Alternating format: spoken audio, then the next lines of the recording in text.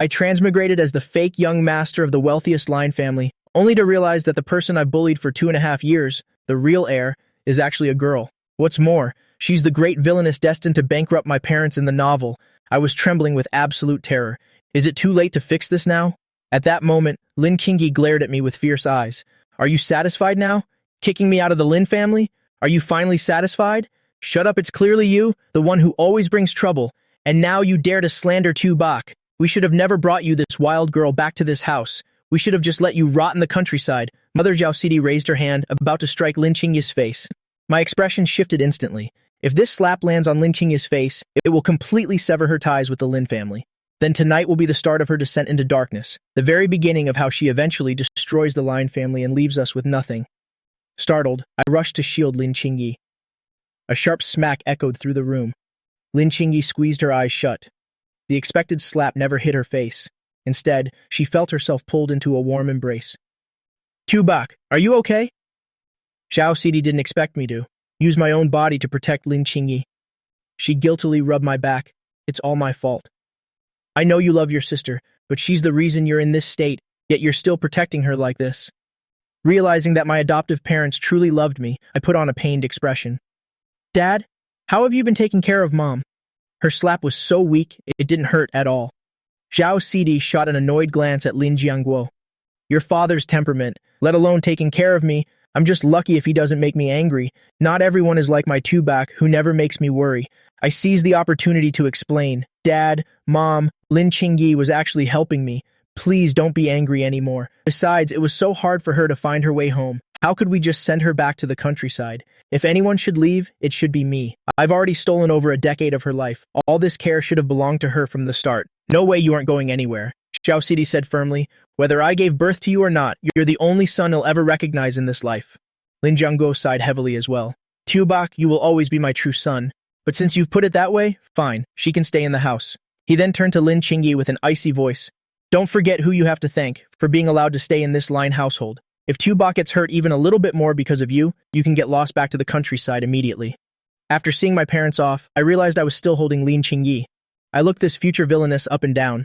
At 17, Lin Qingyi was so petite, clearly suffering from severe malnutrition, looking like she was only 14 or 15.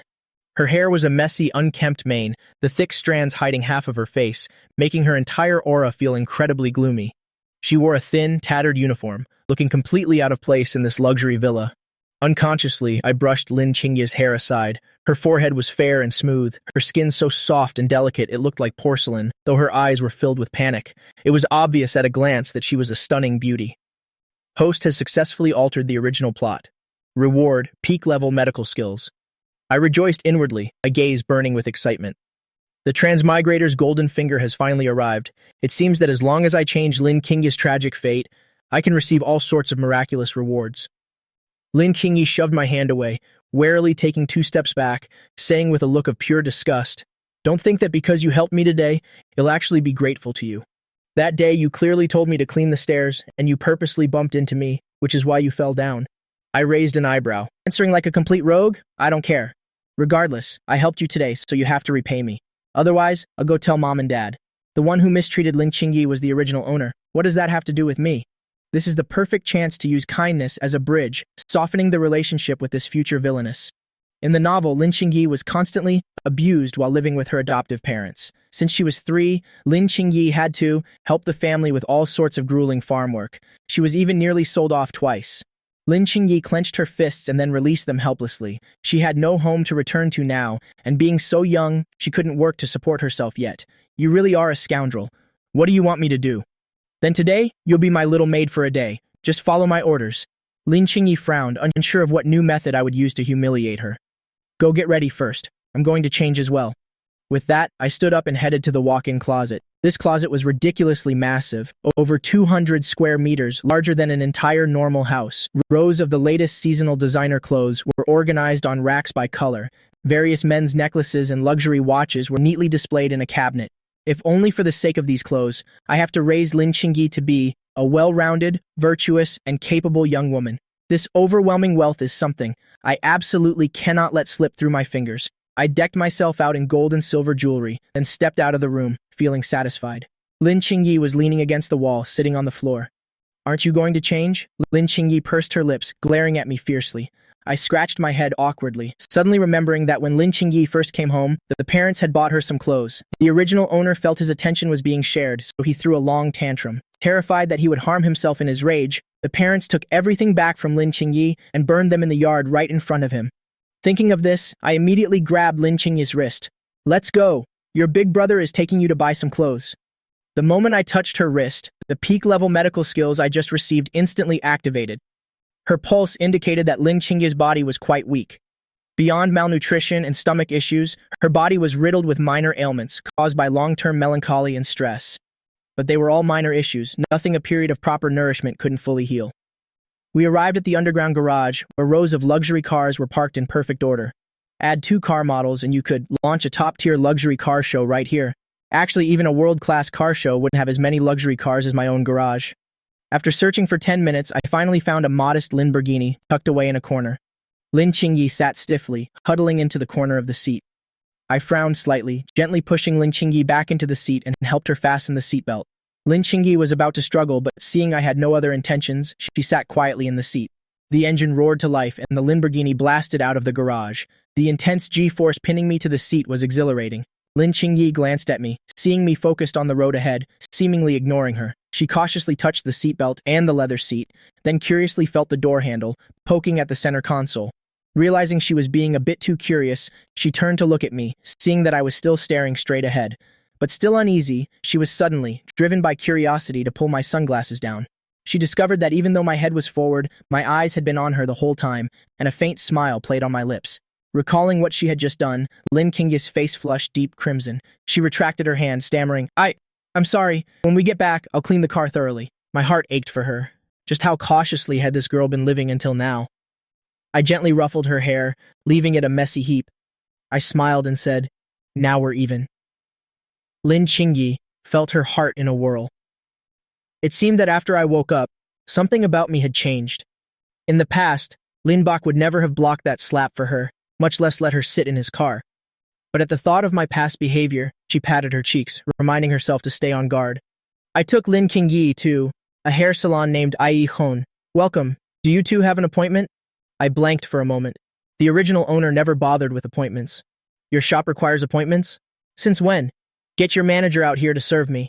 The waiter looked me up and down, letting out a mocking snort. Our salon only serves top-tier aristocratic families. With that nouveau riche look of yours, how could you possibly know our rules? You look like you're only 15 or 16, trying to bring some schoolgirl here to cause trouble. Trying to act big? I suggest you pick a better place to act up. Our manager serves the Lin family of Jiang Thun. Just one word from him, and your whole family will be begging on the streets. I felt a bit embarrassed. After all, it was my first time playing the villain, and I lacked experience. I had put on every gold ring and necklace from the room, even the gold watch. I truly did look like a tacky nouveau riche punk. The waiter glanced at Lin Qingyi again. You're a girl but have no self-respect, just bringing shame to your school. If you're really that desperate for money, talk to me. We have plenty of clients here who like schoolgirls. Your boyfriend hasn't even grown in yet. How much money could he possibly have? Play with us instead and you'll get 10 or 20,000 a month in allowance. Hearing the commotion, a crowd of passers-by began to gather. Such a young girl already working as a pro. I think she's wearing the Nhat Trung high school uniform. Must be a student from Nhat Trung. Isn't Nhat Trung supposed to be a top-tier school? How could they have someone like this? We can't let her corrupt the other students. We have to report this to the principal.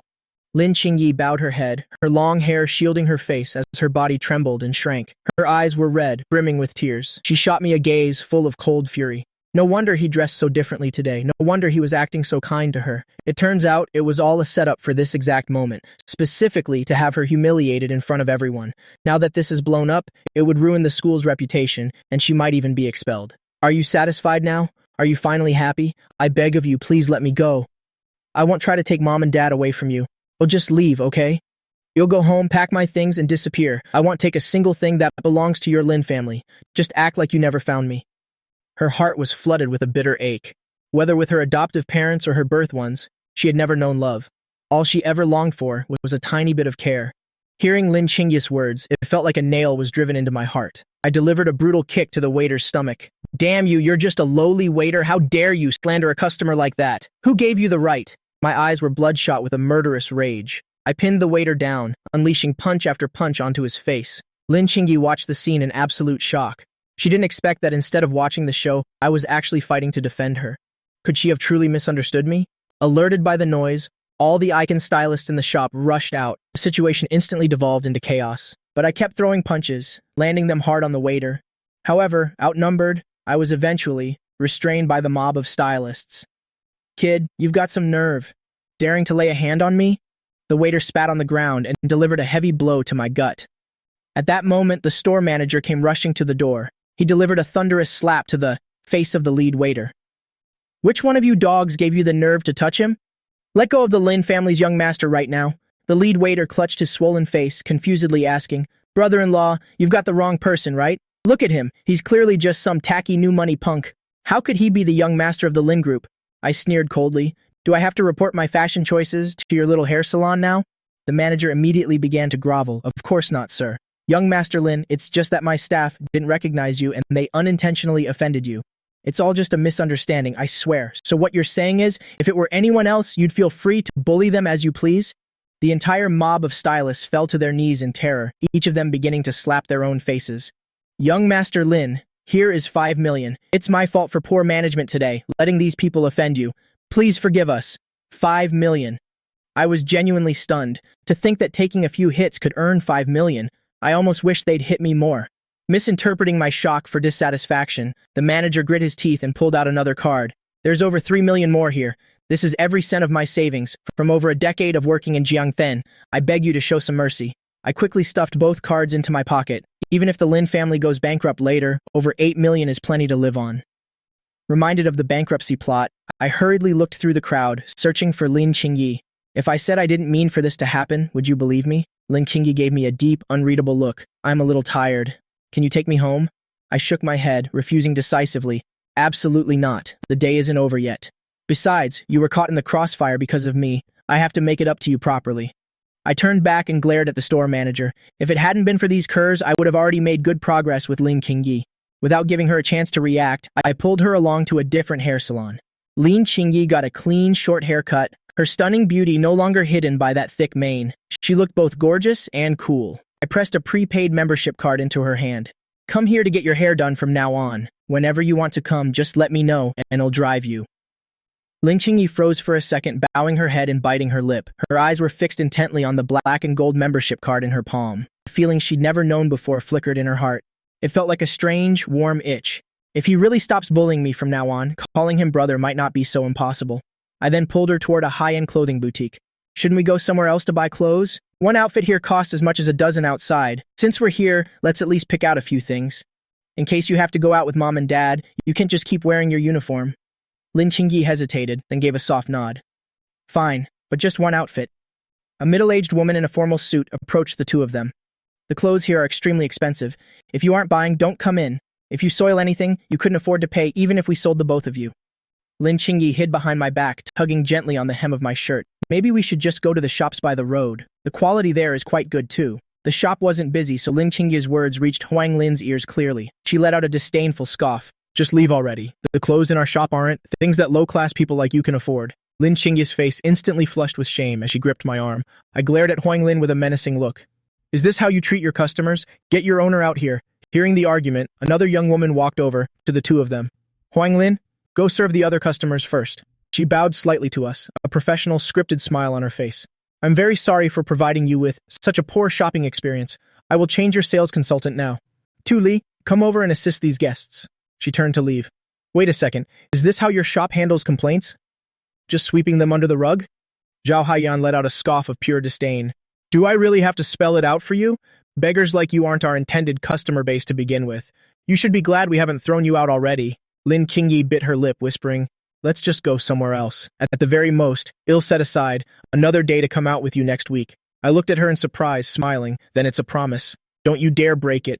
But I can't let us be insulted for nothing. Let's step outside first. I need to make a call." Just then, a young girl approached them. "Lin Qingyi, is that you? Sister Nianqiu, what are you doing here?" Lin Qingyi's voice carried a hint of joy. "This is Li Nianqiu, my upperclassman from middle school. She goes to Jiangthan High School with us now." She suddenly froze after speaking, wondering why she was even introducing her friends to me. Li Nianqiu was wearing a white shirt underneath a professional blazer. The blazer was slightly faded, clearly having been worn for many years. Even her stockings were full of holes. The heels of her shoes seemed to have snapped off, with visible traces of glue around the edges. Noticing my gaze, Lin Qingyi shielded Li Nianqiu, warning, "Don't you dare try anything with Sister Nianqiu." Li Nianqiu nodded at me, then linked arms with Lin Qingyi, teasing, "Is this your boyfriend? I didn't think you started dating already." Lin Qingyi blushed, shaking her head. "He's definitely not my boyfriend." She didn't know how to explain her relationship with me. "Sister Nianqiu, shouldn't you be studying? You're in 12th grade, right? Why are you here?" "To earn a little, pocket money and college tuition. I work here part-time whenever I have a break. You have no idea. The clothes here are super expensive." Li Nianqiu sighed. "Are you two really here to buy clothes?" Lin Qingyi glanced at me, whispering, "Just one outfit. Then let me show you around the store first. You're so pretty, you'll look good in anything." Li Nianqiu turned to me, smiling softly. "Mind if I borrow your girlfriend for a bit?" I chuckled and said, "She's not my girlfriend, she's my sister." Li Nianqiu nodded with a knowing elder sister smile. I get it, brother and sister." I shook my head helplessly. "I'm going outside to make a call. Help me figure out what kind of clothes she likes." With that, I stepped out of the boutique, pulled out my phone, and dialed a number. The phone rang. Vuong Maotai answered quickly, groveling. "Hello, little master. Are you visiting the Jiangthen Square today?" "Uncle Vuong, is our Jiangthen Square just letting any stray dog or cat open a shop these days?" "I'm at the tailor store on the first floor, and their staff just insulted me. Call the owner of this place down here. I want to see what kind of owner trains such blind, arrogant employees to look down on people." Hearing what had happened, Vuong Maotai cursed in fury. "Daring to bully our little master, he'll summon the owner immediately. If he doesn't give us a proper explanation, I don't think he needs to keep that shop open anymore." The call ended. Vuong Maotai found the owner's number. "Tianto, what kind of damn employees are you hiring? You even have the audacity to insult our Lin family's young master. If you don't arrive within 20 minutes at the shop in Jiangcheng Square, then don't even dream of opening your store tomorrow." Qianshu stared blankly at his phone screen, Wang Maokai's words still echoing through his mind. The Lin family of Jiangcheng was notorious for their fierce protection of their own, especially for that supposedly useless young master, whom they doted on with every fiber of their being. Just thinking about the Lin family's potential methods of revenge, his entire body couldn't help but tremble uncontrollably. Lin Qingyi, under the guidance of Li Nianqiu, had changed into a short black strapless dress. Her naturally cold and noble aura was only amplified, looking like a majestic black swan in this outfit. When I saw her, I couldn't help but be completely dazed. "I told you this outfit would suit you perfectly. Look, even your boyfriend is staring at you in a trance." Lin Qingyi noticed my gaze, her cheeks instantly flushing red with shyness as she hid behind Li Nianqiu. I gave the two of them a thumbs up. "This outfit is stunning, since we're finally here. Pick out a few more." Seeing Lin Qingyi try on clothes repeatedly without buying, Huang Ling immediately stepped forward to mock her. "Typical paupers, you've probably never in your lives worn clothes as beautiful as these, right? Be careful while changing. If you damage them, you won't be able to pay for it." Li Nianqiu offered a small rebuttal. "Sister Huang, they said they would buy one." Huang Ling let out a cold snort. "If they didn't say that, how else would they get a chance to try on our clothes? I've seen plenty of people like them. In the end, they always find some ridiculous excuse and leave." Zhao Haiyan, with a stone-cold face, walked up to Li Nianqiu. 500 yuan will be deducted from your salary this month." Li Nianqiu hung her head, like a child who had done something wrong. I furrowed my brows. "On what basis are you deducting her pay?" "Based on the fact that these clothes are now tainted with your stench of poverty, making them harder to sell. Taking only 500 yuan is being lenient. Weren't you trying to stand up for her?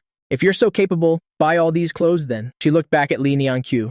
"Don't think I don't know you two are acquaintances, using our store's items to play the good person. I don't think you should receive any salary this month at all." Hearing this, Li Nianqiu's eyes instantly turned red, her shoulders trembling incessantly. Lin Qingyi embraced Li Nianqiu with heartache and said firmly, "Don't be afraid. I will definitely help you." With that, she turned her head, looking at me with pleading eyes. "I beg you, please help Sister Nianqiu. If you help her, you'll do whatever you say." However, before I could speak, Huang Ling suddenly rushed in front of Lin Qingyi, grabbing her shoulder. "Manager Zhao, this part of her shoulder is wet from water. It's ruined the resale value of this outfit. She must be forced to buy it." At this, Li Nianqiu forgot her own sadness, staring blankly at Lin Qingyi's shoulder. Sure enough, there was a small spot dampened by tears. She apologized hurriedly. "I am sorry, Manager Zhao. It's all my fault. It's just a small spot. It won't be visible once it dries. Could you please let it slide?" Manager Zhao gave a cold laugh. "Our clothing materials are very special. Once wet, they are ruined. Since you want to help her so much, then pay for this 3,800 yuan outfit. Security, block the door until they gather enough money. Don't let them escape." I snorted coldly, stepped forward to grab Huang Ling's wrist, delivered a slap to her chubby face, and then shielded Lin Qingyi behind me. "Go comfort her, and leave everything here to me." "You filthy thug! You dare to hit me?" If you don't compensate me with 500,000 today, then don't you dare think of leaving. Huang Ling said angrily, clutching her face. I casually waved my hand and said with a cold smile, are you sure you want me to pay? You hit someone and damaged the clothes. In our shop? What's wrong with demanding compensation? Today, not just that outfit, but all the clothes you've tried on. We don't want them anymore. You have to buy them all. I pulled a bank card out of my pocket and smiled. Fine. Swipe the card and include the medical expenses for this fat lady. But while swiping my card is easy, it'll be quite difficult when you want to return this money later. Thinking about the upcoming 500,000, Huang Ling mocked, we'd have to be crazy to give you back your money. But when the success notification appeared, everyone was stunned. This kid actually has that much money. A nearly crazed smile appeared on Huang Ling's face. Quick, quick, transfer my 500,000 to me. Getting slapped in exchange for 500,000, this deal is so good he'd wake up laughing in his sleep. Zhao Haiyan looked at the bank card in her hand, recalling the words I just said, feeling a faint sense of unease in her heart. At this moment, Li Nianqiu stared blankly at Lin Qingyi. Your boyfriend is that rich? Lin Qingyi pouted. Never mind 1 million, even 10 billion, he could swipe for it right now. While Li Nianqiu went to wrap the clothes, Lin Qingyi whispered to me, hey, when we were at our foster parents' house, I almost never had enough to eat. Sister Nianqiu often brought me delicious food, and her grades are excellent. She frequently helped me with my studies. Can we help her? I raised an eyebrow. Call me Oppa. Oppa. Lin Qingyi called out Oppa decisively. I was very satisfied. If her grades are that good, have her come tutor me from now on. Lin Qingyi gave me a warning look. If you dare bully Sister Nianqiu, I definitely won't forgive you. I reached out and flicked Lin Qingyi's forehead. This girl really overthinks things every single day, but it seems Li Nianqiu is truly important to her. If she turns into a villainess in the future, perhaps because I took care of Li Nianqiu, she might still show some mercy for the past and leave me a few million for my retirement. After the clothes were packed, I escorted Lin Qingyi and Li Nianqiu out of the shop. Not long after we left, back in the store, Zhao Haiyan said with a sobbing voice, Boss, we didn't know. He didn't tell us he was the young master of the Lin family. Qianshu gnashed his teeth in fury as he landed a heavy slap on Zhao Haiyan's face. Does the Lin family's young master have to report to you before entering the shop? Are you an idiot? Zhao Haiyan clutched her face and shook her head repeatedly. It was Huang Ling who kept insulting young Master Lin, not only forcing him to buy 500,000 worth of clothes, but also tricking him out of another 500,000. Huang Ling was so terrified she immediately knelt, slapping her own face over and over. Qianshu kicked her down with a single strike. I don't want to hear your excuses. You two go find young Master Lin immediately. No matter what it takes, you must obtain his forgiveness. At that moment, I was taking Lin Qingyi and Li Nianqiu to a Western restaurant. They had never eaten such expensive food before, where every item on the menu cost at least thousands of yuan. Seeing a photo of steak with the price 50, they both pointed to that steak. We'd like 2 portions of this steak. I smirked and ordered the same for myself. Shortly after, the server arrived with the food cart. This is premium Wagyu beef from Japan. How much would you like me to cut? 1 finger thick for the 2 ladies, and 2 fingers thick for the gentleman, perhaps? Lin Qingyi and Li Nianqiu looked at me with clear, innocent eyes. I nodded and waved my hand. Just do that. The server cut 3 slices of beef and placed them on an electronic scale. The 3 steaks total 600 grams at 50 yuan per gram. That's 30,000 yuan. Sir, ladies, how would you like your steaks cooked? Hearing that the steak cost 30,000, all 3 of us were instantly stunned. Turns out it was 50 yuan per gram. Sir, have you decided on the doneness yet? The server asked again. I snapped back to reality and said, medium, Lin Qingyi asked in a low voice. Can I have mine well done? Li Nianqiu joined in. I want mine well done too. Understood. 2 well done and 1 medium. Upon hearing well done, scoffs and mockery echoed throughout the restaurant. Seems like just another nouveau riche, not even knowing how a steak should be cooked. What a waste of such fine premium Wagyu beef. Truly a crying shame. Li Nianqiu and Lin Qingyi looked at each other and whispered, maybe we should have ordered medium too, I said gently to the 2 of them. I've never actually tried well done steak. Let's swap and share later.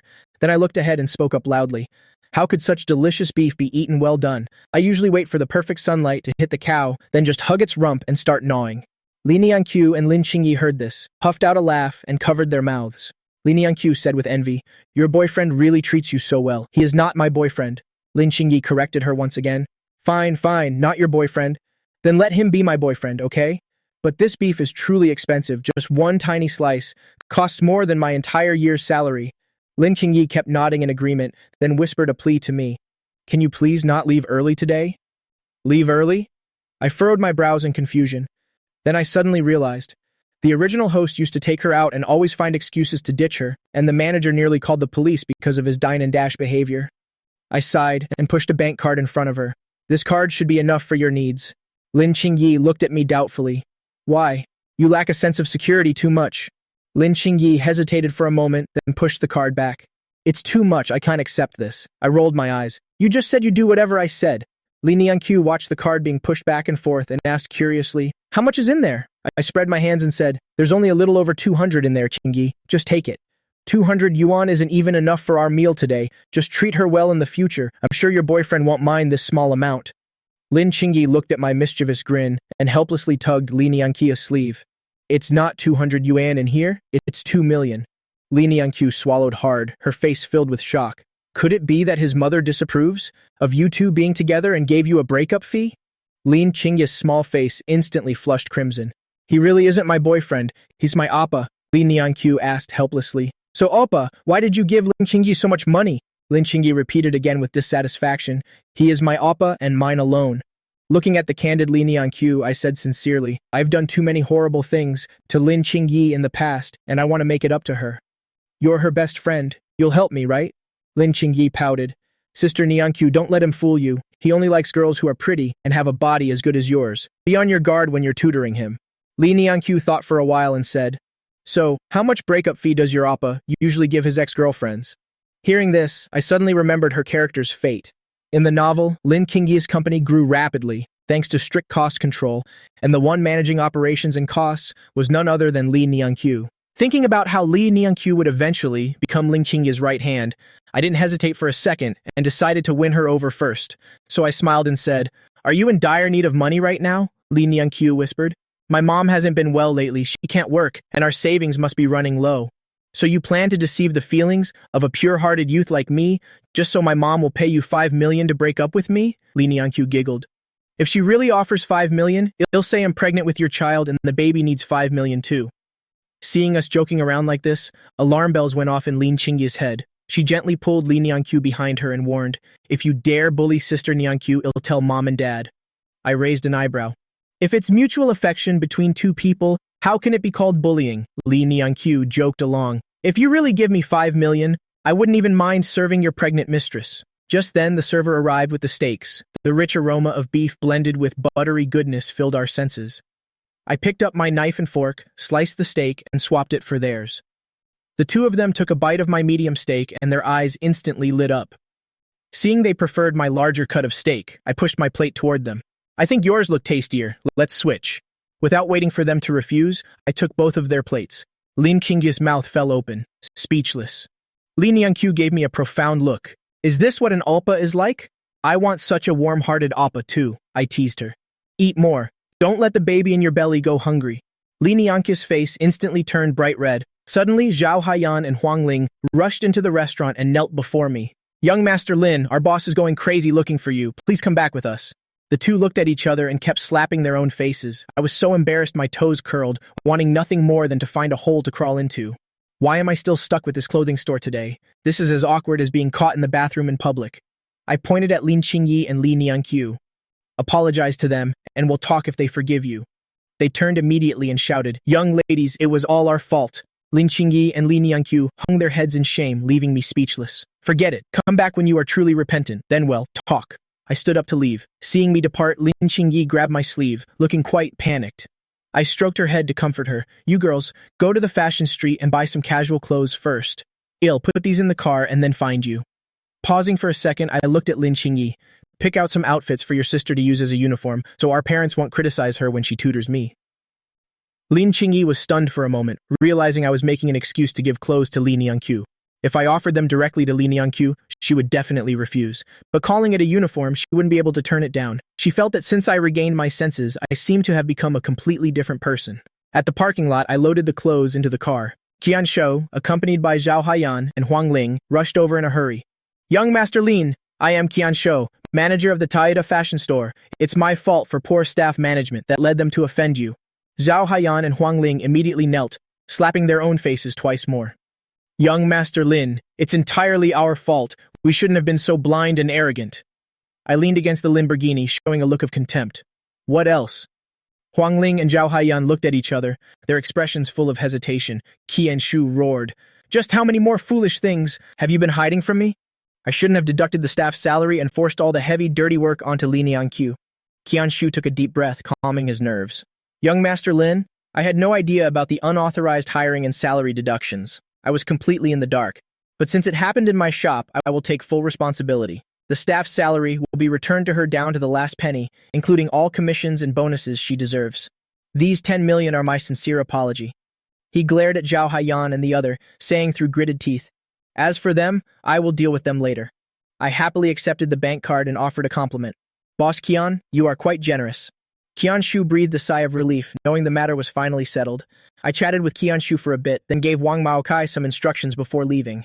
Arriving at the pedestrian street, I easily found Lin Qingyi and Li Nianqiu. Quite a few people were crowding around them, trying to ask for their contact information. Lin Qingyi was hiding behind Li Nianqiu, looking flustered. I tapped a young man on the shoulder. Hey friend, if they won't give you their contact info, then stop bothering them. You don't understand, buddy. I really like these two girls. The man still looked determined, yet confused. By then, Lin Qingyi and Li Nianqiu had noticed me. I smiled meaningfully. Believe me, buddy, with just one word from me, both of them will follow me. If you can do it, you can have my head. Fine then. I smiled and waved toward Lin Qingyi and Li Nianqiu. Let's go. Li Nianqiu's eyes curved with a smile, and she immediately took my arm. Lin Qingyi's gaze was panicked yet hopeful, as she also grabbed my wrist. I raised an eyebrow triumphantly at the guy. His face instantly turned pale. Damn it, I've been bothering them for so long without even a phone number, so how did this guy manage to walk away with both of them? Oppa, are we going home? Lin Qingyi looked at me and asked. She didn't even realize that she no longer felt reluctant to call me her Appa. I nodded. After dropping Sister Nianqiu off, we'll head to the hospital for your checkup, and they'll look for third sister while we're there. My third sister, Lin Xiaoshuan, is a doctor at the Zhangcheng Traditional Medicine Hospital. Her acupuncture skills have reached the level of absolute perfection. In the original story, today at the Traditional Medicine Hospital, a major figure would arrive for emergency treatment. During acupuncture, Lin Xiaoshuan failed to notice the patient's internal organ damage, nearly resulting in the patient's death. At that critical moment, the protagonist Zhou Han stepped in to help. The patient's life was saved, but they were left permanently disabled. The Lin family paid a heavy price for this incident. And third sister, Lin Xiaoshuan, in order to learn medicine from Zhou Han, eventually became part of his harem. We drove to an old residential area where Li Nianqiu's rented house was located. Lin B, maybe you should let me out here. My place is just a few minutes walk away. I glanced at Li Nianqiu, realizing she was afraid of me seeing her dilapidated house. Though she was usually carefree, her family's situation made her slightly self-conscious. Maybe we really should drop her off here. Lin Qingyi clenched her fists, fearful that I might accidentally show disgust and hurt her friend. I parked the car quietly and entered a convenience store to buy milk and fruit. Qingyi, help me out. Is this enough for a first meeting with the parents? I said, feigning nervousness. Li Nianqiu burst out laughing. It's not like you're proposing. Why are you preparing all this? I'm just afraid that once you're at university, someone else will steal your heart. Li Nianqiu's face turned red as she bit her lip. Then let's agree beforehand. No looking down on my home. I nodded vigorously and blurted out, Don't worry, a dog doesn't mind a poor home. Hearing this, Li Nianqiu and Lin Qingyi laughed until they were doubling over. Li Nianqiu wiped away the tears, about to spill from her eyes from laughing so hard. Then let's go together. We went into the small alley, turned twice, and finally arrived at Li Nianqiu's house. It was a dilapidated two-story wooden house. In front of the house was a small flat cement courtyard, where thick quilts were being aired out. Behind the house was a small field, filled with lush green vegetables. Both Li Nianqiu and Lin Qingyi were looking at me anxiously. Looking at this familiar scene, I couldn't help but remember my grandmother from my previous life, and my eyes began to sting. Why are you both staring at me? Is there a flower growing on my face? Seeing no sign of disdain on my face, Li Nianqiu's mood suddenly became much lighter for some reason. Lin Qingyi also tugged at my sleeve and whispered, Thank you, brother. I patted her head and said softly, I'm sorry, I did a lot of wrong things in the past. Even though it was a late apology, it still made Lin Qingyi's eyes well up with tears. She sniffled and choked out, Brother, can you please not go back to how you were? Can you stay this good forever? Even if mom and dad don't like me, and even if my sisters don't like me, it's okay. As long as you're good to me, that's all I need. I wiped away her tears and comforted her. You're mom and dad's flesh and blood, and the sister's own little sister. How could they possibly not like you? Don't overthink it. Let's go visit your aunt first. Lin Qingyi rubbed her eyes and smiled. Let's go inside together. The first floor of the house was the kitchen, with only a single table and an earthen stove. The second floor was the bedroom for Li Nianqiu and her mother.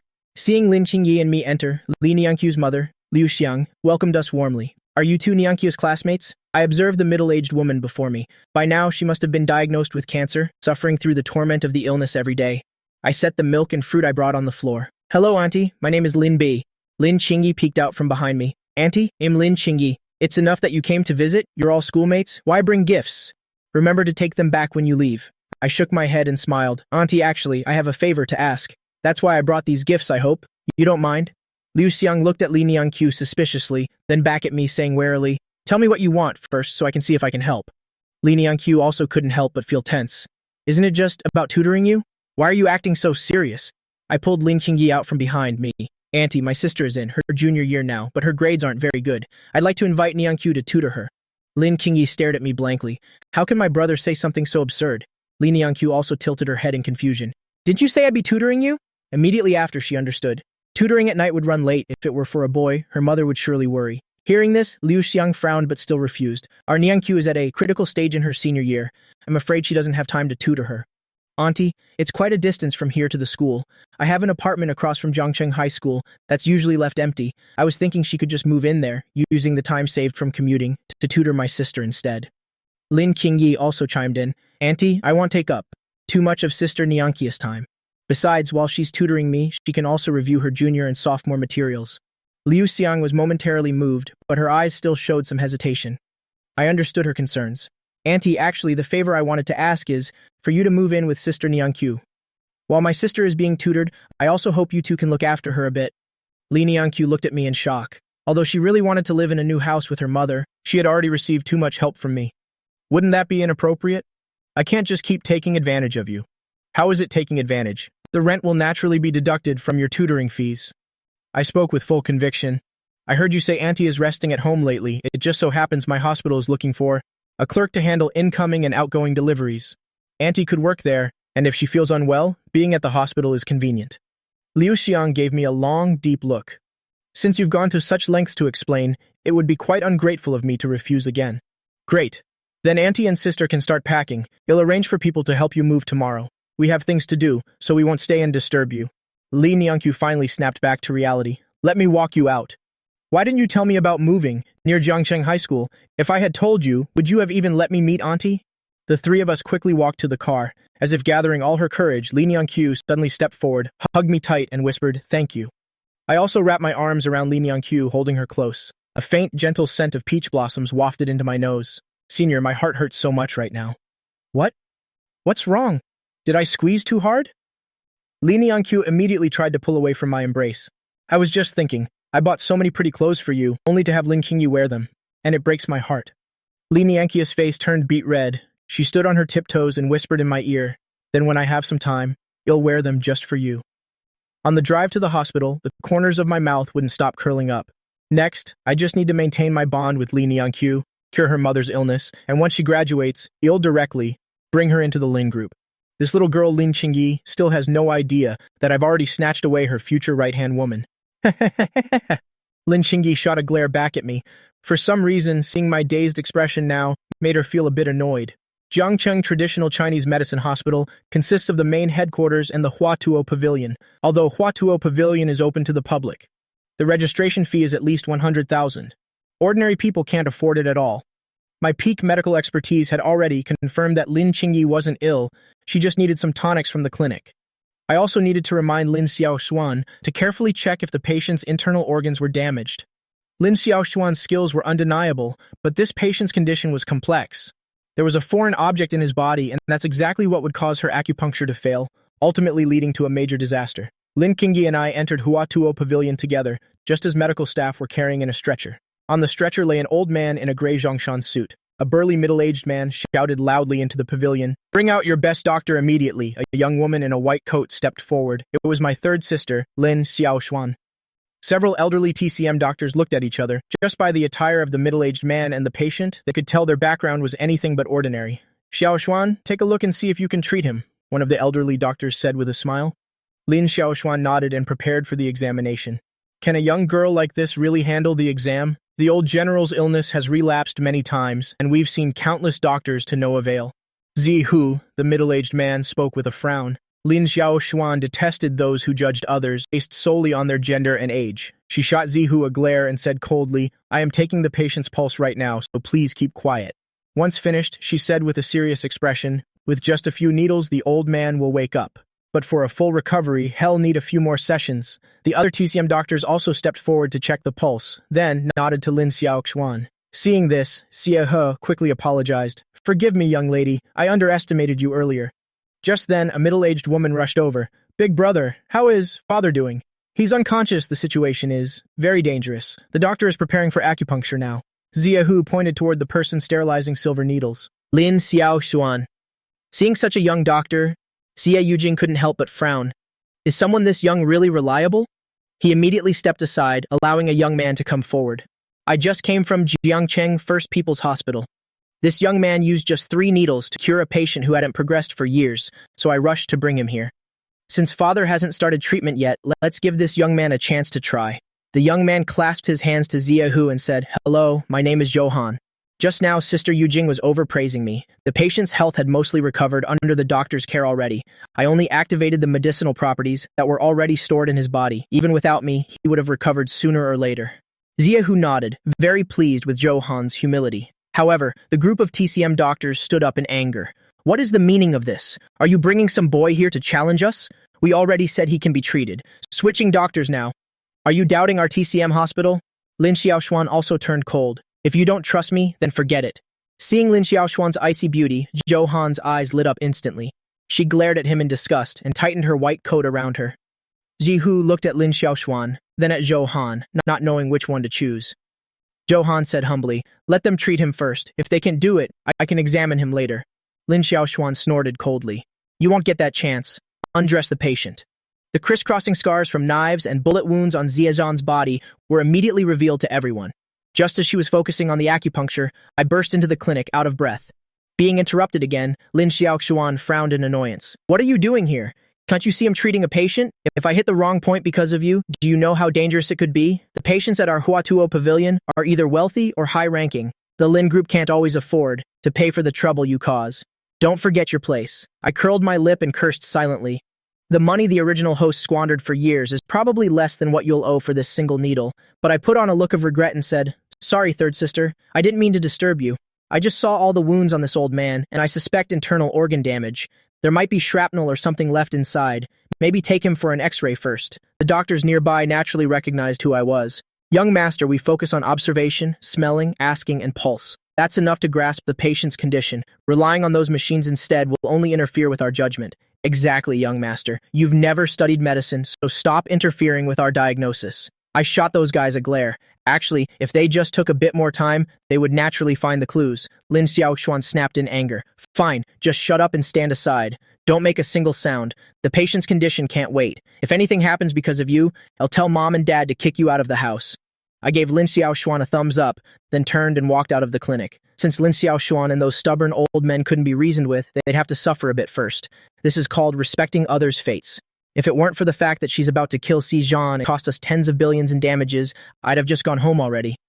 Lin Qingyi sensed that I was in a bad mood, so she timidly tugged at the edge of my sleeve. I looked at Lin Qingyi's cowering form and reached out to pat her head. Brother, if you're unhappy, you can take it out on me. I'm already happy that you're caring for Sister Nianqiu. She looked up with a reserved smile. I scratched my head awkwardly. I patted your head just now because you're so cute, I couldn't help myself. If you don't like it, I won't do it anymore. I like it.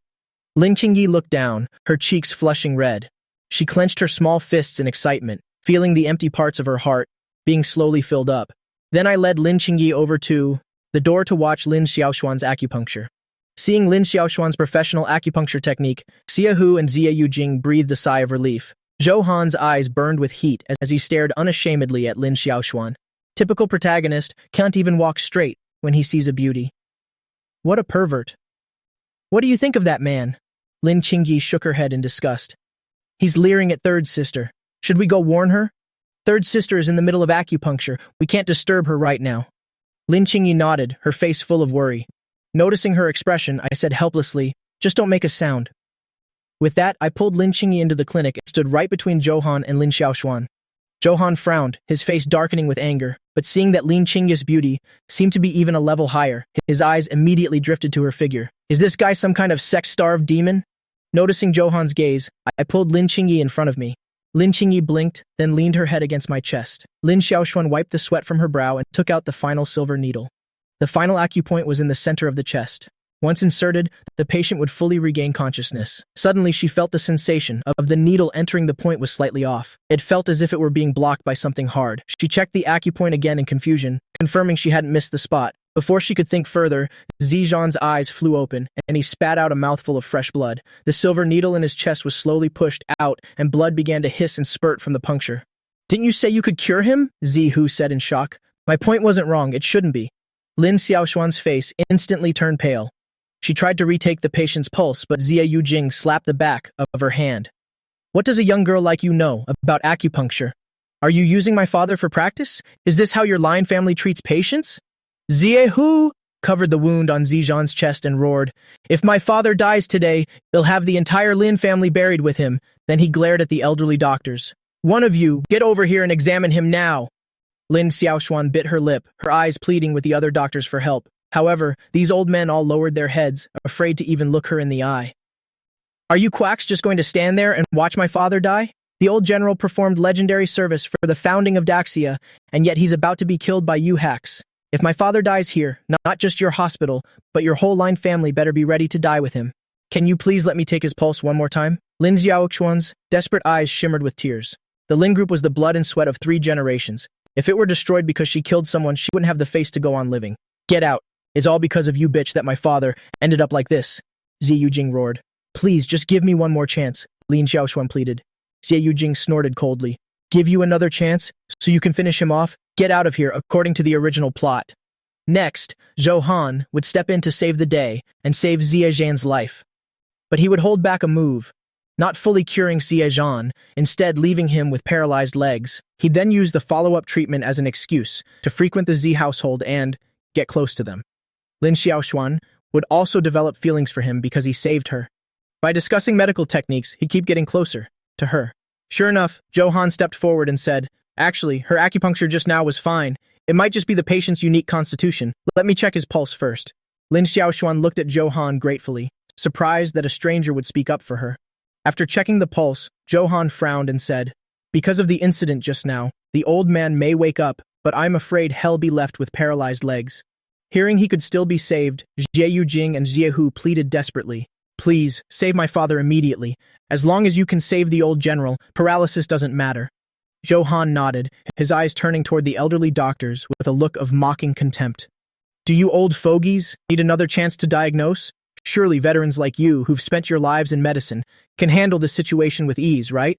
The elderly doctors looked at each other, their heads bowed low in shame. "I've never studied under a famous master. I just tinkered on my own for a few years. You've studied for years under masters, yet your skills are only at this level. Truly, you've wasted your lives like dogs." Lin Xiaoshuan bit her lips slightly, casting an admiring glance at Zhou Han. Noticing her gaze, Zhou Han raised an eyebrow at her with a wicked smirk. Suddenly, a cold scoff echoed through the quiet clinic. "Treating someone only to leave them crippled, yet you still have the nerve to mock others. It's a shame that face isn't a trash bag. It certainly holds enough garbage."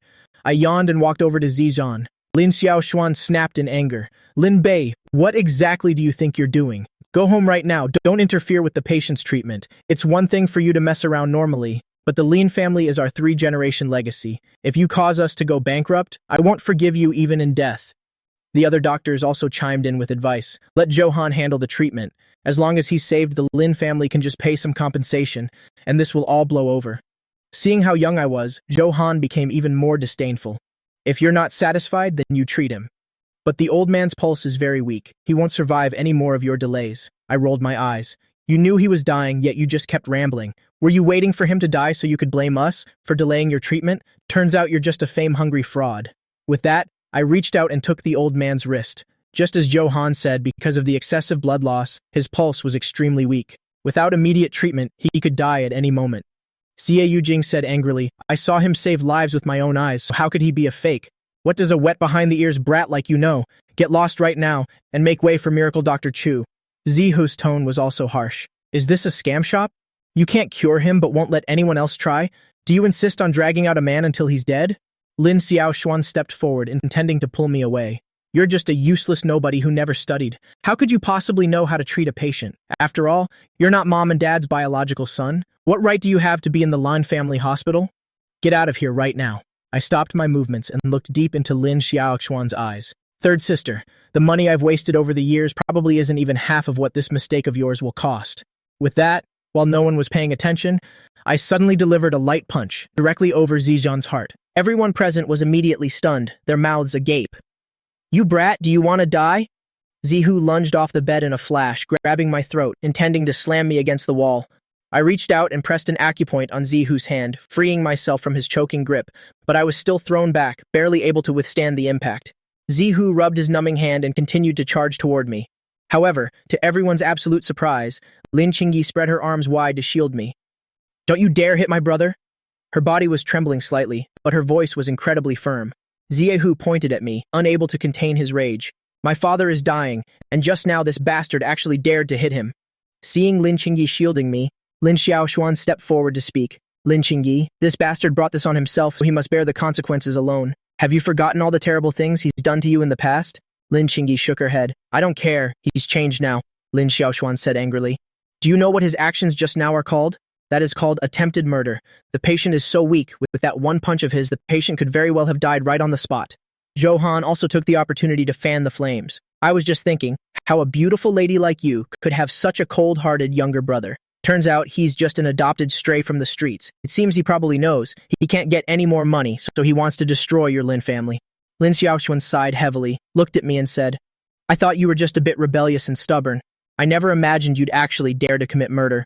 When I get back, I'll tell our parents to kick you out of the Line house. Lin Qingyi shook her head and continued to shield me. Don't call me your sister. You've never cared about me. If my brother leaves, I'm going with him. Lin Xiaoxuan sneered. An adopted stray and a country girl. It's for the best that you both leave the Line family. I patted the head of Lin Qingyi, who was acting like a protective little lion cub. Spoiling this girl was definitely not in vain. In that situation, the people around wouldn't have given me a chance to treat Zizhan slowly. I had to use a risky gamble, applying a drastic remedy directly to make them shut up once they saw the results. My gaze turned cold and I glared at Lin Xiaoxuan before mocking her. Stop your incessant nagging. Your mouth is like it's laced with poison, trying to use hysteria to cover up your own mistakes. Even if I punch this old man to death, don't forget that you were the one who performed acupuncture on him first. If the Lin group goes bankrupt, it will all be because of you. I glanced again at the murderous Zihu. Are you sure you don't need me to intervene and treat the old man? Zihu snorted coldly. What the hell do you know about treatment? If the old man dies, we'll make sure you're buried with him today. I shrugged and said nonchalantly, well, it seems I won't be needed then. At that moment, Ziyu Jing suddenly screamed, Big brother, look quickly! Hasn't father stopped bleeding? Only then did everyone realize with shock that not only had Zizhan stopped bleeding, but his complexion had also regained some color. Could it be that the young master was actually treating the patient just now? Wasn't it said that the young master is a useless incompetent who does nothing but cause trouble all day? So how could he cure a condition that even the third young lady couldn't? Ziyu Jing hurriedly looked at the young miracle Dr. Johan. Please check if the old man's condition has improved. Johan checked the pulse for a moment and found that the situation was indeed much better than before. He looked at me in astonishment, hesitated for a while, and then nodded. Lin Xiaoxuan's expression turned gloomy. Since you have a way to treat that patient, then hurry up and cure this patient now. Forget that everything you have was given by the Lin family. If the Lin family goes bankrupt, don't expect to live a peaceful life. I laughed casually. Didn't Dr. Lin say it herself? You should bear the consequences of your own mistakes. Having been scolded right to my face just now, who would feel like being helpful now? Didn't the third young lady also say the young master isn't a member of the Lin family and even wanted to kick him out of the Lin house? The young master clearly just wanted to help her. Lin Xiaoxuan's face flickered with changing emotions. She glared fiercely at the group of old TCM doctors. Zihu walked up to me and scratched his head awkwardly. Sorry, little brother, I was too hot-headed just now. If you want to treat the old man, you just had to tell me first. We wouldn't have had such a big misunderstanding, right? I couldn't help but let out a cold laugh. Am I crazy? Why would I want to treat him? Did you forget how you treated me just now? Anyway, the quack you brought along can also treat the old man.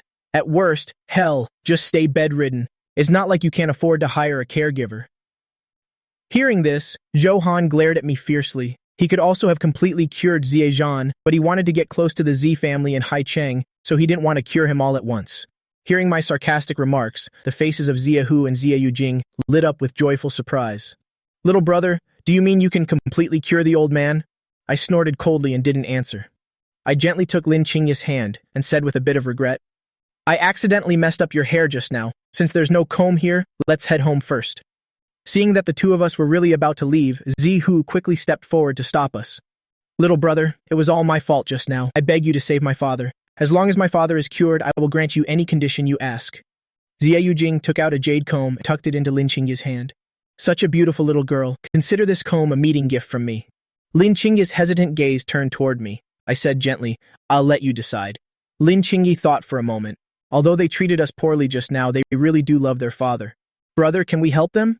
I took the jade comb from Xie Yujing and gave it back to Lin Qingyi. I'll help you comb your hair after I finish the acupuncture. Lin Qingyi gave a soft hum, complaining in a low voice. Wasn't it you who messed it up in the first place? My gaze turned back to Lin Xiaoshuan, and I said coldly, Prepare a set of silver needles for me. Lin Xiaoshuan grit her teeth and ordered the old TCM doctor beside her. Get him a set of silver needles. In her mind, I was a talentless waste who only knew how to cause trouble. Only today did she discover that not only do I know medicine, but my level is even higher than hers. This made it hard for her to accept for a moment. I did a quick check and prepared to perform acupuncture on Ziezhan. Hesitating for a moment, I suddenly stopped my hand movements. Seeing this, Ziahu immediately asked anxiously, What's wrong? Is there a problem? Little brother, just say if you have any more requirements. I shook my head and looked at Lin Xiaoshuan. To let you see things clearly for once, come here and check the patient's pulse. Lin Xiaoshuan looked somewhat hesitantly at Zihu and Xie Yujing. Xie Yujing glared at her and said, The boy told you to check the pulse. Why are you just standing there? Look at your younger brother's vision. Even though you insulted him like that, he's still thinking about teaching you medical skills. Having such a brother, yet you don't know how to appreciate him and even want to kick him out of the house. If your Lin family doesn't want him, our Z family can adopt him. I shook my head. Thank you for the favor, Aunt Yujing. My parents treat me very well, so as long as they don't kick me out, I won't leave the Lin family. Lin Xiaochuan checked Ziezhan's pulse once more. She suddenly remembered the words I had said not long ago. At that time, I had reminded her to pay attention to the issues with the patient's internal organs and whether any shrapnel remained in the body. Lin Xiaochuan's eyes suddenly lit up. She reached out to feel the old man's body, and at the location of the last acupuncture point, she discovered a very small, hard object. She was instantly enlightened. Recalling her scolding of me just now, her cheeks burned bright red. I'm sorry about before. Now knowing the cause, she was now fully capable of curing this old man. I paid no attention to her apology, only holding the silver needles as I pointed at several acupoints on the old man and looked at Johan to ask, Are these the spots to needle? Little quack, do you have any better ideas? Johan frowned, unsure of my intention. Xie Yujing thought Johan and I were discussing a better treatment plan, so she looked at Johan with concern. Young miracle doctor, is that right? Do you have a better treatment plan? Johan shook his head and said, If it were me, I would also perform acupuncture this way. Xie Yujing felt relieved.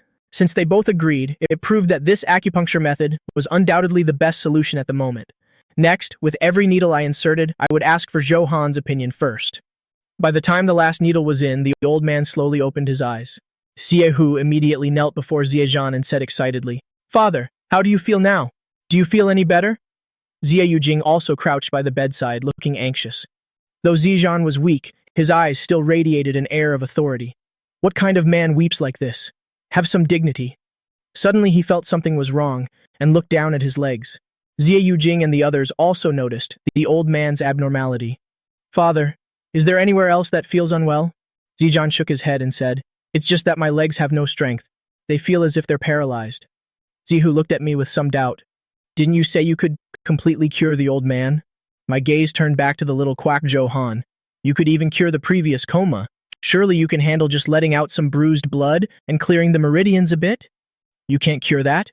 Johan grit his teeth, his hands clenched into fists. Now he finally understood why I kept asking him how the acupuncture should be done. The previous acupuncture plan was also his. If he said he could cure it now, wouldn't it prove he had the entire treatment plan for the old man all along? Then his earlier claim that the old man would be paralyzed would expose his intention to play the savior and cling to the Z family.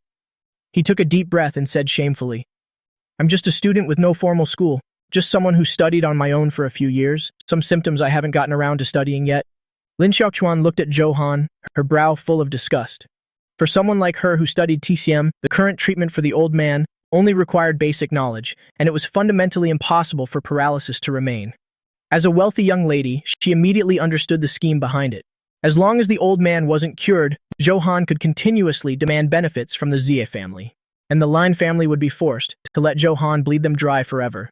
She desperately wanted to expose this villain on the spot, but she knew her words wouldn't be persuasive right now. Xie Hu and Xie Yujing didn't notice anything amiss. They looked at me and said, "Little brother, we'll have to trouble you to handle the rest." "No trouble. The rest is just a minor ailment. It's all basic TCM skills. Everyone here can treat the old man. Aunt Yujing, you shouldn't blindly trust those roadside miracle doctors in the future. Getting cheated out of money is one thing, but delaying treatment is truly harmful." Xie Yujing glanced at Johan and now felt a hint of suspicion. She suspected Johan was hiding his skills, wanting to use this opportunity to cling to the Xie family. Seeing that Xie Yujing was suspicious of Johan, I decided to fan the flames, so I took Lin Xiaoshuan's hand and pushed her forward. Let her make up for the mistake she just made. Lin Xiaoshuan looked at me in surprise, not expecting me to be willing to give her a chance to prove herself. Xie Yujing and Xie Hu clearly still didn't trust Lin Xiaoshuan. I looked at Xie Zhan and asked, "Old man, did your children know about the shrapnel still in your chest?" Xie Hu was stunned and asked in confusion, "Father, is there really still shrapnel in your chest?" Xie Zhan snorted coldly. "What's the use of telling you? Every famous doctor I saw said it couldn't be removed." "Could you have taken it out even if you knew?" I shouted at Xie Zhan in dissatisfaction. "Your own son didn't even know about your health condition. As a result, you fell into a coma, and no one even told us about this. Do you know how many medical accidents occur each year because patients hide their medical records? It's fine if you die. You're old anyway. Nung ong kabit vik lam chet mot ngui se geira, causes for a doctor? Because of you, the hope of our medical future was almost destroyed." Only then did Xie Yujing and Xie Hu understand. It wasn't that Lin Xiaoshuan's medical skills were poor, but that their father's body had a special problem. Lin Xiaoshuan didn't expect me to not only explain for her, but also care about whether this incident would leave her with psychological trauma. A deep sense of guilt toward me immediately welled up in her heart. At this moment, I wasn't thinking that much. I just wanted to clear Lin Xiaoshuan's responsibility for the old man's medical accident. After all, any compensation would be my hard-earned money. I paused for a moment and continued my tearful accusation. "It was clearly you who hid the medical records and caused this medical accident.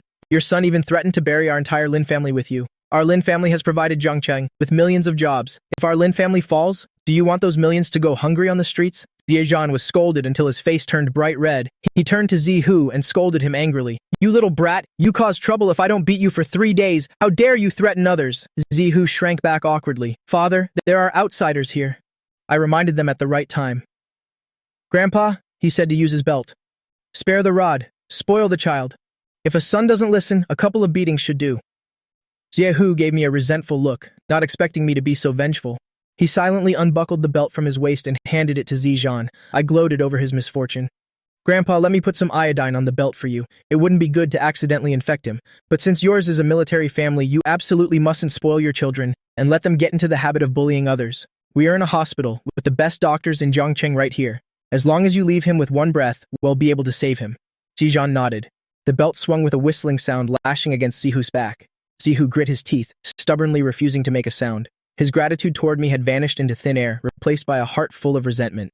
Seeing that the lesson was almost sufficient, I chuckled and said, "Grandpa, please calm down first. You can't use your full strength sitting like this. Once your legs are cured, it'll be more convenient for you." Xie Zhan tossed the belt aside and looked at me. "You said that girl can cure my legs?" I nodded and introduced her. "That's my third sister, Lin Xiaoshuan. My bit of medical skill was learned from being around her for so long." "All right, little girl, please come over and check me." Lin Xiaoshuan carefully checked the old man's pulse once more. Her original confidence had been worn away by the previous accident. Before every needle she inserted, she would look at me as if seeking confirmation. I watched for a bit, then simply pulled up a chair and began to comb Lin Qingyi's hair myself. Lin Qingyi seemed to be in a very good mood, sitting on the chair. Her slender legs were swaying gently. Her head would also occasionally sway slightly without her realizing it. Seeing that I was ignoring her, Lin Xiaoshuan couldn't help but sigh. She knew I was still angry and was only thinking of the big picture by not embarrassing her in front of outsiders. Yet just moments ago she had trampled my dignity into the ground. No, I must find a way to make it up to Lin Bei later. As each silver needle was inserted, Xie Zhan felt an itch in his legs and quickly regained sensation.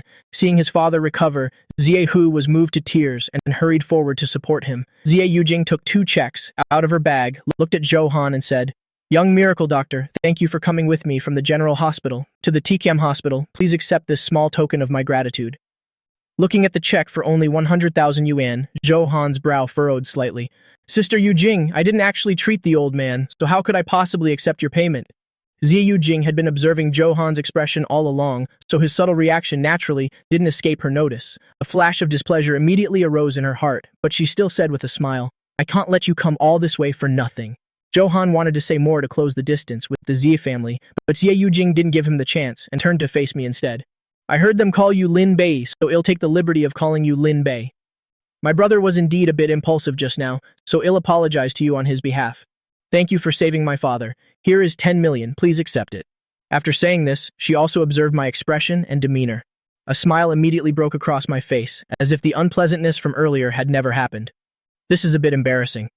Though my mouth said that, I very honestly reached out to take the 10 million. After getting the check, I waved it in front of Lin Qingyi and said with a proud look, I just made 10 million. Do you think I'm amazing? Lin Qingyi looked at me with admiration and nodded sweetly. I suddenly remembered something. Wait, give me back the 10 million. Aunt Yujing, please help me change it into 2 5 million checks. Jie Yujing was stunned for a moment, but she still took out her checkbook and wrote me 2 5 million yuan checks. I took one and tucked it into Lin Qingyi's hand, patting her head. Now you're a little wealthy lady too. Xie Yujing couldn't help but laugh. It's nice for children to act like children. She glanced at Zhou Han, who was clearly the same age as Lin Bei, yet called her sister. Compared to Lin Bei, who called her aunt without pretense, this Zhou Han seemed far too worldly and mature. At this moment, Zhou Han grit his teeth in hatred. Originally, that 10 million and the connection with the Xie family should have been his. I paid no mind to these things, looking at the check in my hand, then at the old man, Xie Zhan. How about I remove the shrapnel from your chest for you? Otherwise, I won't feel right taking this money. Hearing this, Xie Hu and Xie Yujing were both astonished. Can you really remove the shrapnel for my father? Given their father's status, all the top doctors in the country had seen him and unanimously concluded it was impossible to remove.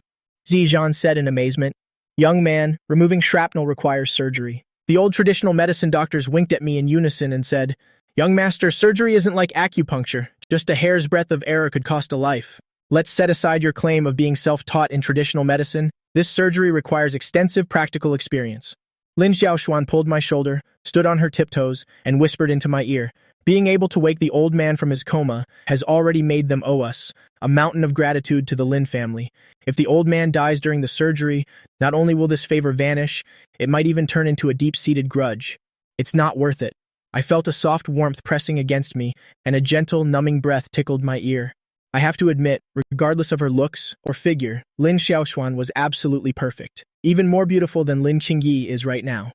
I took 2 steps back, creating some distance from Lin Xiaoshuan and looked at Xie Hu. Take the old gentleman for an x-ray first. After all, the final decision should be his. A hint of hesitation appeared on Xie Hu's face. If we don't take it out, how much longer can my father live? I checked Xie Zhan's pulse and said, About 3 years, before his body likely won't be able to take it anymore. Then in 3 years, I'll bring my father back to remove the shrapnel. I sighed softly, my gaze shifting toward Xie Zhan. Xie Zhan's aged face flushed red, and he let out a cold snort. Take me for an x-ray now. It's rare to find someone with the guts to operate on me. Even if I die, I'll accept it. None of you are allowed to give them a hard time. Hearing this, I chuckled and praised the old man's straightforwardness, looked at the group of old doctors, then at Lin Xiaoshuan, and shook my head. A cowardly soldier only scares himself, but a cowardly general scares the whole troop. Department head, you should resign and replace yourself with someone who actually has some courage. I know you all want to play it safe, but whether to treat and how to treat should be decided by the patient.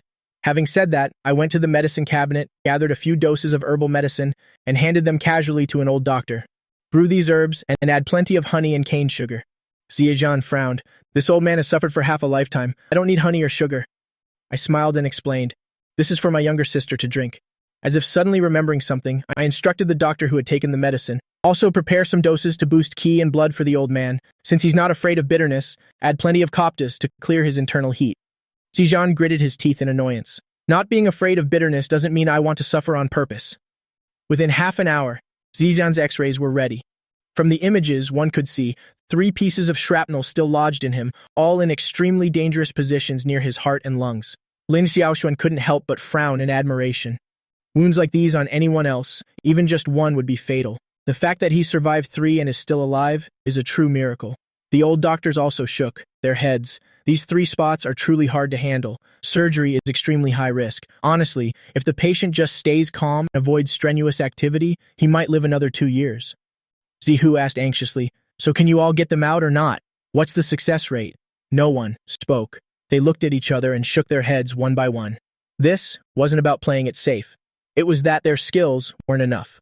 Given the locations, removing even one piece would be nothing short of a miracle. And such a miracle would need to happen 3 times in a row. Seeing everyone's worried expressions, Ziyezhan gave a bitter smile and shook his head. Forget it. This old man will just accept his fate." Xie Yujing clenched her fists, not giving up as she looked at me. "Xiao Bei, can you remove the shrapnel?" I frowned and spoke up. "Old sir, does it hurt a lot right now, every time you breathe or your heart beats?" Hearing this, everyone's eyes fixed on me. When a life is on the line, who cares about whether it hurts or not? Ziyezhan couldn't help but laugh out loud. When people see the shrapnel left in my body, their eyes are filled with sorrow and pity. I didn't expect only this kid would actually care about me. "I heard you're not the Lin family's biological son." Hearing that, Lin Qingyi and Lin Xiaoshuan stepped closer warily, and Lin Qingyi even gently took my arm. Right now, at home, she was the only one truly kind to him. If she were to leave, he would have to return to those dark and lightless days from before. I raised an eyebrow and said, "Old man, don't you go trying to drive a wedge between us? My parents treat me very well. Even though I skip school every day to hit on beautiful women at bars, they still believe I'm a good kid." As I spoke, I took Lin Qingyi's wrist and gave it a couple of shakes. "See, my family can't bear to let me go." Hearing me call her family, Lin Qingyi's face flushed slightly and she nodded gently. A wave of warmth surged in her heart. Is this what it feels like to have a family? Ziyezhan curled his lip. If their family relationship were bad, I might have been able to say something, but since they're so close, I can't be the one to break up someone else's family. I rolled my eyes and suddenly said with a grin, "Old man Ziyi, I have an idea. Since my grandfather has passed away, why don't you adopt my father? It's a buy 1, get 7 deal. Every one of us is as adorable as I am. What do you think?" Ziyezhan felt a secret joy hearing me call him grandfather, but his face immediately darkened. He was speechless at the sight of this kid trying to find his father a new dad. This act of finding a father for his own father was truly something else. "Old man Zai, my grandfather was once a soldier too. The people my father admires most in this life are soldiers, especially a legendary figure with such illustrious achievements like yourself." Lin Xiaoshuan chimed in with a laugh. "Xiao Bei, stop giving the old gentleman a hard time. Old man Z, but Xiao Bei isn't wrong. The people my father respects most are indeed soldiers. If we have the honor, we'd love to invite you all to visit our home sometime." Ziyezhan thought for a moment. "Well then, wait until this old man is recovered before I come to bother you." I couldn't help but feel a bit of regret. In the original story, a major reason the Lin family went bankrupt was the lack of a strong backer. Furthermore, once the male lead, Zhou Han, connected with the Z family, he used their influence to buy up shares in Lin Qingyi's company. Lin Qingyi devoured the Lin group frantically, and the Lin group had no way to fight back effectively. They could only watch step by step as the company and all its business sectors were snatched away, finally leading to bankruptcy. I pondered and then said, "Fine then, old man, prepare for surgery first and sign 3 liability waivers, 1 for the hospital records, 1 as a backup, and 1 for you to keep. And let's record a video too, just in case you try to back out later and come looking for trouble." Ziyezhan's lip twitched. One second he was calling him Old Man Z, and the next it was back to Old Man. Even though this kid was to his liking, he was also very good at annoying people. After confirming the video and handwriting were clear, I waved my hand. "All right, prepare the anesthesia for surgery." Lin Xiaoshuan stepped closer and asked, "Xiao Bei, have you ever performed surgery before?" I frowned and spoke in a distant tone. "Dr. Lin, I'm just an unwanted child. I'm not worthy of standing beside a great lady like you." Lin Xiaoshuan pursed her lips, a wave of bitterness surging in her heart as she silently vowed that no matter what, she would earn my forgiveness. The Hospital of Traditional Medicine had summoned all its most professional medical staff to assist me. When they saw the lead surgeon was just a young man, they couldn't help but frown. However, I quickly used my professional skills to convince everyone present. As an assistant, Lin Xiaoshuan watched the entire surgical process in amazement. My mind was clear, my hands steady, as if I had performed tens of thousands of surgeries. Outside the operating room, Taho paced back and forth anxiously. "Sister, do you think our father's wounds can really be healed?" With red-rimmed eyes, Xie Yujing choked out, "I just sent Dad's x-rays to a doctor friend abroad. He said that with the location of these 3 fragments, leaving them alone is the best option. With current medical technology, it's essentially impossible to remove them. But if he lives, the patient has to endure pain every single day that an ordinary person could hardly imagine. Zihu stood frozen, lost in thought. He couldn't bear to watch his father die, but he didn't want him to keep suffering in pain either. Lin Qingyi sat up straight, on a chair in front of the operating room door. Seeing the grief-stricken state of Xie Yujing and Xie Hu, the girl hesitated for a moment, then pulled 2 pieces of candy out of her pocket. "Auntie, uncle, please have these. These are candies my brother bought for me. My brother said he can definitely cure the old man's illness." Xie Yujing took the candy, tears already streaming down her face. "Brother, Xiaobei can definitely cure Dad." Along with 3 clinking sounds, 3 pieces of shrapnel the size of a child's fingernail were removed and placed on a tray. The hardest part of removing the shrapnel was over. Next was just stitching up the wounds. I didn't expect that performing a surgery could be this exhausting. I stitched at a very fast pace, as if I had done it tens of thousands of times, quickly finishing the battle to the astonishment of everyone. The operating room lights finally went out. Xie Hu and Xie Yujing rushed inside. Lin Qingyi searched for me in the room, and seeing me drenched in sweat and slumped on the floor, she quickly took out some tissues to wipe my brow. "Brother, are you okay?" I shook my head with a mischievous grin. "Help me up quickly. I need to record this touching scene of filial piety." Xie Hu collapsed over Zizhan's operating table, holding it in at first, but then he began to sob quietly. I held my phone and filmed it all.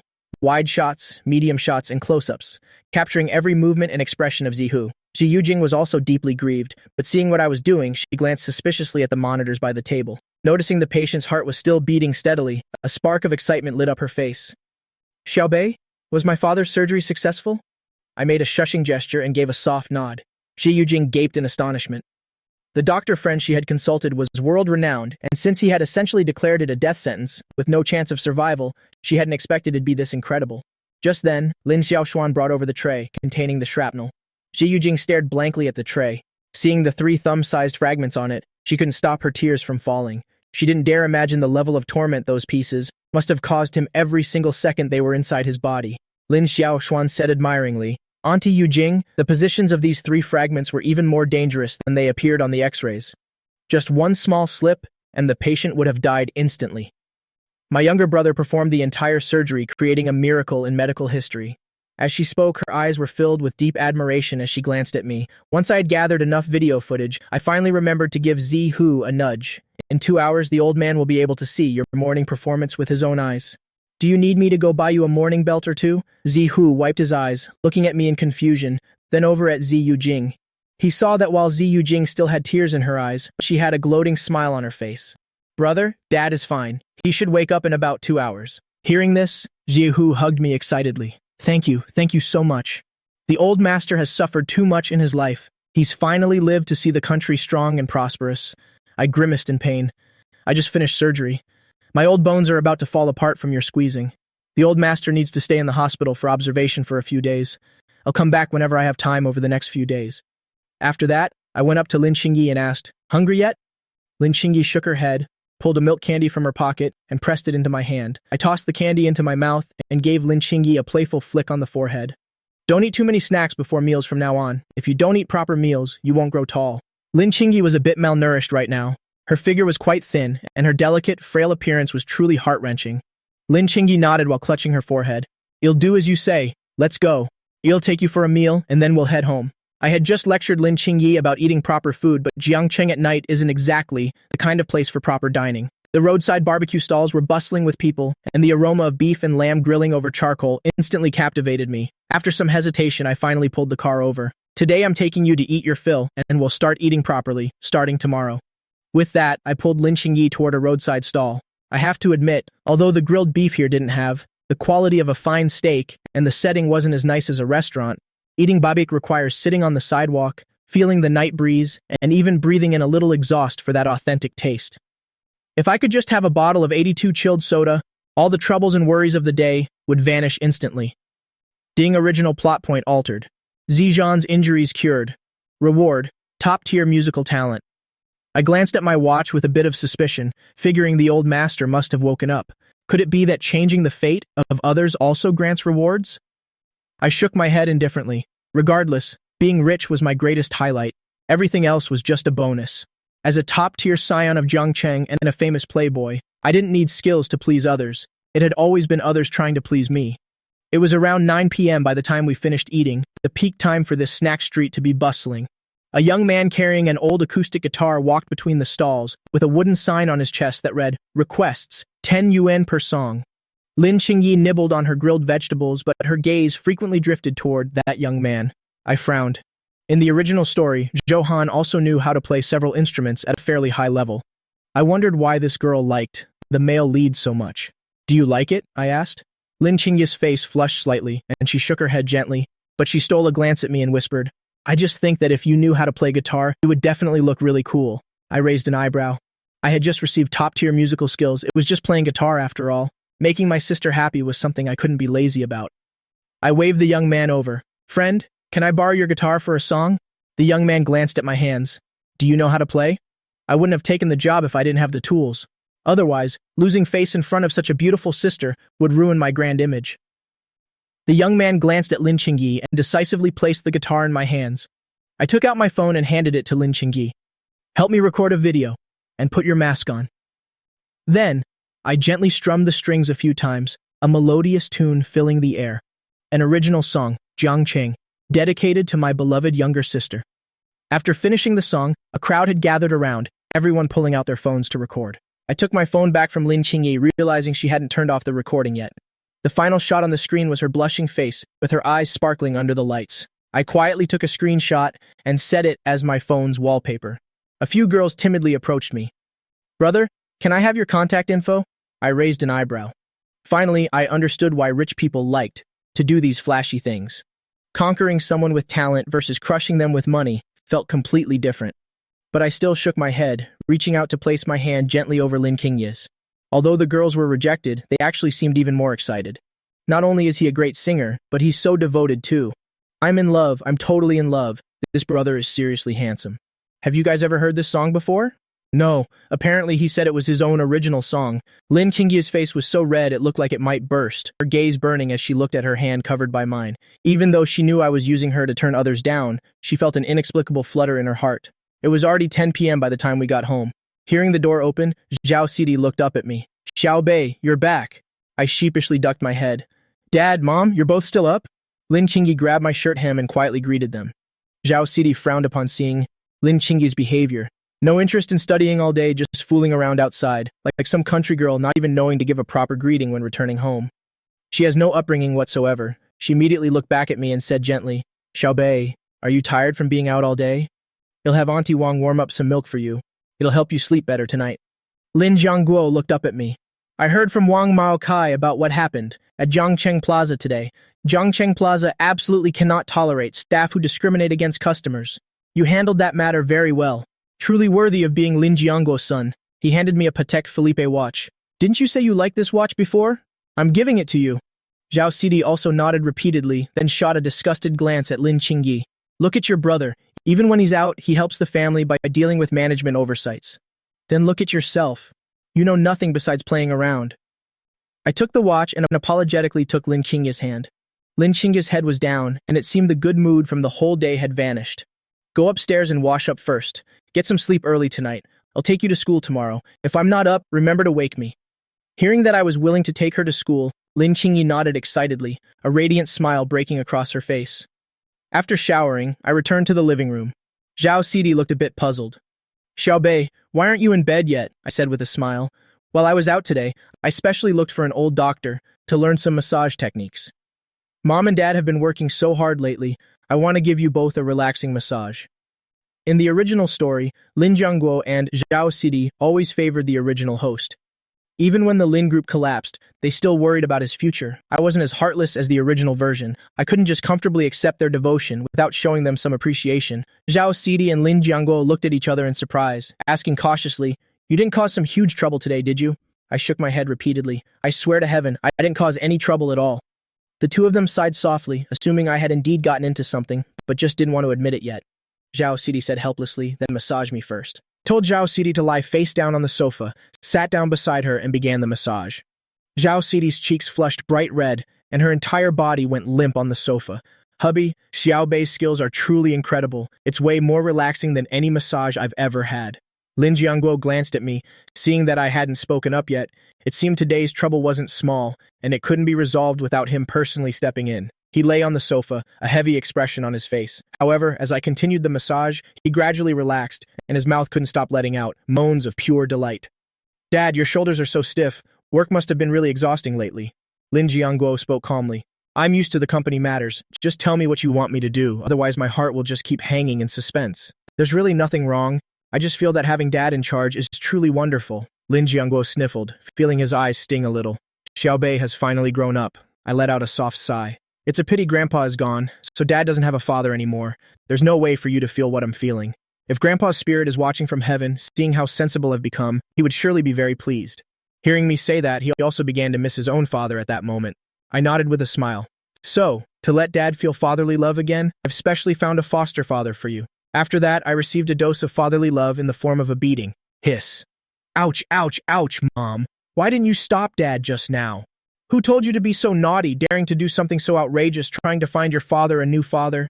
I said solemnly. "This new grandpa of mine was chosen after careful consideration. I guarantee Dad will like him. And what's more, he can help take our line group to a whole new level." Lin Jiangguo shouted from outside the door. "I only have one father. How could I possibly take someone else as a foster father? Dad, you said it. Don't you regret it when you meet him? I'll tell him that you don't respect him." Xiao Sida's interest was piqued by me, and she gently patted my backside. "What does this foster grandpa do for a living?" I acted mysterious. "Mom, you should go back to your room and sleep too. Wait 3 more days until the old gentleman is discharged. We'll bring him over to our house to visit. If I tell you now, how will I be able to see Dad lose face then?" Xiao Sidi nodded. "Then you must know your limits. If that person is too terrible, I won't be able to stop your father from beating you." I saw Xiao Sidi to the door and wished her a good night. Just as I lay down on the bed, there was a soft knock on the door. I stood up in confusion and opened it, only to see Lin Qingyi in pink rabbit pajamas standing nervously at the door. Her face was flushed red, and she suddenly reached out to hug me. "Brother, thank you. Good night." After saying that, she immediately ran back to her room. I scratched my head, but the corners of my mouth couldn't stop curling up. This girl is really cute. I really don't know what was going on in the original host's head. Lying on the large, soft bed, I posted the evening's video to my social media account, then hugged my pillow and went to sleep. At this time, I didn't know that the video of me singing had gone viral on the internet. Everyone was offering a huge reward to get the full video of the song. "What song is this? It's so good. It's a shame there's only such a short clip. Does anyone have the full version?" I remember there was a girl who filmed the entire song. The whole internet is offering a reward to find her. With me posting a video, the account's follower count instantly surged to 500,000. Is this the video that girl filmed? This boyfriend's point of view is amazing. This big brother is so handsome. Sniff, sniff. At the same time, in the Great Sia Medical Research Institute, more than 10 doctors were rewatching a video clip. It was the surveillance footage taken from the operating room, the entire process of me performing surgery on Ziyezhan. A miracle. It's truly a medical miracle. His technique is so exquisite, even if you gave me another 10 years, I still wouldn't be able to master it. If he could take the shrapnel out of General Z, could the ailments of the other generals also be treated? Do you think he's a deity? Without over a decade of training, it's impossible to have such mature technique. Where would he find the time to study traditional Chinese medicine as well? But I heard this lead surgeon is only 17 years old now. He has a sister working at the TCM hospital who happens to know his situation. How old? 17 years old? Early the next morning, I was awakened by a soft knock at the door. Lin Qingyi was in high spirits, standing radiantly before me. "Brother, good morning." Her face was flushed, a little timid, fearing that after a night's sleep, I might have reverted to my former self. I reached out and patted her head. "Let's have breakfast first, then we'll go to school together." Lin Qingyi immediately threw herself at me joyfully, her small face blushing. However, when we reached the dining room, the servant hadn't expected that Lin Qingyi would also come for breakfast and hadn't prepared a portion for her at all. I scratched my head awkwardly. Previously, it was because the original host said he didn't want to sit at the same table as Lin Qingyi, which led to Lin Qingyi eating their leftovers. Ever since she returned to the Lin family, sometimes the host would even dump the leftovers, leaving Lin Qingyi to starve in her room. Lin Qingyi lowered her head and bit her lip, standing to the side with a bit of constraint. "Auntie Wang, from now on, make an extra portion for Qingyi at breakfast and reheat the herbal medicine I brought back yesterday. I have to take it with me later." I pulled Lin Qingyi to sit at the dining table, placed the hearty breakfast in the center, and gestured for her to eat with me. Lin Qingyi was worried I wouldn't have enough to eat, so she didn't touch her chopsticks for a long time. I frowned, decisively turned Lin Qingyi's head toward me, and fed her breakfast myself. A flash of panic appeared on Lin Qingyi's face. I can eat by myself." I chuckled and said, "My silly top student sister, you have to eat more, train diligently, stay healthy, your good-for-nothing brother will have to rely on you in the future." After breakfast, I switched to a brand new Ferrari and drove Lin Qingyi to school. Yesterday, I only remembered to buy clothes for her, but on the bottom of the backpack she's carrying now, small holes could be seen on both sides. Lin Qingyi shyly hid the backpack by her side, sitting upright in the passenger seat drinking the herbal medicine. Even though I had added plenty of cane sugar and honey to the herbal medicine, it still had a strange taste when swallowed. While waiting for a red light, I took a few lychees out of my pocket and stuffed them into Lin Qingyi's hand. I already knew the medicine would be hard to drink, so I brought these for you. Looking at the lychees in her hand, Lin Qingyi softly bit her lip. Is this what it feels like to be cared for by someone? She peeled one lychee herself and popped it into her mouth. The sweet juice burst forth and the unique aroma of lychee immediately spread through her entire mouth. This was the first time she had ever eaten a lychee. She peeled another one, then carefully fed it into my mouth. My eyes instantly lit up and the corners of my mouth curled up involuntarily. The Ferrari quickly drove to Jiangcheng High School. I greeted the security guard at the gate, then drove the car straight into the campus. After parking, Lin Qingyi and I walked toward the classrooms together. Lin Qingyi's class was class 1, while mine was class 10. The two classrooms were just one floor apart. I patted Lin Qingyi's head, wished her a happy morning, then entered my class. Just as I slumped onto my desk to rest, my seatmate tapped on my desk and said excitedly, "Was that girl who walked you to class your girlfriend? Such a beautiful girl. How come I've never seen her before?" I lifted my head and looked with doubt at the slightly chubby seatmate in front of me, recalling the plot details related to him. This fatty is named Chung Yuan. In the original novel, he was one of the few who chose to help, even after the original host met his downfall. I raised an eyebrow. That is my biological sister. Don't get any ideas about her, otherwise don't blame me for pulling you up by the roots. Chung Yuan gave a forced laugh. I thought you had finally given up, all hope on Liang Wanwan. Speaking of the name Liang Wanwan, I suddenly remembered. The reason the original host came to school every day was just to see Liang Wanwan once. I couldn't wake up in the mornings, so I even gave Chung Yuan a sum of money so he could help bring breakfast to Liang Wanwan every day. In the original novel, Liang Wanwan always looked down on the uneducated original host. Every time the host wanted to give her a gift, he had to keep a smiling face for a long time before she would accept it. If she had just refused outright, that would be one thing, but Liang Wanwan would occasionally give the host some hope, encouraging him not to give up. Over the past year or so, the things the original host gave to Liang Wanwan added up to over 500,000. Fatty, how much of my money do you still have? The original host was a blind follower, but I'm not suffering from any severe illness. The money earned through the hard work of being a son, why should I spend it like a servant for someone else? Chung Yuan took a handful of money out of his pocket. This is all the money that's left. I frowned.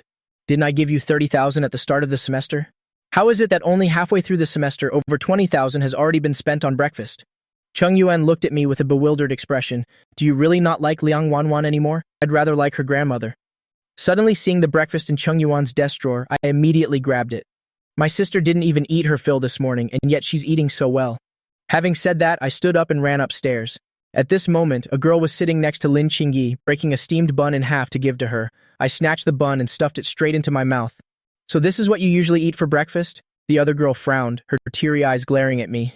Lin Qingyi looked delighted. Brother, why are you here? She looked at the girl next to her and introduced her. Brother, this is Jiang Shan. Jiang Shan looked at Lin Qingyi in confusion. She had absolutely no idea that Lin Qingyi even had a brother. I nodded to Jiang Shan. Here, a nutritious breakfast to repay both of you. I placed a sandwich filled with lettuce, bacon, egg, pork tenderloin, and meat floss on the table. A rich aroma immediately wafted through the classroom, and everyone's eyes were drawn to it. Jiang Shan looked at the sandwich, unable to stop herself from swallowing. I instructed, "You two eat quickly. Don't affect other people's studies." Lin Qingyi nodded, handing half of the sandwich to Jiang Shan.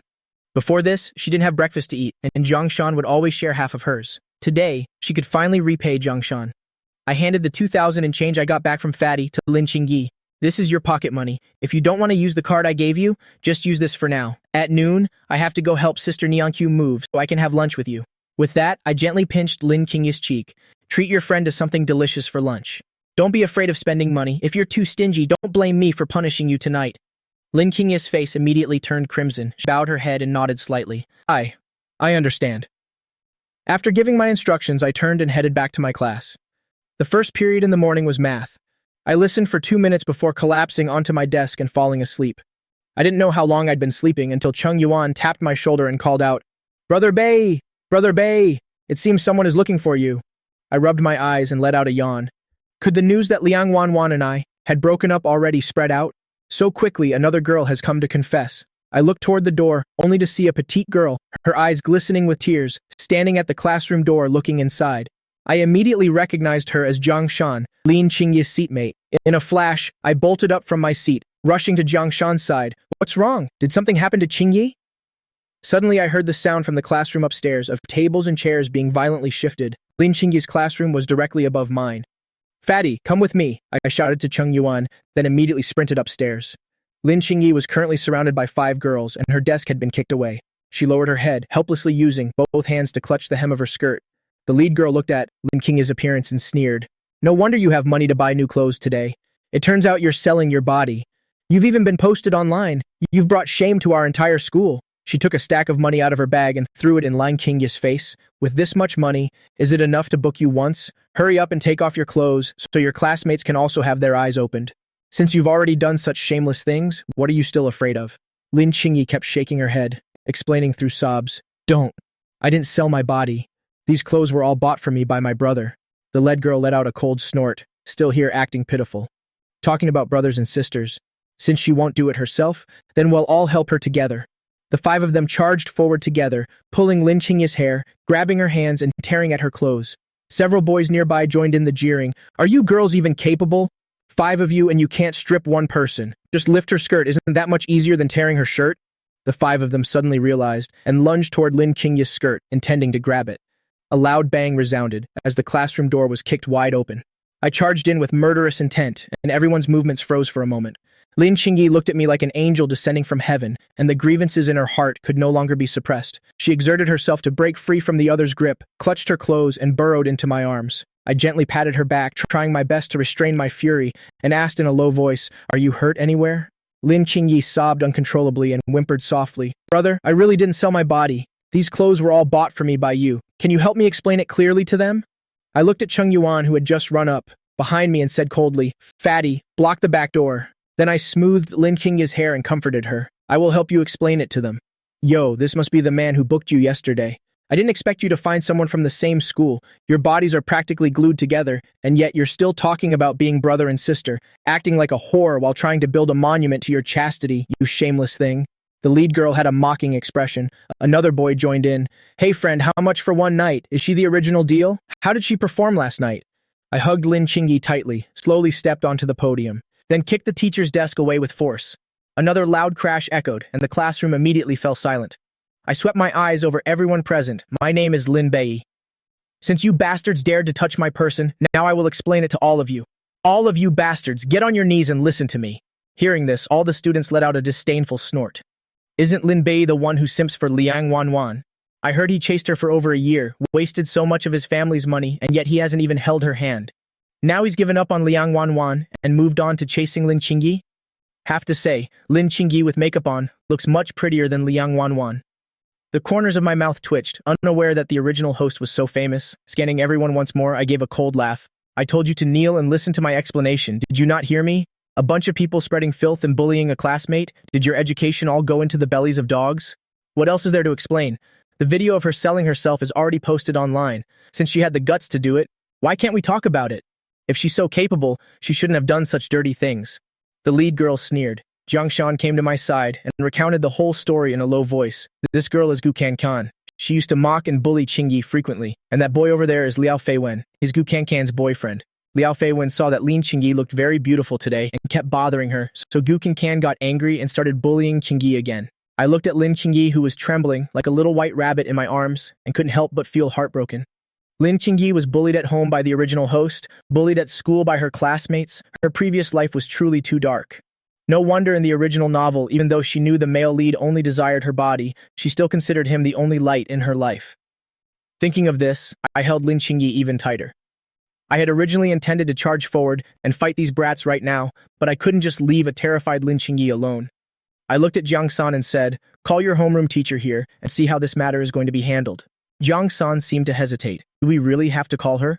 I nodded. If not for your homeroom teacher's condoning, how could she raise such a bunch of brats? Today I will deal with every last one of those who bullied Lin Qingyi. Jiang San looked into my ice-cold eyes and quickly left the classroom. I took out my phone and called Principal Huang Deren. The moment the call connected, Huang Deren's flattering voice came through. "Master Lin, have you come to school today?" If lying in class isn't comfortable, I've just bought a new sofa for my office. You can come over there and rest. I gave a cold laugh. I'm giving you 10 minutes to get to class 11 to 1. Come here and see clearly just what kind of principal you are. Without caring whether Huang Deren heard me clearly or not, I hung up immediately. Listening to my call, the surrounding students looked at each other in doubt. Did he just call the principal? How is that possible? Speaking to the principal with such a tone, who does he think he is? Giving the principal 10 minutes to come and see him. Just how big does he think he is? I ignored the mockery from everyone around me and proceeded to make a second call. Is this Captain Chen? I am Lin Bei, Class 11-1 of Jiangcheng High School. There has been an incident of malicious bullying. Send a team over here to handle it. My classmates looked at me in my current state as if they were watching a clown. Who did he just call this time? The city guard? And even sending a whole team over. He thinks the city guard is run by his own family or something. I bet he couldn't even make a single real call. He's just putting on a show. First the principal, then the city guard, as if he could order them around. He's such a good actor. He's probably using this cheap trick to deceive Lin Qingyi. I gave the students a cold, sweeping glance and placed my final phone call. Xiao Dao, bring 30 brothers to class, 11 to 1 at Jiangcheng High School immediately. The surrounding students all burst into mockery. Xiao Dao, then him Xiao Pao. Who are you calling now? And calling 30 brothers too? Are they coming to carry your carcass out of here? Liao Feiwen spoke with a malicious smirk. Didn't you say 10 minutes? 7 minutes have already passed. If the principal doesn't show up, we're going to make our move. As he spoke, he stared at the girl leaning into me, the fragile Lin Qingyi in my arms, and couldn't help but lick his lips. Oppa, will everything be okay? Lin Qingyi's eyes were red as she whispered, if things go south, please just run away first. I could feel her body trembling slightly, so I comforted her in a soft voice. As long as I am here, I will never let anyone bully you. Lin Qingyi felt a sting in her nose, forcing a small smile. I trust you, Appa. I gently pinched her nose. Remember every single one of their faces right now because you mustn't be soft-hearted later. Lin Qingyi's small face flushed red. She whispered, he'll do whatever you say. The sharp, rapid click-clack of high heels echoed from the hallway, and then a middle-aged woman with high cheekbones stormed into the classroom. What is this chaos? Our class is the only one making such a racket in the whole school. This woman was Wu Hui, the homeroom teacher of this class. Seeing the disastrous state of the room, she roared, who did this? Are you all mute? Then she saw me standing there with Lin Qingyi nestled in my arms and immediately barked, Lin Qingyi, you again? Dressing like a little vixen today, who are you trying to seduce? Look at how young you are, crawling into a man's arms in broad daylight. How can you be so shameless? And you even dare to bring your boyfriend here to cause trouble. A shti-stirrer like you should just drop out. Call your parents here this instant. I want to see what kind of parents could raise such a moral degenerate like you. I finally understood why the people in this class dared to bully Lin Qingyi so openly. This poor girl hadn't said a word. Her clothes were torn. She was clearly the victim, yet Wu Hui didn't investigate at all, immediately deciding it was all Lin Qingyi's fault. Lin Qingyi shrank back in fear, burrowing deeper into my chest. My gaze turned sharp. Ms. Wu Hui, I am her brother. If you want to speak to her guardian, you can talk to me. Look, my sister's clothes are shredded, and she's severely traumatized. It's obvious that my sister is the victim here. Wu Hui sneered coldly. It takes two to tango. If your sister didn't act like a slut every day, would anyone have torn her clothes? Why didn't they come and tear mine? So young, and yet she learns nothing but trouble, dressing like a little fox spirit. Seeing how the two of you are clinging together, I can tell you're no good either. The spectating students erupted in another wave of laughter. Where's all that arrogance from earlier? How come you're as timid as a mouse before a teacher? Didn't you say you were calling the principal and the city guard? Hurry up and call them over then. I gently pinched Lin Qingyi's cheek, leaning in to whisper in her ear. I'm going to handle some business first. You just sit right here. Lin Qingyi hurriedly grabbed my sleeve. I'm scared. I gently patted her head. It's fine, I'll be right back. I took 2 steps toward Wu Hui and smiled. Teacher, you said it takes 2 hands to make a sound? As soon as the words left my lips, I delivered a thunderous slap to her face. A sharp crack echoed throughout the classroom instantly. As expected, practice reveals the truth. That sounded pretty loud, didn't it? Wu Hui clutched her face, staring at me in shock. She never imagined a student would dare strike her. Fuming, she stood up to lunged at me. I backhanded her with another slap. Damn it, I'm asking you, can one hand make a sound or not? Wu Hui's teeth ground together, ready to charge at me again. I let out a cold laugh. If I weren't afraid of hurting my own eyes, I would have stripped you naked and thrown you onto the field. After all, by your own logic, if I were to shred your clothes, it would only be because you were being a slut. A teacher acting shamelessly with a student, you really are pathetic. Seeing the cold glint in my eyes, Wu Hui didn't dare step forward, instead turning to the students in the class. Are you all a bunch of cowards? Are you just going to watch your teacher be bullied by an outsider? Come on, get him for me. Liao Feiwen had been itching for a fight, and upon Wu Hui's command, he immediately lunged straight for Lin Qingyi. I pulled my little shadow back and swung my leg, kicking Liao Feiwen square in the chest. Liao Feiwen was sent flying backwards, slamming into the podium before rolling onto the floor. Witnessing this brutal sight, everyone froze in their tracks. You useless lot, why are you just standing there? This thug is holding a hostage, and he's injured your classmate. Why aren't you attacking him together? Cheng Yuan, seeing I was in danger, charged like a heavy tank from the back door of the classroom to my side. Beiji, when the fight starts, you take your sister and get out of here first. I glanced at my watch. No need. If Huang Daren doesn't show up within 10 seconds, he'll never have to show his face in Jiangcheng again. Wu Hui let out a scoff of pure rage. Nobody like you thinks he can make our principal Huang disappear? It's just as well if the principal comes, he can expel both of you on the spot. Jiangcheng High has no place for two-shot stirrers like you. I raised an eyebrow. Sure, I'm the stirrer, and all of you are just piles of stinking, disgusting dog shot. Sharp-tongued brat. Is this the respect for teachers your parents taught you? Just as Wu Hui and the group of students were surrounding the three of us, a plump man with a round, kind face stepped in from the back of the classroom, shouting out of breath, "Stop, everyone! Stop this instant, Principal Huang! What are you doing here?" Wu Hui's face immediately bloomed with a sycophantic smile. These thugs broke into our school and assaulted our students, but we've already got them surrounded. Huang Daren glared at the students nearby, then scrambled over to me, bowing deeply as he spoke. Young master, are you hurt at all? At Huang Daren's reaction, everyone present stood with their jaws dropped in shock. Although Huang Daren looked kind, he was usually incredibly strict with the students. In the 5 years since he became principal, he had expelled countless students every year without mercy. Is this really the same strict principal we see every day? Look at how he's groveling. He looks like a servant from a period drama. Looking at the trembling Huang Daren before me, I pulled over a chair for Lin Qingyi to sit on, resolving this will take some time. You don't mind if I take a seat, do you? Huang Daren shook his head frantically. Young Master Lin, it was my negligence. You should definitely take a rest. I rubbed my forehead. Facing a Huang Daren like this, it was actually hard to stay angry. Fine, just investigate everything thoroughly. Huang Daren gave me a fawning smile, then immediately turned to glare at Wu Hui. Explain yourself what happened here. Hearing the suppressed fury in Huang Daren's voice, I spoke up mockingly. Principal Huang, is this how you handle things?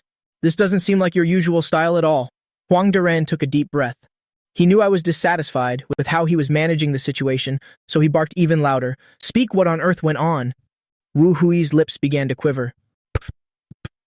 Principal Huang, I didn't know anything.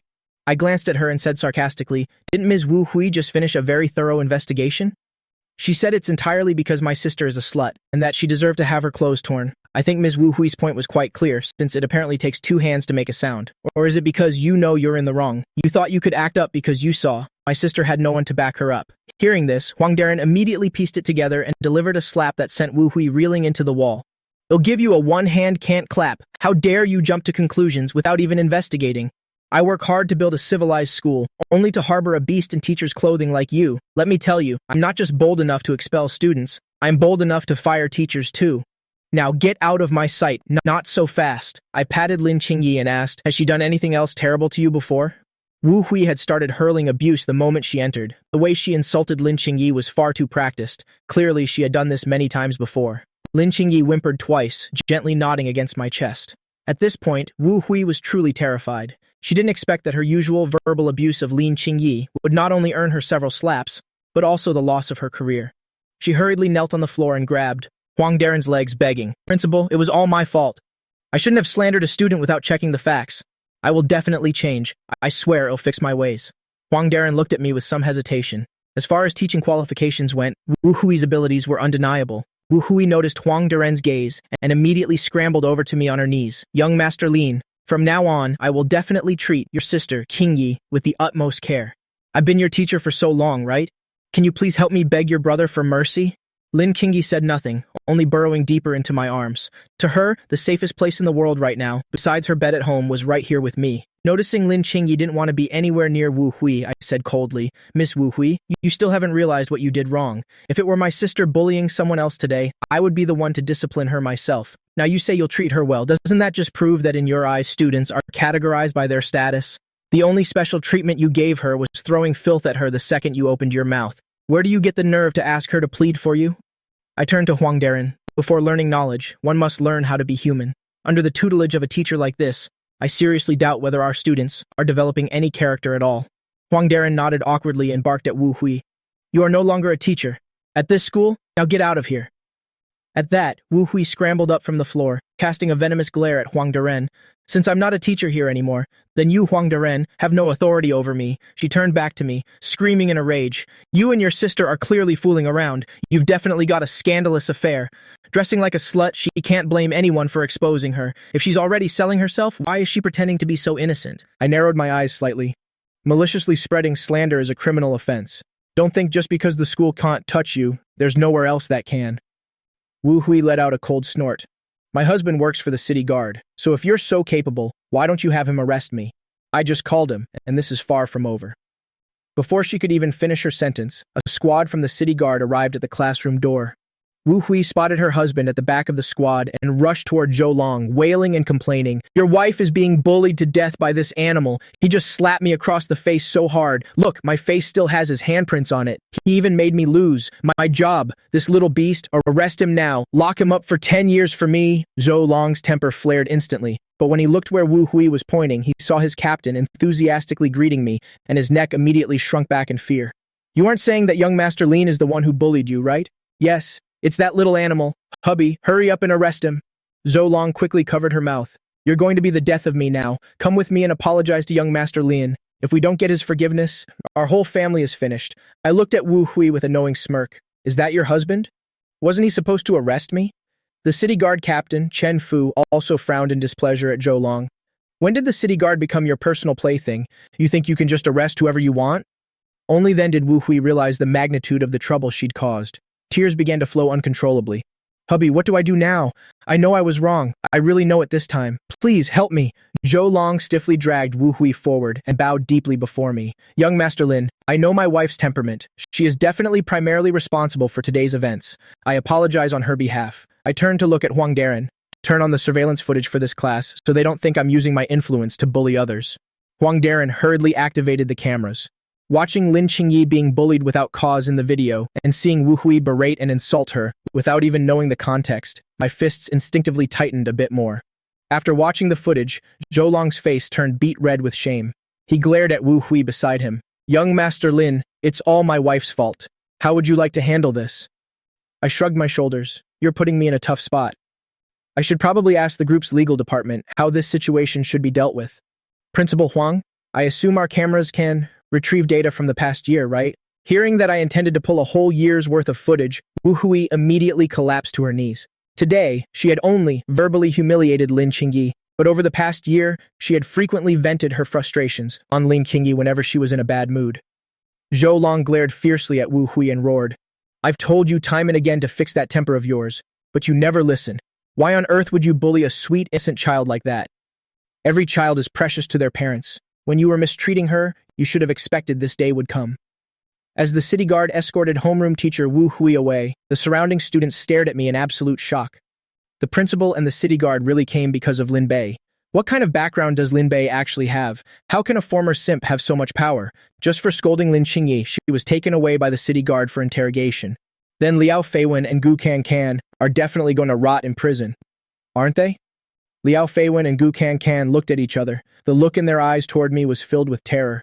They thought that bullying Lin Qingyi was just some harmless fun between classmates. It wasn't like they hadn't done it before, and they figured they could just apologize later. They never expected I would report directly to the city guard, to have them arrested and held accountable.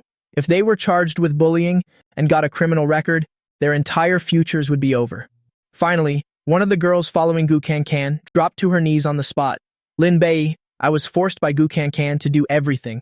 I didn't want to bully Lin Qingyi, but if I didn't, I would have been the one bullied instead. Once the first person led the way, the other three girls also knelt on the ground one by one. That's right, Gu Kan forced all of us. We had no choice. Gu Kan looked at the four girls on the floor in disbelief. They had all bullied Lin Qingyi together, yet now they were making her take all the blame. She gritted her teeth in fury and kicked each of them in the chest. You were the ones who told me that Lin Qingyi was working as a prostitute. You said she was seducing my boyfriend, and now you say I forced you? When did I ever force you? After being kicked, the four of them glanced at each other, then stood up and lunged at Gu Kan. Gu Kan, I've put up with you for too long. Just because your family has some dirty money, you look down on everyone all day long. Let's strip her naked together and see if she stays so arrogant then. Exactly. Let's treat her exactly the way she treated Lin Qingyi. They all swarmed her, twisting Gu Kan's arms and pulling her hair, shredding her clothes. Gu Kan struggled desperately, but the sound of fabric tearing filled the air, and her clothes were torn to shreds in an instant. Enough, I let out a cold snort. The group stopped their assault immediately. Gu Kan was now left in nothing but her underwear, huddling her body together as she sobbed uncontrollably. Right then, a cheeky whistle sounded from outside the classroom door. A man with sunken cheeks leaned against the frame and raised an eyebrow. "Beige? The brothers aren't too late, are we?" Upon seeing the man's face, the spectating students broke into a commotion. Holy shit! The Xiao Dao that Lin Bi mentioned isn't actually Daoge, is it? Calling the city guard and then calling Daoge, is this Lin Bei guy connected to both sides of the law? The city guard might only lock them up for a few months, but if Daoge handles them, they'll probably be bedridden for half a year. Daoge walked into the class, looking at Chen Fu next to him. "Captain Chen, are you also here today to help my BAJ settle things?" Chen Fu maintained a serious expression. "We received a report that a serious case of school bullying occurred here." He shot Liu Dao a warning look. "Don't cause any trouble or we'll take you in along with the rest of them." "Captain Chen, I'm a law-abiding citizen. If you slander me, I'll sue." I stepped between them and smiled at Chen Fu. "Captain Chen, what happens next might not be suitable for you to witness. We'll have to ask you to wait outside for a moment." Chen Fu glanced at Gu Kan, sobbing on the floor. I hadn't allowed the others to completely strip Gu Kan, which showed I still had a sense of restraint. Seeing that, Chen Fu nodded and led his men out of the classroom for now. Liu Dao understood and had his men surround the area. I slowly walked up to Gu Kan and slapped her right across the face. "Cry all you want. You've got some nerve pretending to be the victim. If I hadn't arrived just now, did you even consider what would have happened to my sister?" We were just playing around between classmates," Gu Kan said stubbornly. "Oh, so I was interrupting your fun? Then I'll let them keep playing with you for a while longer." No, please don't. I can give you money, so much money. Please, just let me go." "Money?" I stood up and went to Lin Qingyi's desk, carefully pulling out her backpack. Inside a pocket, I found the card I'd given her yesterday, along with the $5 million check. "Do you see how much money is here?" I waved the check dismissively in the air. "It clearly shows $5 million on there. Do you think I'm short on your spare change?" Gu Kanchen couldn't believe it. The person she had always looked down on, Lin Qingyi, was actually wealthier than she was. This check must be a fake. I shoved the check into Gu Kanchen's hand. If it's fake, then go ahead and tear it up. But Gu Kanchen didn't even dare to take the check. Her hands were just clenched tightly together.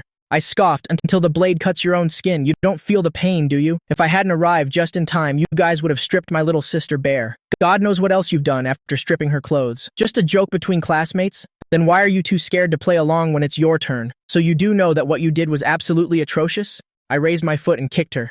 "Killing you would be too merciful. You people were trying to destroy my sister's entire life." Hearing my furious tone and racing heartbeat, Lin Qingyi could sense just how enraged I was at this moment. She looked up at me and gently patted my chest as if she were trying to soothe me. Liu Dao realized the situation was getting out of hand, so he hurriedly cut in with a forced smile. Between me and Gu Kanchen, "Brother B, it's not worth it for a bitch like this." He winked at his subordinates, and they understood immediately, hurriedly dragging Gu Kanchen away. I gently patted Lin Qingyi's back, my cold gaze shifting toward the others. They all knelt on the ground one by one, begging for mercy. It was really that bitch Gu Kanchen who forced us to do it. We've cut ties with her now. We'll never speak to her again. Please forgive us just this once. I let out a cold snort. Seeing that I was about to strike again, Liu Dao quickly intervened.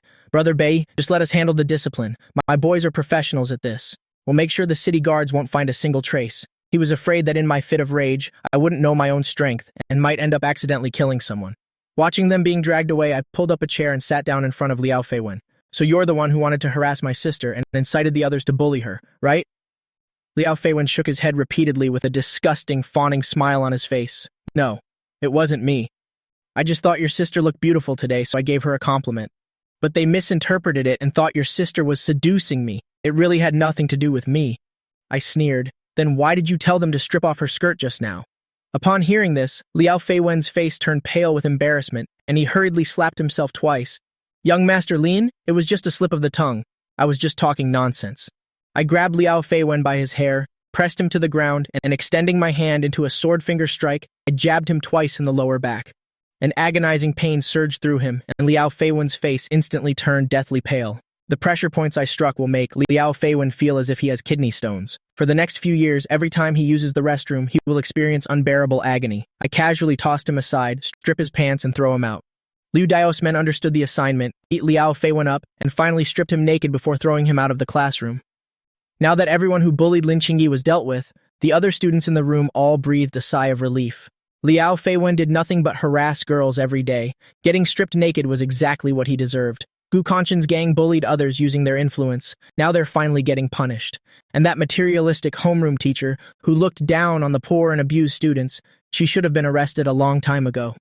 Now that these bad apples are gone, we can finally focus on our studies in peace. I slowly walked to the front of the classroom, giving the already overturned podium another hard kick. Don't tell me you all think this matter is over just like that. I said I'd make you all kneel and listen to my explanation. Lin Bei, you're taking this too far. We didn't do anything to Lin Qingyi, so why are you taking your anger out on us? Aren't you afraid your sister will be ostracized because of this? I glanced at Huang Darren. Our school doesn't allow students to bring phones, right? Huang Darren was dazed for a moment, and although the school never had such a rule, he still went along with me and said yes, phones will distract students from their studies, so the school prohibits them. I turned back to Liu Dao. Keep an eye on everyone and confiscate all of their phones. I don't want word of today's event spreading out. I'll leave the rest to you.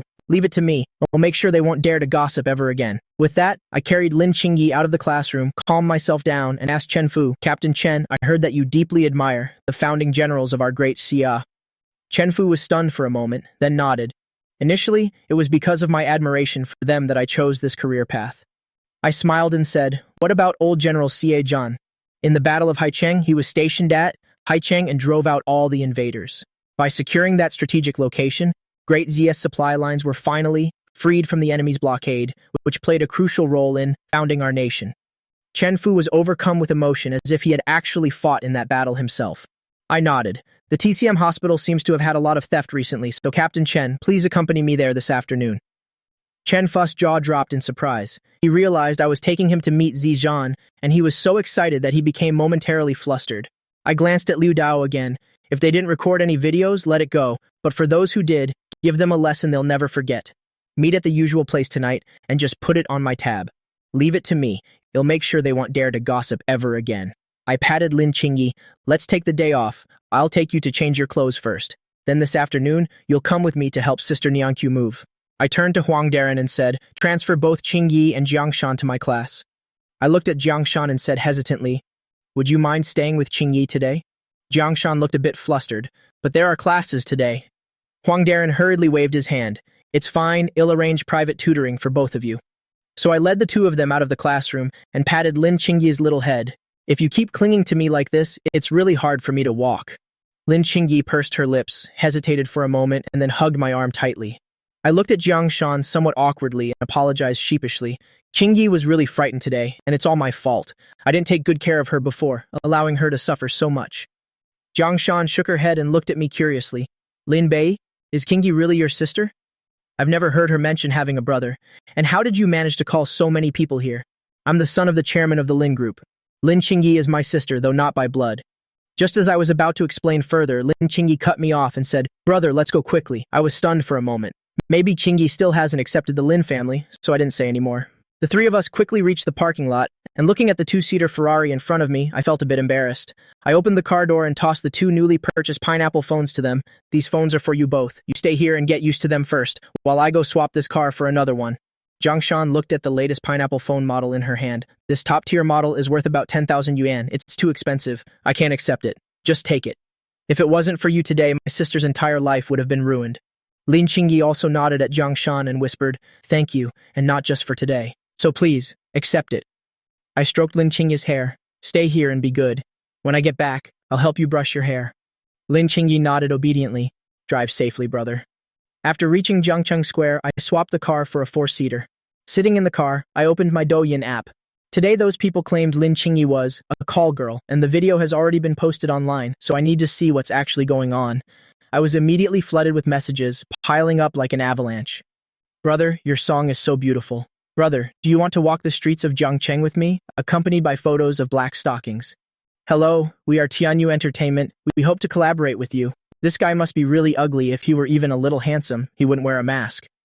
Curious, I checked my stats, and my follower count had reached a staggering 2.28 million. Just one video of me singing and playing a song, and yet it gained me over 2 million fans. I scrolled through a dozen short videos, and they all basically used my audio for transitions or covers, but I couldn't find any videos about Lin Qingyi. Suddenly, I remembered the local video recommendations, and after opening it, the top search was my night market video, and the second was the video of Lin Qingyi. The title of the video was, "High School Girl Chooses to be a Sugar Baby Just to Afford Expensive Hair Services." The video only showed my side profile and my nouveau riche look, while the rest was all shots of Lin Qingyi, bowing her head while being humiliated. The caption claimed that this shop was a high-end salon, and the girl sold herself to a rich heir just so she could get her hair done. The comment section was full of eyesore-inducing messages. Girls nowadays are so vain they're willing to sell their bodies just to get a haircut, and she's even a high school student. That guy got a real bargain. Watching each of those comments, my expression grew increasingly dark. Just because of one baseless rumor, it led to Gu Kanshan bullying Lin Qingyi, nearly destroying her entire life.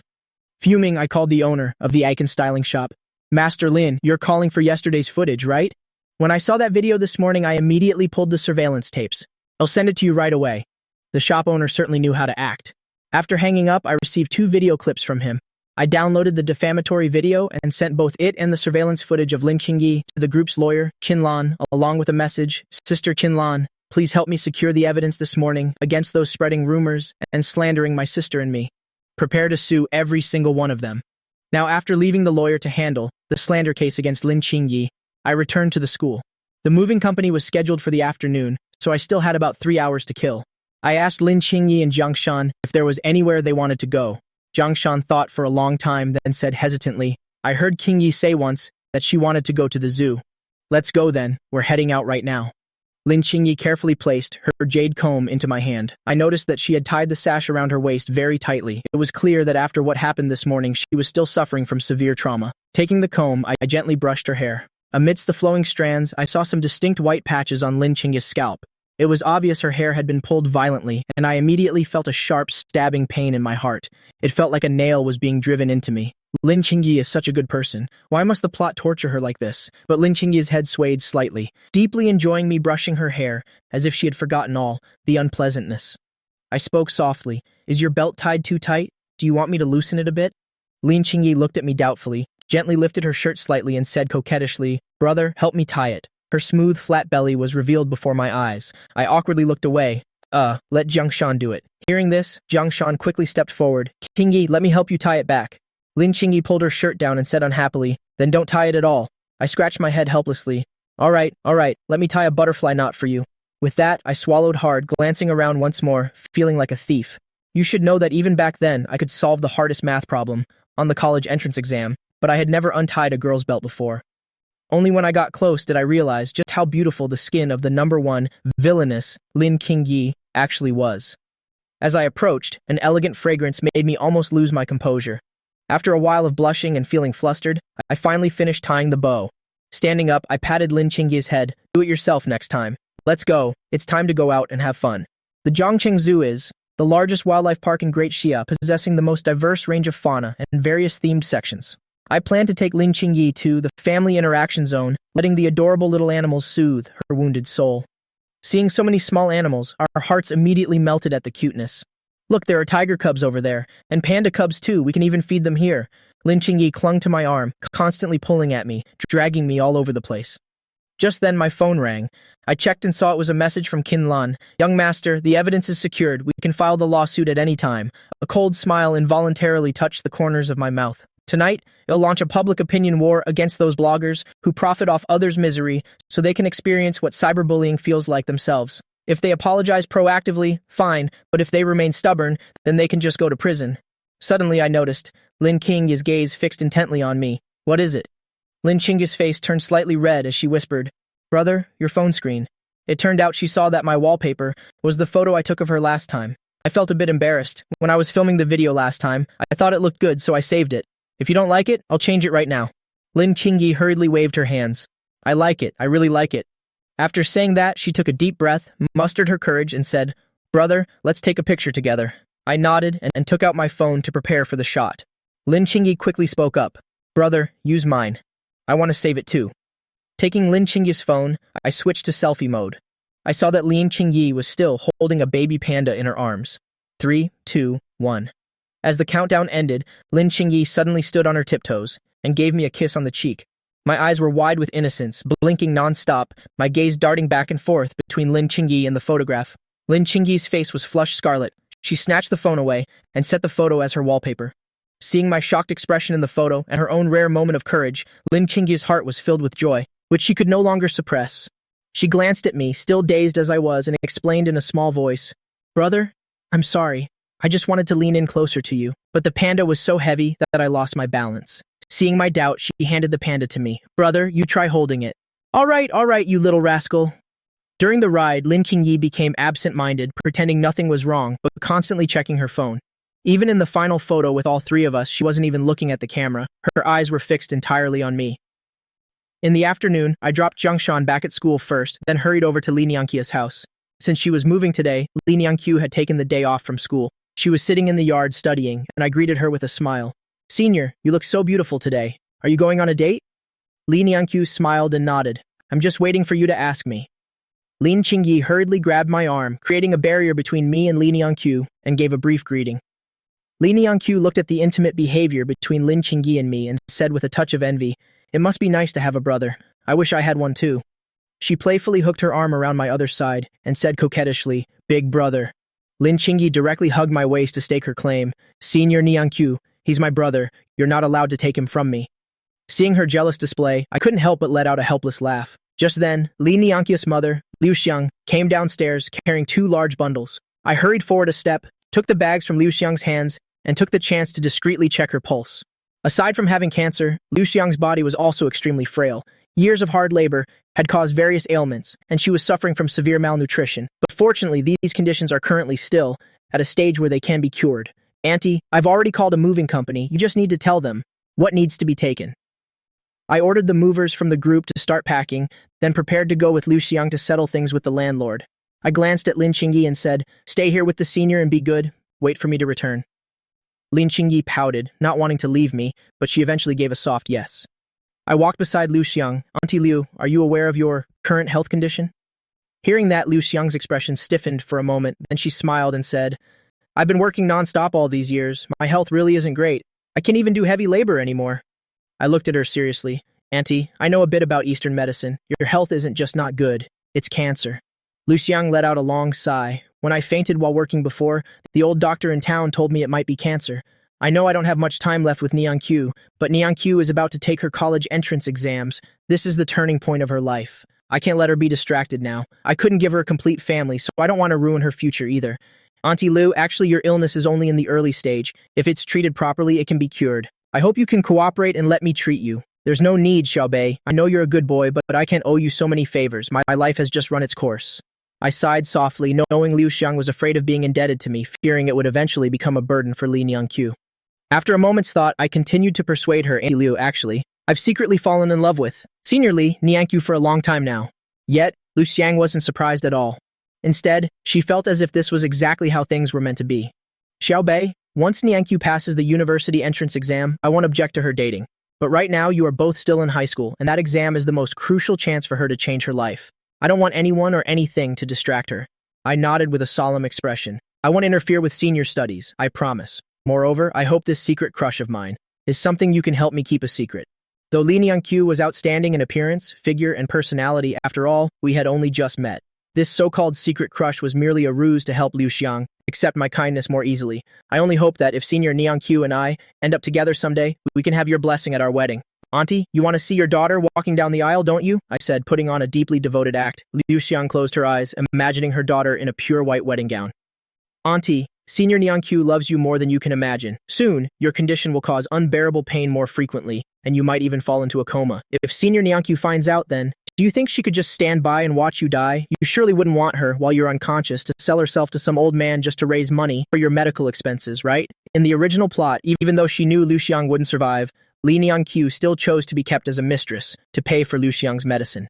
Liu Xiang's face was a mask of inner conflict until she finally let out a helpless sigh. "I'll listen to you. I won't object to you and Nianqiu being together, but I still hope you can wait until she finishes her exams." Naturally, I agreed at once, unable to contain the joy in my heart. As long as I can cure Liu Xiang, given the bond between Li Nianqiu and her mother, I can keep Li Nianqiu by my side forever. Once she graduates, it'll bring her into the Line group. Not only will I eliminate a rival, but she could even help take the Lin group to new heights. The landlord was a white-haired old lady. Hearing that Liu Xiang was moving out today, she felt a sense of regret. Did you two find somewhere cheaper? Liu Xiang didn't know how to answer for a moment, instinctively glancing at me. If these people found out they were moving into my house, they would surely gossip behind her back, calling her improper or saying she was selling her daughter. I explained with a smile, Grandma, I know you're worried about Auntie Lu. Auntie Lu found a job handling deliveries at the TTM hospital. They have a storage room there, and putting in 2 small beds won't be a problem. The old lady nodded. I see. Then I can rest easy. Since you're leaving today, have Nianqiu write a for rent sign for me to hang on the door. On the way back, I used the same excuse to explain things to the neighbors. Lin Qingyi hugged my arm, looking puzzled. Appa, why did you say that? I whispered an explanation. These old ladies have too much time on their hands. They just love to gossip and talk nonsense. Auntie Lu is very proud. Even if she won't see them again after moving, she might refuse our kindness, just to save face. Seeing Lin Qingyi's pensive face, I gently pinched her little nose. But your Appa is very open-minded. I won't let pride make me suffer. If you get rich later and want to support me, I wouldn't even mind licking the soles of your feet. Lin Qingyi looked down at her shoes, her face turning bright red instantly. She shook her head and whispered, No, that's dirty. I was speechless. Shouldn't she be calling me a pervert right now? Why does it feel like this girl is actually considering it? Li Nianqiu walked over and said with a smile, I don't know how to thank you enough. With their help, things are much easier. I stole a glance at Liu Xiang. Auntie just agreed to our matter. Our matter? Li Nianqiu tilted her head in confusion. Soon after, she seemed to realize something and her face turned crimson. I'll go lend a hand. Having said that, she fled the scene in a panic. Appa, what exactly happened when you two went out just now? Lin Qingyi's voice sounded a bit unhappy. I thought for a moment. To keep it from Li Nianqiu, I'd likely need Lin Qingyi's cooperation later, so I told her everything. Lin Qingyi lowered her head guiltily, gently tugging on my sleeve. Appa, we can help her, can't we? Luckily it was caught early. If it had been another 3 or 4 months, even I would be helpless. The moving here will take a while longer, so I want to take Auntie to the hospital first.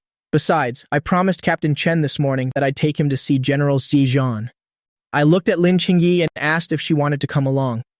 Lin Qingyi glanced at me, then looked at Li Nianqiu and said, I want to stay with Senior Nianqiu. I pinched her cheek. Your face can't hide a single thing. If she catches on, can you handle Senior Nianqiu's interrogation? Lin Qingyi hugged my arm. Appa, then I'll go with you. So I made up an excuse and took Liu Xiang with me to leave first. Once the car started, I told Liu Xiang the real purpose of the trip. Liu Xiang sighed softly. I want to ask, how much will this treatment cost? And what are the chances of a cure? Auntie, don't worry about the cost. I'll be doing most of the treatment myself, and the medicine and tools belong to my family, so you only need to pay the cost price. We can deduct it from Senior Nianqiu's tutoring fees later. As for whether it can be cured, I can only say man proposes, but God disposes. Hearing that the cost wasn't too high, Liu Xiang finally nodded slightly. Arriving at the TCM hospital entrance, I was about to call Chen Fu when I saw him sitting in the security room. Uncle Chen, get in. Let's go together. Chen Fu seemed to have bathed at noon. He was wearing an army green uniform, standing tall and straight, with a row of medals on his chest, clutching a large bouquet of fresh flowers. I raised an eyebrow. Uncle, does your wife know you're giving flowers to a man? Chen Fu gave a forced laugh. It's from my secret stash, all of it. You'll understand once you get married. On the way to Huatuo Hall, I asked, Uncle Chen, have you interrogated those people yet? Chen Fu said solemnly, They said they believed the online rumors, which is why they bullied your sister. Uncle Chen, I've obtained the surveillance footage from that day. I hope you can issue an announcement tonight to clear my sister's name. Furthermore, due to cyberbullying, she was subjected to school harassment, which led to severe depression. Remind them the internet is not a lawless place. Chen Fu nodded. After all, this was essentially the truth. He immediately called a colleague to have an announcement drafted. At Huatuo Hall, Liu Xiang followed behind us with trembling steps. She never knew that such a place existed inside the TCM hospital. Just from the decor, she knew the fees here must be. Lin Qingyi noticed Liu Xiang's unease and quickly took her arm. Auntie, Oppa is only here to visit a patient, not for the doctors here to treat you. Hearing this, Liu Xiang immediately breathed a sigh of relief. I asked the old herbalist at the desk to prepare some medicine and get a set of silver needles ready for me. I left Lin Qingyi in the back clinic with Liu Xiang while I led Chen Fu toward the ward inside Huatuo Hall. As soon as we entered, a faint scent of sandalwood wafted into our nostrils. Today, caring for Zizhan were Jie Yujing and my third sister, Lin Xiaoshuan. The protagonist, Zhou Han, had also appeared for some reason, shamelessly and attentively discussing something with Lin Xiaoshuan. Although Lin Xiaoshuan felt an aversion to Zhou Han, she was curious about the TKM knowledge he spoke of, occasionally chiming in. How could your brother treat you that way? It's truly too much. If I had a beautiful sister like you, I'd never have the heart to treat her that way. You apologized in person, so what more does he want? Your family, after all. Does he really expect you to kneel? Zhou Han spoke sarcastically, acting like a total green tea. Lin Xiaoshuan snorted twice in dissatisfaction. He rarely came home yesterday, intending to apologize to me in front of our parents, but I waited until he left and he still hasn't returned. He even suspects I'm deliberately avoiding him. I took 2 deep breaths and remarked, "Our ward's decor is quite nice, isn't it?" True to its traditional Chinese design, amidst this thick scent of sandalwood, I can still smell the sour stench of green tea. Hearing that, Zhou Han sprang up. "Who are you calling green tea?" I rolled my eyes. "If your ears don't work, then you might as well donate them to someone in need." Lin Xiaoshuan frowned, slightly displeased. "Xiao Bei, how can you be so rude?" "Oh, Dr. Lin, what exactly is our relationship now that you'd call me so intimately? Did you forget pointing at my face yesterday and calling me a bastard so quickly?" Then I glanced at Zhou Han and sneered. "Dr. Lin, you're not planning on robbing the cradle, are you? A common street swindler has you swooning with just a few words? He truly possesses medical skills," Lin Xiaoshuan retorted. I looked at Zhou Han in mock amazement. "You actually have medical skills?" Zhou Han didn't answer, merely giving an arrogant snort. The corners of my mouth curled up. "Then why were you so insistent yesterday on turning the old man into a cripple? Did you want to go collect disability benefits with him?" I paused for a moment, then looked over at Lin Xiaoshuan. "Can the brain-dead collect benefits nowadays too?" Zhou Han's face turned from green to white. He did have the ability to treat Ziazhan, but he couldn't possibly admit it in front of everyone now. "If young Master Lin doesn't welcome me, then I'll just leave." I looked around, feigning confusion. "It's not like anyone's stopping you." Zhou Han gnashed his teeth in fury, glaring at me. My words just now made him look like a clown putting on a one-man show. Once Zhou Han left, I thought for a moment, then looked at Lin Xiaoshuan to warn her. "If Zhou Han really does have talent, his intentions are certainly not pure. You should keep your distance from someone like that. And if he doesn't have real talent, then he's just a fraud, so you should avoid him even more." At these words of mine, the sulking Lin Xiaoshuan's eyes immediately lit up. "Xiao Bei, are you concerned about me? I know I was wrong. Yesterday was all my fault. If you don't like that person, I'll have the bodyguards drive him away from now on." Actually, I wanted to go home to apologize yesterday, but I waited a long time and you didn't return. I shook my head, feigning indifference. If Lin Xiaoshuan and Zhou Han were to collude, it would be much easier for Zhou Han to obtain information on the Lin Group. The business empire Zhou Han built in the original story was built by bleeding the Lin Group dry. Even if it was just a small possibility, I had to prevent it from happening. On the other side, Chen Fu stood by Zijan's bed, holding a bouquet, standing at attention. Facing his idol, the burly man felt a bit awkward. He looked at me as if pleading for help. I looked at Zijan and said with a smile, "Grandpa, how are you feeling? Seeing me?" Zijan didn't know whether to be grateful or angry. Grateful because I had cured his illness, a condition that many famous doctors had given up on. I had actually cured it. He truly liked me. It was rare for him to consider adopting me as a grandson, but to his surprise, I refused his offer, suggesting instead that he adopt my father as a son. Zijan looked Chen Fu up and down. "Is this the son you want me to adopt?" I shook my head repeatedly. "Grandpa, don't talk nonsense. How could I say something so outrageous? I mentioned it to my father when I got home yesterday, and he gave me a beating for it. It seems your reputation doesn't hold any weight with him," Zijan snorted coldly. "I'll pay your home a visit once I'm discharged. I want to see if this old man's reputation still counts for anything." I rejoiced inwardly. With the old man stepping in, it looks like I can finally get justice for yesterday's beating. I looked back at Chen Fu, introducing him to Zijan. "He's the captain of the city guard responsible for this area's security, Chen Fu. Uncle Chen told me many stories from your younger days, Grandpa. Grandpa, you're amazing, leading troops to capture Haithun, breaking the enemy's siege, and establishing a complete logistics route for our great Xia. For this feat alone, I must toast you with 2 needles." As I spoke, I pulled out silver needles and aimed for Xie Zhan's acupuncture points. Zijan looked at me doubtfully. "I've seen toast with wine and invitations to dinner, but never a toast with silver needles." But hearing my praise, his mood significantly improved. He nodded graciously toward Chen Fu. Seeing this, Chen Fu quickly stepped forward and gave Zijan a military salute. Though bedridden, the old man raised his right hand to salute back. Watching the old general's slow movements, Chen Fu's eyes began to moisten. "General Z, it was after watching a documentary about you that I decided to follow this path. I didn't understand the bond between soldiers." After turning Zijan into a porcupine with needles, I looked at Chen Fu and asked, "Uncle Chen, do you want to take a photo with Grandpa?" Chen Fu looked at me excitedly, then at Zijan. Seeing the hopeful look on Chen Fu's face, Zizhan nodded gently. I took the phone Chen Fu handed me and snapped a photo of them. In the photo, Zizhan lay in bed, his back slightly hunched from old age. Beside him, Chen Fu stood tall and straight, his gaze fixed resolutely forward. I nodded in satisfaction. This photo came out great. Without the hunched backs from the struggles of the previous generation, how could our generation stand so tall? A simple photo, but when I put it that way, it immediately felt profound. Zizhan looked at me with increasing satisfaction. Xiao Bei, are you engaged yet? I looked at the old man suspiciously, suddenly remembering a plot point from the story. Zizhan had a granddaughter named Xie Shuangshu, who was part of Zhouhan's harem in the original novel. In the original plot, Zizhan, grateful to Zhouhan for saving him, wanted to matchmake Zhouhan and Xie Shuangshu. But Xie Shuangshu was in her rebellious phase and strongly opposed Zizhan's arranged marriage.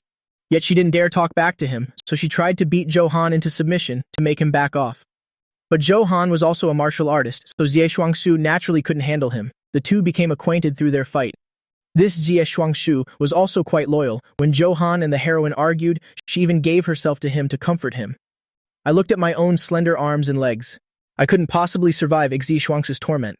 Faced with Zizhan's matchmaking now, I repeatedly refused. Are you kidding? My small frame can't handle Xie Shuangshu's intensity. Zizhan gave an awkward, forced laugh. It's good for young people to spend time together. You find you have a lot in common. I'm not one to boast, but my granddaughter is a top-tier beauty. She's no less beautiful than the girl you brought yesterday. I nodded. Descriptions of Xie Shuangshu in the original story constantly mentioned her incredibly long legs. Although I was curious about how long they were, I wasn't as good at taking a beating as that beast, Zhouhan. At this point, Xie Yujing was also sizing me up with a smile. My looks weren't too bad. If I married her daughter, the children would surely be beautiful, not to mention my exceptional medical skills. Uncle Chen, there's a forced marriage happening here. Don't you handle this? I asked Chen Fu through gritted teeth. General Xie, young Master Lin, I still have to go on patrol, so please excuse me. Chen Fu spoke hurriedly. Both were people he couldn't afford to offend. Staying would only mean getting caught in the crossfire. Auntie Yujing, Grandpa is about to sell off your daughter. Xie Yujing laughed and said, I trust my father's judgment. He's bound to be right. She was looking at me like a mother-in-law looking at a son-in-law, more satisfied with every glance. Lin Xiaoshuan had just mysteriously run out, leaving me isolated in the ward without any help. Oppa already has someone he likes. Just then, Lin Qingyi suddenly appeared. She ran to my side, hugging my arm, looking warily at Zizhan and Xie Yujing. Zizhan's gaze shifted back and forth between Lin Qingyi and me.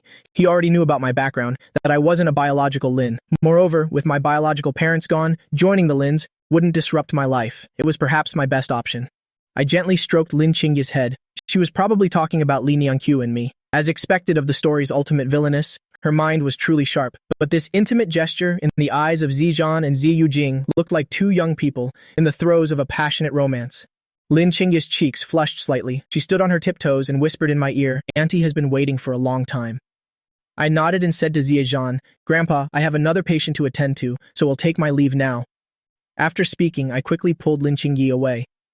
Watching us leave, Zizhan spoke reluctantly to Xie Yujing. Call that girl Shuangshu to Jiangthan. If she can't lure Lin Bei into being my grandson-in-law, then confiscate every firearm in her room. On the other side, I arrived at the waiting room and began acupuncture for Liu Xiang. 2.5 minutes later, I took a deep breath. Lin Qingyi pulled out a tissue to help me, wiped the sweat from my brow. Never having received such treatment before, my body immediately stiffened and I dared not move. Her face flushing, Liu Xiang dressed herself, not knowing what to say, but after this acupuncture session, she felt her body was indeed much lighter. The pain that had been tormenting her was now relieved even without painkillers. Checking the time, Li Nianqiu's side must have finished packing by now. Let's go, the medicine should be ready. At the reception desk, the old practitioner handed me the medicine brewed as instructed, along with the silver needles. He also handed me a bag. This is the plum soup the third young miss specially brewed for the young master. It's just been chilled. You can drink it right away. I nodded, knowing Lin Xiaoshuan was trying to make amends. She scolded me yesterday and now she thinks we're good just because of some plum soup. So I spoke with feigned heartache to tell my third sister not to waste her effort. I know I'm not really a line, but my parents raised me for all these years, so the bond remains even if the ties are broken. I still have a hurdle in my heart that I just can't overcome yet. I paused and gave a bitter smile. Maybe I'll be okay in a while. After all, she is still my third sister. Even if she doesn't acknowledge me, she's still my sister. With that, I let out a long sigh and led Lin Qingyi and Liu Xiang away from there. Lin Xiaoshuan had been hiding in the corner, secretly watching the reception desk. She wanted to see my reaction after receiving the sour plum juice she had personally made for me. However, when she heard the words I just spoke, she felt as if a handful of broken glass had been shoved into her heart. It turns out Xiaobei never blamed me, and he still considers me his sister. I said such horrible things to him yesterday. It's only natural that he hasn't forgiven me yet. It's all my fault. But I will definitely make you forgive me, brother. Just thinking of me huddling alone under a cold blanket with only my loneliness to lick my wounds. Lin Xiaoshuan's eyes couldn't help but turn red. But I'm not the original soul. Right now, I'm still basking in the joy of striking it rich. After returning, I drove Liu Xiang around the neighborhood a few times, showing her where all the shops were, so she could go for a stroll whenever she felt like it. When we arrived at the arranged house, Li Nianqiu was lying limply on the sofa by the entrance. "Mom, where did you go? What took you so long?" All I could see was a deep, plunging neckline that completely captivated my gaze, making me feel like I was about to be swallowed whole. Lin Qingyi noticed this as well and hurriedly yanked on my arm. "Brother, where are our slippers?" Li Nianqiu suddenly realized what was happening, and her face instantly turned beet red. She immediately covered her chest with her right hand. I gave Lin Qingyi a resentful look. The slippers were clearly lined up neatly on the shoe rack to the right. Upon entering the new home, Liu Xiang couldn't hide her inner joy, curiously opening every door to take a tour. Now that the basic necessities were all there, we were only missing some food. Even though Li Nianqiu had just received a decent salary, she would likely save it for her university tuition. I thought for a moment and then said, "Senior, didn't you say you were waiting for me to ask you on a date? Let's head to the supermarket and grab some things." Li Nianqiu blushed, stole a glance toward the rooms, and stood up to call out, "Mom, Lin Bei and I are going to the supermarket." Liu Xiang hurried out of the room, looked at me, and invited, "Xiaobei, you and Qingyi should stay for dinner tonight. Then we'll have to trouble you tonight, auntie." Seeing me agree, Liu Xiang pulled out from her pocket a wad of crumpled small bills, then fumbled in her trousers and stuffed all the money into Li Nianqiu's hand. "Make sure to buy some of the foods Xiaobei likes. I'll cook something delicious for you all tonight." Li Nianqiu let out a soft huff and said playfully, "Mom, I honestly can't tell who your real child is anymore." The supermarket was right across from the residential area, just a few steps away. The three of us headed downstairs. Lin Qingyi clung tightly to my arm, squeezing herself between Li Nianqiu and me. Suddenly, a familiar figure appeared, not far ahead of us. Liang Wanwan came stomping up to me, saying coldly, "Lin Bei, do you think pretending not to see me is enough to grab my attention?" She glanced at Lin Qingyi and Li Nianqiu, saying with disdain, "And even paying 2 female students to play along with your little act. You're so childish. If you apologize to me sincerely, I might give you a chance to pursue me again." I looked at Liang Wanwan with total bewilderment, unable to comprehend her twisted logic. It seems the original soul's image as a hopeless stalker was so deeply ingrained in everyone's minds that it's incredibly hard to change their bias. So, I draped an arm around Lin Qingyi's shoulder and another around Li Nianqiu's waist. "Why would I give up an entire forest for a twisted branch like you?" Lin Qingyi's face flushed slightly, taking the chance to wrap her arms around me, even nuzzling into my chest. I gave her cheek a playful pinch. As expected of the #1 villainess in the story, she grasped the situation so quickly, and her acting was incredibly skillful. Li Nianqiu felt like she was on a battlefield. Her hands clenched nervously together, her eyes fixed on my hand, holding her waist. Liang Wanwan gritted her teeth in rage, glaring at Lin Qingyi and Li Nianqiu. "Do you two really think Lin Bei likes you? He's just using you to make me jealous. Once we make up, he'll dump both of you." Hearing that she might be abandoned, Lin Qingyi looked up at me with wide, teary eyes. "Brother, will you abandon me later?" I laughed and shook my head. "I will stay by your side as you grow up. He'll never leave you." Hearing that, Lin Qingyi felt as if a bolt of lightning hit her heart, and her gaze immediately softened with affection. Liang Wanwan shot a fierce glare at Lin Qingyi. "A man's mouth is full of nothing but lies. Why do you think Lin Bei brought you here? He doesn't live here. This neighborhood is where my house is. He's deliberately stalking me, wanting to apologize and beg for my forgiveness. The two of you are just tools. Only fools like you would believe his sweet words." Lin Qingyi stuck her tongue out at Liang Wanwan. "Brother isn't a stalker, on the contrary, it's you who clearly doesn't like him, so why are you still here blocking his path?" She turned to look at me, saying cooingly, "Brother, let's hurry up and go. Auntie is still waiting for us to bring the groceries to cook." I nodded, and with an arm around each girl, I led them to the supermarket. Watching our receding backs, Liang Wanwan stood there, completely dazed. At the supermarket, now that I have money, I can finally let loose. Whatever I liked, I bought, without glancing at the prices. 2 carts, one to fill the void of deprivation from my previous life, and the other filled with snacks I picked out, for Lin Qingyi and Li Nianqiu. Li Nianqiu carefully selected seasonal vegetables, adding pork belly and a small piece of beef. She glanced at me, wondering if such simple dishes were far too humble for someone like me. On the way back, I let out a sigh. Despite splurging like that, I only spent 283 yuan, and yet, before my transmigration, I wouldn't have dared to spend even that much. Lin Qingyi noticed my disappointment. Brother, what's wrong? I shook my head. I just feel like life right now is too good. It feels a bit surreal. Lin Qingyi nodded vigorously. She's had that same surreal feeling these past 2 days. She suddenly gave me a big hug, her eyes sparkling like a field of stars. Can you feel me hugging you? Does it feel real now? I patted her head, wondering what the original soul's brain was made of to have the heart to bully such an adorable girl. Li Nianqiu looked at us with admiration, wishing she had a brother like that too. She gently took my arm and whispered, Lin Bei, why don't you take that seafood home? It's far too expensive. My mom doesn't know how to cook it. It would just go to waste. I shook my head and said with a haughty air, high-end ingredients usually only require the simplest cooking methods. Fresh seafood like this just needs to be steamed. Leave it to me. I wasn't bragging. When it comes to boiling water, I've had decades of experience. Even a 5-star chef wouldn't dare claim they can boil water better than me. Hearing that, Li Nianqiu and Lin Qingyi couldn't help but cover their mouths and giggle. Back at the house, Liu Xiang immediately took the ingredients. I'll cook something delicious for you all right away. Auntie, let me give you a hand. Without waiting for Liu Xiang to refuse, I carried the seafood directly into the kitchen. Lin Qingyi followed close on my heels. Seeing everyone heading into the kitchen, Li Nianqiu couldn't bear to sit alone in the living room, so she followed them in as well. After a hearty dinner, I helped clean up, then got ready to leave with Lin Qingyi. Xiaobei, weren't you going to tutor Qingyi? Liu Xiang asked curiously. There are some matters I need to handle tonight. We'll start tomorrow. I just checked my phone and discovered that Chen Fu had sent me a notice, white text on a blue background with the city guard's seal. This was a mess I caused, yet it's Lin Qingyi who's caught in the crossfire. Lin Qingyi clearly did nothing wrong, so why should she suffer their slander? It was after 8 p.m. by the time I drove home. My parents weren't on the living room sofa, but there was a young woman in sportswear lying on her back. It was the fourth-line sister, Lin Xiaolin. Hearing the noise at the door, Lin Xiaolin immediately sat upright. But seeing it was only me, she flopped back down. Oh, it's just you, Xiaobei. I thought it was Mom and Dad. Sister, aren't you supposed to be at university? Why are you back today? Lin Xiaolin curled up her legs and sat up. It's all because of that damn elective course at school. I chose a social media-related course. The professor requires us to create a social media account during this semester. 1,000 followers is a pass, but we need 10,000 for an A. I heard about a barbecue place in Jiangcheng that's gone viral, so I planned to go there to film a short video. But the place was so packed with people checking in that I couldn't even squeeze my way in. I was somewhat curious. Which barbecue place? I want to try it. Bring me some next time. Lin Xiaolin pulled out her phone and tapped away, then handed it to me. This is the one. On the screen, a young man wearing a mask was playing guitar and singing. Hearing the singing voice from the phone, Lin Xiaolin suddenly froze. She looked at me, then back at the boy in the video, then stared at me again in shock. She frowned, then tilted my chin up, scanning me from head to toe. Finally, she let out a long sigh. I felt a wave of frustration. I could guess what Lin Xiaolin was thinking. She probably suspected I was that boy at first, but then figured I couldn't possibly write such a beautiful song, concluding that we just looked slightly similar. I remembered in the original plot, Lin Xiaolin did a short dance for this assignment, gaining over 100,000 followers, becoming a viral influencer.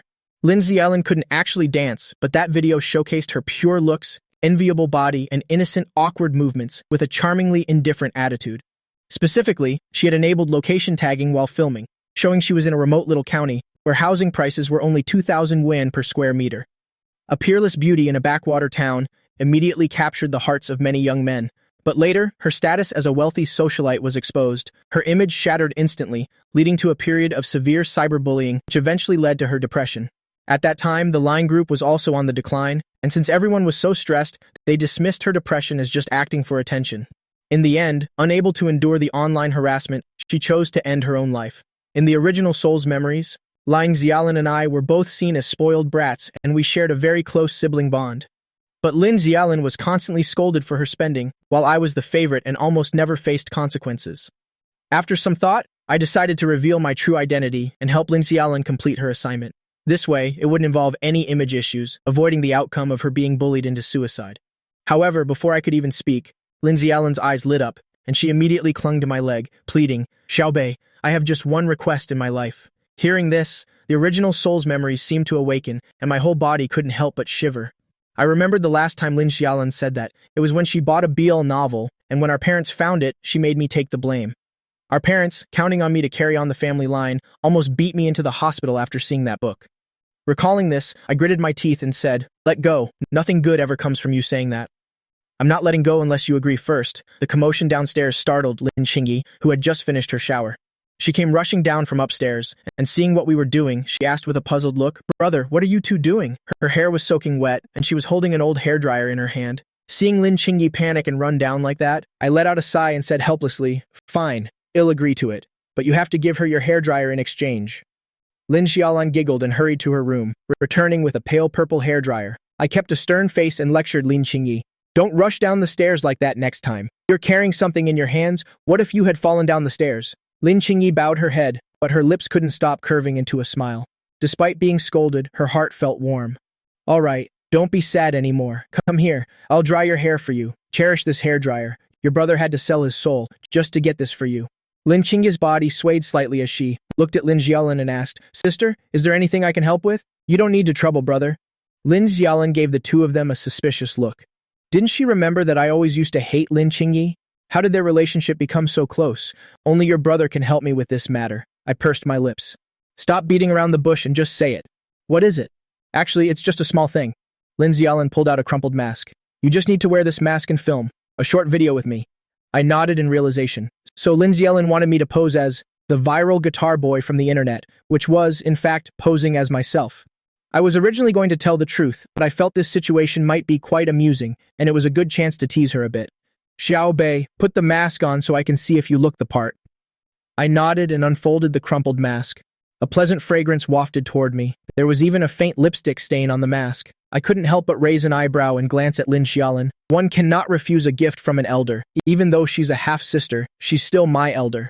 Just as I steeled myself and prepared to put on the mask, Lin Qingyi snatched the mask from my hand. "Brother, I have a spare mask. I'll go get it." With a scent of fragrance following her, Lin Qingyi went to her room to grab a mask and hurried back to my side. I gave her a questioning look. The mask she brought wasn't crumpled, but there was a crease at the bridge of the nose, suggesting it had also been used. "Brother, I don't have any new masks," Lin Qingyi whispered. "You won't mind, will you?" I patted her head, gave a helpless smile, and took the mask. With the mask on, Lin Xiaolan kept comparing me to the boy in the video, nodding with satisfaction. "Xiao Bei, you should just weld that mask to your face. Plenty of beauties would definitely fall for you." I pursed my lips. "Fine, let's just get this over with quickly." Lin Xiaolan pulled out a guitar and shoved it into my hands. "Just strike a few poses. I'll dub in the guitar audio during post-production. When we film, just keep your head at a 45-degree angle to the right. Remember to keep your head tilted down slightly, otherwise you'll still look a bit different from him." I let out a long sigh. It's one thing to be asked to pose as myself, but to be told I'm not doing a good enough job is another. Lin Qingyi looked at my aggrieved expression as she sat on the sofa nearby, her body swaying gently. She guessed that sister was trying to ride the coattails of the viral boy and knew I hadn't told sister about my real identity. Right now, only she knew the true identity of the boy the entire internet was searching for. Keeping this little secret for her brother made her heart feel ticklish with delight, like a brilliant little flower had suddenly bloomed within her. Filming the video took half an hour before Lin Xiaolan was finally satisfied. I had a look of utter resignation on my face. I never imagined posing as myself would be this difficult. Seeing Lin Qingyi sitting beside me, swinging her legs in the air, clearly in high spirits. I suddenly felt the urge to tease her a little, so I gave her soft, smooth hair a few firm ruffles. Lin Qingyi looked up, biting her lips slightly, her peach blossom eyes glistening with unshed tears, staring at me as if she'd been wronged. I gave an embarrassed laugh. "Comb your hair first. Once I'm done showering, we'll film another video together." Hearing that, I also wanted to film a video. Lin Xiaolan raised an eyebrow. "You're not planning to steal this old sister's thunder, are you? Do you really think you look that much? Like that great master? Do you need some coaching from me? Otherwise, I feel like you're still missing that certain vibe." I shook my head, grabbed Lin Xiaolan's guitar, and retreated to my room. Just as I let out a breath of relief, my little shadow, Lin Qingyi, came trotting in. She went into the dressing room and pulled out a pair of big bad wolf pajamas. "Brother, wear this set." I nodded and took the pajamas. I guess since I let her help me pick my clothes this morning, she now considered it her official duty. 2.5 seconds later, I was showered and ready to start filming. Lin Qingyi was already leaning against the edge of the bed, sitting on the floor, holding a small comb in her hand. I put on my mask, adjusted the phone's angle to capture both of us, and while combing Lin Qingyi's hair, I recounted the entire incident from beginning to end. To get more views on the video, I also picked up the guitar and sang an anti-bullying song. Once filmed and edited, I posted it directly to the platform, immediately grabbing the attention of billions of netizens. Over 2 million fans clicked on the video at the same time. In the frame, I was describing a school bullying case triggered by a suspicious video. I even displayed the city guard's notice to prove the authenticity of the situation. How can people be such absolute scum trying to strip a girl in broad daylight? Doesn't that just destroy her entire life? Thank goodness the blogger saved his sister, otherwise she would have been left with such severe psychological trauma. School bullying really needs to be addressed. There are always those who act recklessly, relying on the fact they're still minors. If anyone dared to treat my daughter that way, I'd drag them to hell with me if I had to. Next was the scene where I started singing with the guitar. Though the music was upbeat, the lyrics still carried a sense of unease. Within the hearts of everyone watching the video, it felt as if a powerful force was gathering. Like a seed buried deep in the earth, waiting for a sudden downpour, longing to break free from its dark cage. This song awakened the wild beast within everyone's hearts. They had endured bullying at work and bullying in life, having put up with it for so long that it had almost become a habit. At this moment, they seemed to be letting out a roar of primal rage from within. Great blogger, I'm literally bowing down to you. This is truly amazing. I'm eagerly waiting for the blogger's song tomorrow. Life may be hard, but we exist for those beautiful moments. I used to be bullied in the past. I wish I had a great older brother, like this blogger back then. Maybe then, I wouldn't be too afraid to even leave my house today. Right now, I was lying on the bed with Lin Qingyi snacking together. Seeing that comment, I decided to reply to them. Try to be brave just this once. Come to Jiangcheng and I'll take you out. Seeing my reply, the internet exploded even further. Has the great blogger actually appeared? Actually, I was just fired by my boss. Could you take me with you too? Everyone, I beg you to take a photo of the blogger. I'm just so curious.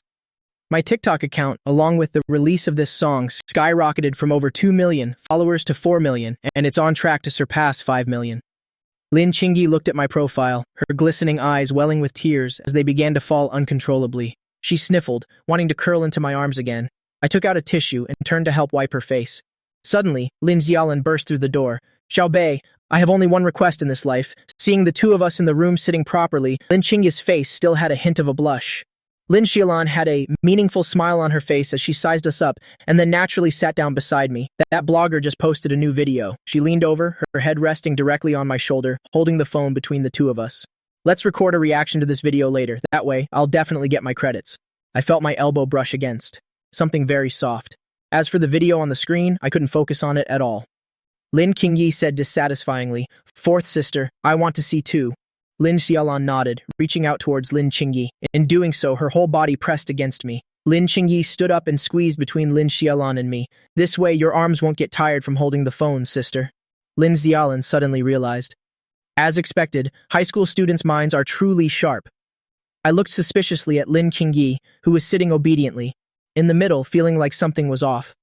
Once the video finished, Lin Xiaolin's mood turned heavy. I didn't expect our Jiangcheng to have such a thing happen. That girl is so pitiful. Thankfully, the great blogger arrived just in time. If only I also had an older brother to take care of me like that. She calmed down and looked at me, saying, "There's a change of plans? We'll film this video together." After saying that, she suddenly froze, looking at my clothes and then carefully comparing them with the blogger's clothes. What a coincidence. These pajamas of yours are actually the same as that blogger's. She stood up again to look at the layout of my room, then looked back at the layout in the video, and her face immediately turned bright red. She lunged forward and pinned me down, grabbing a pillow from the bed and hitting me over the head. "Very well. You dared to trick me. Have you always wanted to see me make a fool of myself?" Lin Qingyi wanted to step forward to stop her, but she was also pushed onto the bed by Lin Xiaolin. "You actually helped your brother lie to me too." How hateful. Seeing this, I immediately shielded Lin Qingyi beneath my body. "If you want to hit someone, hit me." Lin Qingyi's cheeks instantly flushed. Her hands, which were covering her chest, suddenly bravely wrapped around me to hug me. After a while of play fighting, Lin Xiaolin finally rolled off me. I also felt that this position of mine wasn't quite right. After all, there were two people on the bed and I was pressing down on top of Lin Qingyi. Lin Xiaolin pulled me away and pulled Lin Qingyi, who was lying on the bed with flushed cheeks, into her arms, saying indignantly, "Bullied outside and pressed down on by your brother at home. My poor little sister, Xiao Qi. Brother didn't bully me." Lin Qingyi softly protested, her earlobes turning as red as blood. I sheepishly scratched my head. The former life of Lin Qingyi was indeed like that. Lin Xiaolin looked at me and said, "What do you plan to do?" Even though mom and dad still have an acknowledged seventh sister, but the people of our line family cannot be bullied like this by others, I said seriously. The people who bullied Qingyi today have all been arrested by the city guard. As for those spreading rumors online, I also mentioned in the video, giving them 3 days to clarify and apologize. Uncle Chenfu has finished gathering the evidence, If they don't post a video by the deadline, we will take legal action. Lin Xiaolin nodded. Immediately after, her eyes lit up. Then you should tell your fans to follow me, so I can skip school for this whole semester. My mouth twitched. Are you studying only for credits? Not for the knowledge? Lin Xiaolin rolled her eyes. At least you got into university on your own, but for me, even getting into high school was because mom and dad bought my way in. I opened my mouth but didn't know how to argue back. After all, the original host truly lacked any ambition. Lin Qingyi sat in Lin Xiaolin's lap, watching my dejected expression, and couldn't help but giggle. That night, my clarification video quickly took the top searches by storm. In the shot, I held a guitar, the melody carrying a hoarse anger. If there's no apology in 3 days, then we'll see each other in court. The city guard's channel for arresting the abusers was pinned to the top. Popular influencers with millions of views shared it one after another. But there are always those who come sniffing around for trouble. Everyone? Is this really the truth? Beauty blogger Jiang Shuyuan zoomed in on every frame of the video. Isn't the timing of that, brothers? Appearance a bit too coincidental? Her previous video was precisely due to making things up about Lin Qingyi, helping her soar by 20,000 followers in the blink of an eye, and she could already start live stream sales. Seeing my clarification video, she immediately hatched a plan. While the whole internet was apologizing, if she could create a plot twist, she would definitely attract even more attention. Everyone, compare and see. Do you really think these two look alike? Are they truly biological siblings? I'm not denying this blogger, Dasheng Xiaobei, and I also admire his musical talent. But to be fair, he came forward to clarify something that wasn't his business. So the girl in that story, what kind of heavy price did she ultimately have to pay? I also hope school bullying can disappear from here, but that blogger is using his massive fan base to distort the truth. Isn't that stripping us of our right to know the truth? Isn't this also a form of bullying towards us? Jiang Shuyuan's video was just posted, and because it rode on my popularity, it quickly entered the top searches. Online, those who were just watching without knowing the truth immediately split into two sides. Sister, I support you. If you hadn't spoken up, who would have known that blogger was actually a beast in human clothing? That girl isn't anything good either. She sold her body and then dared to seduce a man into helping her clarify things. Truly, a thief crying thief. Is it just me who noticed that while the blogger was filming, that girl's behavior was very strange? Is there really any girl nearing marriageable age who still clings to her brother like that and asks him to brush her hair? There were also netizens who stepped up to refute this. Even if you don't believe the great Xiaobei, do you not even believe the city guard's announcement? This blogger seems to speak very confidently, but she has no evidence at all. It's all just her mouth talking nonsense. Only fools like you would believe it. The city guard's announcement only clarified that the girl was a victim of school bullying. It didn't prove she didn't do those things. She did those things, so isn't being bullied perfectly normal? Do you really want to be in the same class as someone like that? Figures, you men only like this type of girl. Below this comment, there were many others chiming in. The heavens have eyes. I am irreconcilable with gambling and drugs. Jiang Shuyuan saw her follower count increasing rapidly. The number was about to hit the 100,000 mark, and her mood at this moment was extremely excited. As for the girl who was being slandered, who can guarantee she doesn't have any issues? At most, he'll just post another apology video then anyway. I'm only stating my suspicions. I never explicitly said what that girl did. It's all just the netizens' own imagination. At this time, I was massaging Chao City and Lin Jiangguo. Mom, Dad, why did you two come home so late today? Xiao City closed her eyes, letting out a couple of groans of comfort. Xiao Bei has truly become much more sensible. Before, he would still be out playing at this hour. But now, not only does he come home every day, but he also knows how to empathize with his parents' hard work. Lin Jiangguo nodded. Our Xiao Bei is just a late bloomer. Once he's played enough, he'll naturally grow up. Zhao City wiped her moist eyes, letting out a soft huff. When will Xiaolin ever be like Xiao Bei? She's the eldest sister, yet she still hasn't grown up. Mom, I'm still right here. Lin Xiaolin pouted in dissatisfaction. She shot me a resentful look, feeling as if she'd been betrayed. Clearly, both of us were profligate children, but I suddenly became diligent, making her look especially irresponsible. Zhao Saidi huffed coldly. I'm saying this for you to hear. You're almost at marriageable age, yet you don't even know how to sit properly. When I was your age, your second sister was already born. Lin Xiaolin sheepishly shrank her neck, immediately closing her legs and sitting upright on the sofa. Mom, Dad, you still haven't told me why you're home so late today. Lin Jiangguo let out a soft sigh. The projects in Jiangcheng have almost all been developed now. If the group wants to grow, then we must go and expand the market in other cities. Recently, in those cities, business has run into some problems. I nodded. The Lin Group is large in scale, but its actual influence is limited to Jiangcheng and the surrounding areas. Expanding business to other cities is equivalent to stealing someone else's piece of the pie. Being boycotted by local forces and having trouble stirred up is perfectly normal. Lin Xiaolan asked in confusion, "Mom, Dad, our family is already so rich. Can't we just not go to other cities and look for trouble?" I explained, "The essence of capital is growth. If it cannot grow, then it will ultimately be eliminated by capital. For example, if workers' wages in other cities all increase, while only our wages in Jiangcheng stay the same, then who will come to work in Jiangcheng later?" Lin Jianguo looked at Zhao Sidi in surprise. Zhao Sidi had a similarly shocked expression. Hearing this, Lin Xiaolan hurriedly stood up and ran to her room. She knew that if she stayed any longer, it wouldn't just be about being irresponsible anymore, but she would also make herself look very foolish. Lin Jianguo suddenly curiously asked for my opinion.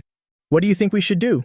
The Lin group is in another city, building a vacation resort. The contracts were signed and the villagers had all moved out. As it turns out, midway through construction, land prices rose, and they gathered to demand the difference be paid. Otherwise, they would obstruct the construction. Even though the local city guard was notified, the city guard only did a perfunctory job. After all, the villagers are all elderly people. You can't arrest them. At the slightest touch, they'd just lie down on the ground. I recalled the original plot. Lin Jianguo suffered a minor illness because of this matter. Without my intervention, Zhou Han relied on the connections of the Xie family to resolve this. But he took away 30% of the shares of the vacation resort. 30% of the shares, that's nearly 1 billion. I thought for a moment, if Zhou Han could do it, then I naturally could too. So I said seriously, "Dad, this problem is very simple. In 2 days, the father I've found for you is coming to our house. Treat him well, don't embarrass me. Try to build this relationship, and the rest of the problems will be easily resolved." Hearing this, Lin Jianguo's face immediately darkened. "And to think I just thought you had become sensible. Get out, get out, get out, you rebellious unfilial son. Does it mean that in the future, every time I expand a project in a city, I have to take on a father there? So if I want to expand nationwide, when I have fathers everywhere?" After a round of loving education, I ran back to my room clutching my backside. I remember the original host was rarely beaten before. Why have I been beaten twice after just 2 days of transmigration? Could it be that love is disappearing? Returning to the room, Lin Qingyi was clutching a pillow and rolling around on the bed. Hearing the door open, the girl's cheeks flushed, and in a flash, she sat up straight on the bed. "Brother, you're back." I looked at her. "It's no longer early. Go back to your room and sleep." Lin Qingyi aggrievedly hummed in agreement, bowing her head in disappointment as she walked toward her room. Her room was a room for the servants in the corner with messy belongings piled up inside. In that tiny space, all of her belongings were arranged neatly. A faded uniform, a torn backpack, peeling shoes, and a potato chip box containing all the money she had saved before, totaling 132 yuan and 50 cents. Just 2 days ago, she had planned to rely on this money, to live on her own after leaving the Lin house. Her original belongings only needed a small space on the table to hold everything, but now she had to reorganize to make more space, simply because I had bought her so many things in these 2 days, just as she was about to push the cardboard box near the bed. Into the corner, there was a sudden knock on the door. Lin Qingyi was a bit suspicious. Ever since entering the Lin house, other than servants coming in to get things, no one had ever entered her room. I stood at the door, feeling a bit awkward. "I saw that you didn't seem okay when you left the room. I'm worried you haven't moved on from this morning's mood. I think I've heard people say that someone who has been bullied needs someone by their side as much as possible, otherwise they might overthink things and even think about committing suicide." Recognizing the care in my words, Lin Qingyi's eyes instantly reddened. Tears kept falling from the corners of her eyes. "Oh, why am I crying? Now that I have a brother who cares about me, I should be smiling." But the more I thought that way, the more her tears couldn't be held back. She repeatedly wiped away the tears with her hands. I grabbed Lin Qingyi's wrist and pulled her into my arms. Luckily, I realized earlier that this little girl's mood wasn't right, otherwise she would probably be hiding under the covers alone, crying quietly. I looked at Lin Qingyi's room and couldn't help but frown again. This place is even worse than the room of the Lin family's servants. "Why don't you come sleep in my room?" "Then what about you?" Lin Qingyi sniffled and asked in a low voice. Suddenly her cheeks began to heat up because she thought about my bed being very large, enough for both of us to sleep on. I raised an eyebrow and said, "My room also has a gaming room. You didn't expect that, did you? I've checked the specs. They're top-notch. Tonight we can watch movies and eat snacks together. Then you'll sleep on the bed and I'll sleep in the gaming room." Hearing this, Lin Qingyi's body stiffened slightly. Although it's still sleeping in the same room, it's not on the same bed. She couldn't help but feel a little disappointed. But at the thought of being able to eat snacks and watch movies with me, she was a bit expectant. I don't know how long the movie had been playing, but Lin Qingyi's posture while watching shifted from clutching a pillow to gradually leaning on my shoulder. I didn't think much of it and just pulled her into my embrace. After all, she had just been bullied today, so being a little scared is normal. After finishing the nearly 2-hour movie, it was almost midnight. Good children should go to sleep now. Right now, I just wanted to coax her to sleep and then head into the Summoner's Rift for 300 battles. Lin Qingyi looked at me doubtfully. Brother, aren't you going to sleep yet? Of course I'm going to sleep. My gaze flickered away. I don't believe you, and I'm not sleepy either. Lin Qingyi let out a huge yawn and rubbed her eyes. You have school tomorrow. If you don't study hard, how will you support me in the future? All right, be a good girl and lie down on the bed. I'm going to sleep now. Saying that, I led her to the bed and tucked her in. Good night, brother. Love you. After Lin Qingyi whispered that, she pulled the blanket over her head. She felt her cheeks burning, her heart racing. I nodded dismissively. Good night, good night. Love you 3000. Hearing the door of the gaming room close, Lin Qingyi finally pulled back the covers, holding her burning cheeks with both hands. Her little legs couldn't help but kick around under the covers a few times. I played games for a while and then took out my phone to see how tonight's matter had fermented. Countless abusive messages immediately flooded in. Tisk, tisk, tisk, and they say they're siblings. Playing this way is even more exciting, right? Up! Have you never seen a girl before? You'll pick up any kind of trash. I only followed you because of your songs. I didn't expect your character to be such trash. I wasted my empathy on your songs. Now I just feel disgusted. The song was just patched together. Since you're so good at sewing, why don't you become a tailor? I frowned in confusion. Are these people sick? Why are they wasting time insulting me? Opening it, I just happened to see Zhang Shuyuan's video where she was talking nonsense. Looking at her self-righteous appearance, I immediately felt nauseous enough to vomit. Yet the comment section was all praising her for being brave, not fearing power, and daring to speak out for justice. There were also many people who didn't know the truth, netizens casually criticizing and scolding me. Just as I was wondering how to deal with this blogger, the door of the gaming room was gently pulled open. Lin Qingyi, holding a pillow and a small blanket, stood timidly at the door. Brother, you still haven't slept? How could I not know that? She intentionally came to bring me a blanket. Taking a deep breath, I calmed my mood and smiled. I'm going to sleep right now. Brother, why don't you come and sleep on the bed too? Your bed is very large, enough for both of us to sleep on together. Lin Qingyi pursed her lips and whispered. I gaped in shock, feeling like my mind was exploding. 2 people at this age now, sleeping together probably isn't quite right. Not to mention, if we had grown up together from childhood, sleeping in the same bed with a good relationship would be one thing. But the previous relationship between Lin Qingyi and me wasn't good at all. I scratched my head in confusion, occasionally glancing at Lin Qingyi, for a moment not knowing what this situation was. Lin Qingyi sniffled and said aggrievedly, Brother, I'm scared. Hearing that, I immediately snapped out of it. Today's events must have left Lin Qingyi with a very deep psychological trauma, and now she doesn't dare to sleep alone, in a dark, empty room, and in this house, the only person she can rely on right now is me. My bed is very large and with 2 people lying on it. We basically wouldn't touch each other. Lin Qingyi obediently lay, on her side facing me, and even reached out a hand to gently grasp my sleeve. I lay on the bed thinking about how to take revenge on that blogger. If I only reported it to the police and let Cheng Weijun, in his name, arrest her for spreading rumors, I'm afraid it would involve a long period of dispute. The final result would likely just be forcing that blogger to post a correction and an apology, and during that dispute, this blogger could completely rely into this traffic wave to gain more followers. The internet has no memory. Just wait a while, and the fans will forget all about this, while that blogger gets to keep a popular account with hundreds of thousands of followers. I don't want to just let someone who profits off others' misery get away with it. Thinking about it, I drifted into a drowsy sleep. Suddenly, I felt a soft, warm bolster, smelling sweet as it nestled into my arms. My sleepiness vanished instantly, and my whole body went stiff, because I almost stretched my legs out to hug that bolster. Looking down at Lin Qingyi curled up, I gently brushed her hair aside, shaking my head helplessly. I didn't expect this little girl's sleeping posture to be so bad. It seems I need to find a way to help her mend her relationship with the other sisters. Otherwise, if we keep sleeping like this, I'm the one who should be afraid. Lin Qingyi kept her eyes shut tight, her eyelashes trembling. She felt her heart racing. Seeing that I didn't dodge or push her away, the corners of her mouth curled up involuntarily. Looks like she's having a sweet dream, I said with a smile. Just leave all that mess to me to handle. The next day when I woke up, Lin Qingyi was already out of bed. I stretched, and my whole body's bones groaned. It felt like I had sleep paralysis last night, unable to move at all. Walking out of the room, I didn't know how long Lin Qingyi had been waiting at the door. Lin Xiaolin rested her chin on her hand, hair messy, and seeing the clothes we were wearing, her eyes lit up immediately with a gossipy look. Xiaobei, what's with the clothes you two are wearing? I asked suspiciously. What about them? I took Qingyi and her classmate to buy them last time. Lin Xiaolin raised an eyebrow, wearing a shippy smile. I rolled my eyes, pulling Lin Qingyi's wrist to sit at the dining table. Fourth sister, when are you going back to school? Lin Xiaolan's face dropped instantly. I'm leaving right after breakfast. I have an 8 a.m. class today. She glanced at me again and said seriously, did you see that video online yesterday? My face darkened. I saw it. Let the bullets fly for a while. If she wants to profit off someone else's pain, I'll make sure she never eats from this bowl again. Lin Xiaolan nodded vigorously. When she watched that short video yesterday, she was so angry she could explode.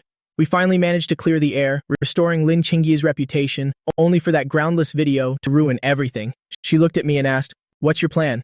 The script is already written. I looked at Lin Qingyi, who was bowing her head and nibbling on a bun, and asked, the star of our show, are you ready to take the stage? Lin Qingyi still hadn't a clue what was going on. Suddenly put on the spot, she looked at me in confusion, silently offering the bun in her hand to my mouth. I took an annoyed bite of the bun. I didn't expect Lin Qingyi to think I was actually craving her bun, but this bun was already half-eaten. Wait, that's not right. Lin Qingyi bowed her head, face flushing red as she took small sips of milk. I scratched my head awkwardly, my eyes fixed on the remaining breakfast on the plate. Lin Xiaolan glanced at us, an involuntary smile playing on her lips. These two are just way too sweet together. After that, Lin Xiaolan, Lin Qingyi, and I finished our breakfast and each went our separate ways to school. As we passed the school gate, Lin Qingyi saw the busy pancake stall and whispered, Oppa, I want to treat Jiangshan to a pancake. I nodded.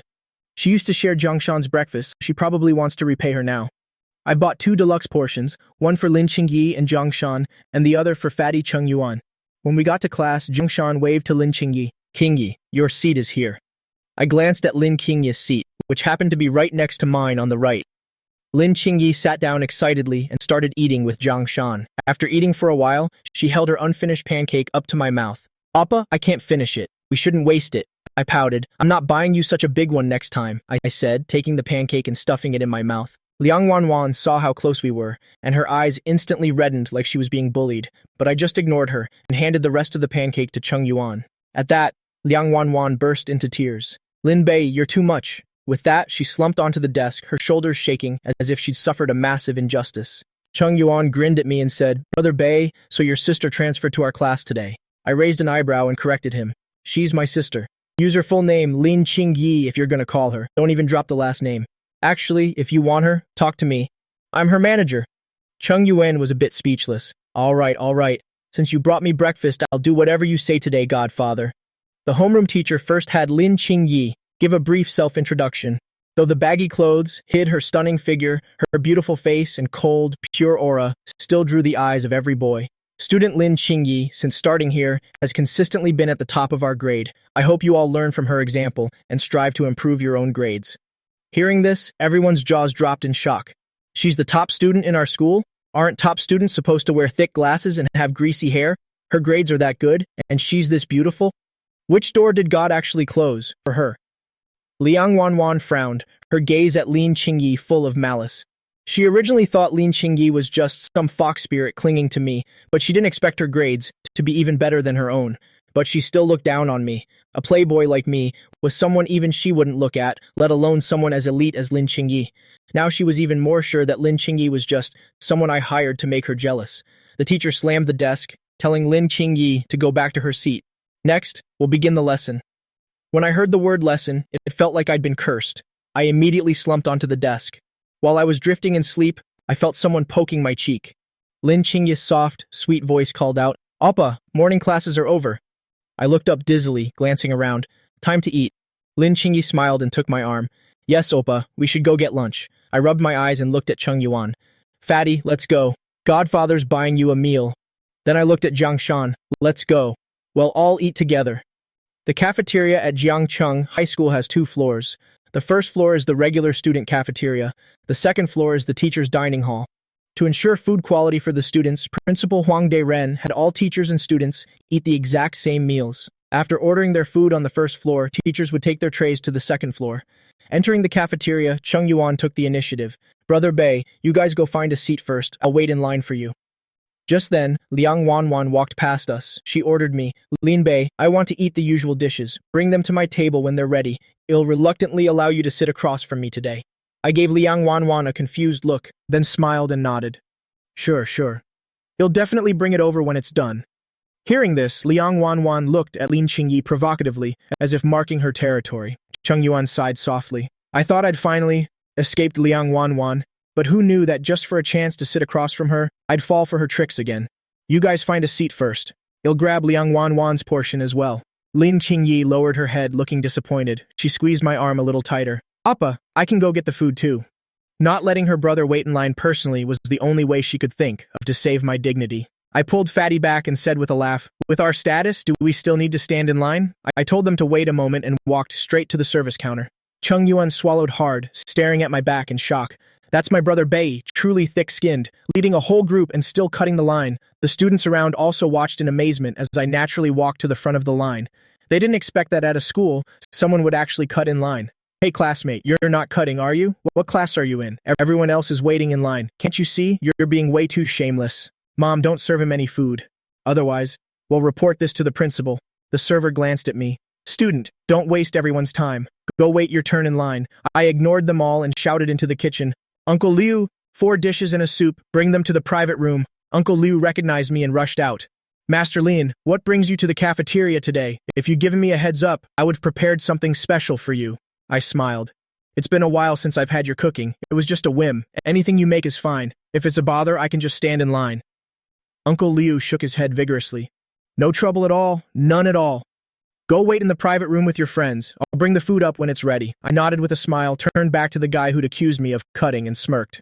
Then I walked off with a cocky swagger. The students in line watched in absolute shock at the scene. Uncle Lias' attitude is actually that good? Good, my ass. Did you forget when someone complained about his cooking and they nearly got into a fight? We can order private meals at school now? One student plucked up the nerve and shouted into the kitchen, Uncle Liu, stir-fry some spicy pork for me. But this attempt at being bold only earned him a lifetime of embarrassment. Without even looking out, Uncle Liu cursed. Spicy pork? You look like a piece of spicy pork yourself. You want me to chop myself up for you, huh? Just then, Principal Huang Deren finished his work and happened to walk into the cafeteria. Uncle Liu, what are you cooking? It smells great. Give me some. Principal, this is being prepared for Master Lin. The portions are exactly calculated for them. Huang Deren's mouth twitched as he silently went to the back of the line. Ha ha ha, kid, you didn't lose out. If you can't eat it, then neither can the principal. If you round it up, aren't you basically on the principal's level? Classic Uncle Liu, not even giving the principal any face. Who was that student anyway? He gets a private stir-fry that even the principal can't touch. Hearing the students talk, Huang Deren couldn't help but pout. That young master. When he's eating, hardly anyone in Jiangcheng would dare disturb him. A while later, Uncle Liu came out of the kitchen with a massive tray. Spicy pork, garlic crawfish, Sichuan boiled fish, seasonal greens, and Westlake fish soup. 4 dishes and a soup, piled high on the tray. Under the envious, bloodshot eyes of every student, the meal was carried to the private room on the 2nd floor. I gave Lin Qingyi a light flick on the forehead. You're growing up. You'll have a boyfriend someday. Don't hug me so tight, okay? Lin Qingyi let go, looking slighted, suddenly clutching her chest, her face flushing. I only hug you like that because you're my brother. I pinched her cheek, taking the chance to give her a little legal lesson. In cases of assault against women, the chances of the perpetrator being an acquaintance are significantly higher than a stranger. You must always keep your guard up. So from now on, you must learn to sleep alone and go to the bathroom alone. Lin Qingyi let out a few soft hums. At worst, I'll just sneakily knock on my brother's door at night. Hearing me say I wanted Lin Qingyi to sleep alone, Jiang Shan couldn't help but frown. Lin Qingyi is so innocent and pure. She didn't want her to be deceived by anyone, not even if that person was me. Chung Yuan looked at me and said, About Liang Wanwan, is it really okay not to buy her lunch? I shrugged helplessly. Didn't I say that if I could get the food she wanted, I'd bring it over? But I just couldn't get it, could I? Lin Qingyi couldn't help but giggle. Oppa, you're getting meaner and meaner. I patted Lin Qingyi's head. I'm visiting that auntie and the old man this afternoon. Be good at school, okay? Lin Qingyi pouted sadly, whispering a small yes. Study hard. Don't be a do. Nothing like me. Only knowing how to spend our parents' money. I'm counting on my sister growing up to make money for me to spend. Got it? Lin Qingyi nodded. Then once I make money, I'll give it all to you to spend. She suddenly remembered something, looking down at her toes. So, does you doing this count as you raising me? I nodded repeatedly. Of course it counts. I couldn't help but feel a sense of relief. It wasn't in vain that I pampered Lin Qingyi so much. Finally, it's starting to pay off. The VIP room door opened, and Uncle Liu placed the dishes on the table one by one. Master Lin, if it's not enough, or if you want anything else, just let me know. I nodded and invited everyone. Uncle Liu's stir-fry is the absolute best. You guys are in for a real treat today. Uncle Liu, your granddaughter Jia is about to start elementary school, right? I haven't seen her in a long time. Uncle Liu sighed softly. Jia's registration isn't here. She has to study back in the countryside. I'll probably head back in another month myself. I can't leave her there all alone. I thought for a moment and said, what about Jiangcheng Second Elementary? It's near our school, so it would be easier for you to look after her. Hearing this, Uncle Lias' eyes immediately misted over. For his granddaughter's schooling, he had run all over town. He'd even begged the principal, but the registration issue just couldn't be fixed. He found a bottle of beer in the corner.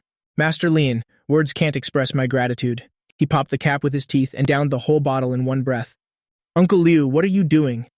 I felt a bit helpless. When the time comes, just have Jia prepare to take the test at Second Elementary. If she passes, she can stay. If she can't keep up with the pace, forcing her to stay would only hurt her. Uncle Liu nodded repeatedly. Jia will definitely pass. She's a very smart girl. I nodded and waved goodbye to him, looking at the food on the table, and then at Uncle Lias' back. I couldn't help but sigh inwardly. Money really is a wonderful thing. Things that take others so much effort and time without resolution, I can solve with just a single sentence, to help them out. I patted Lin Qingyi's head again. Study hard from now on and make progress every day. Don't worry about the small stuff. Your brother's heart isn't that strong.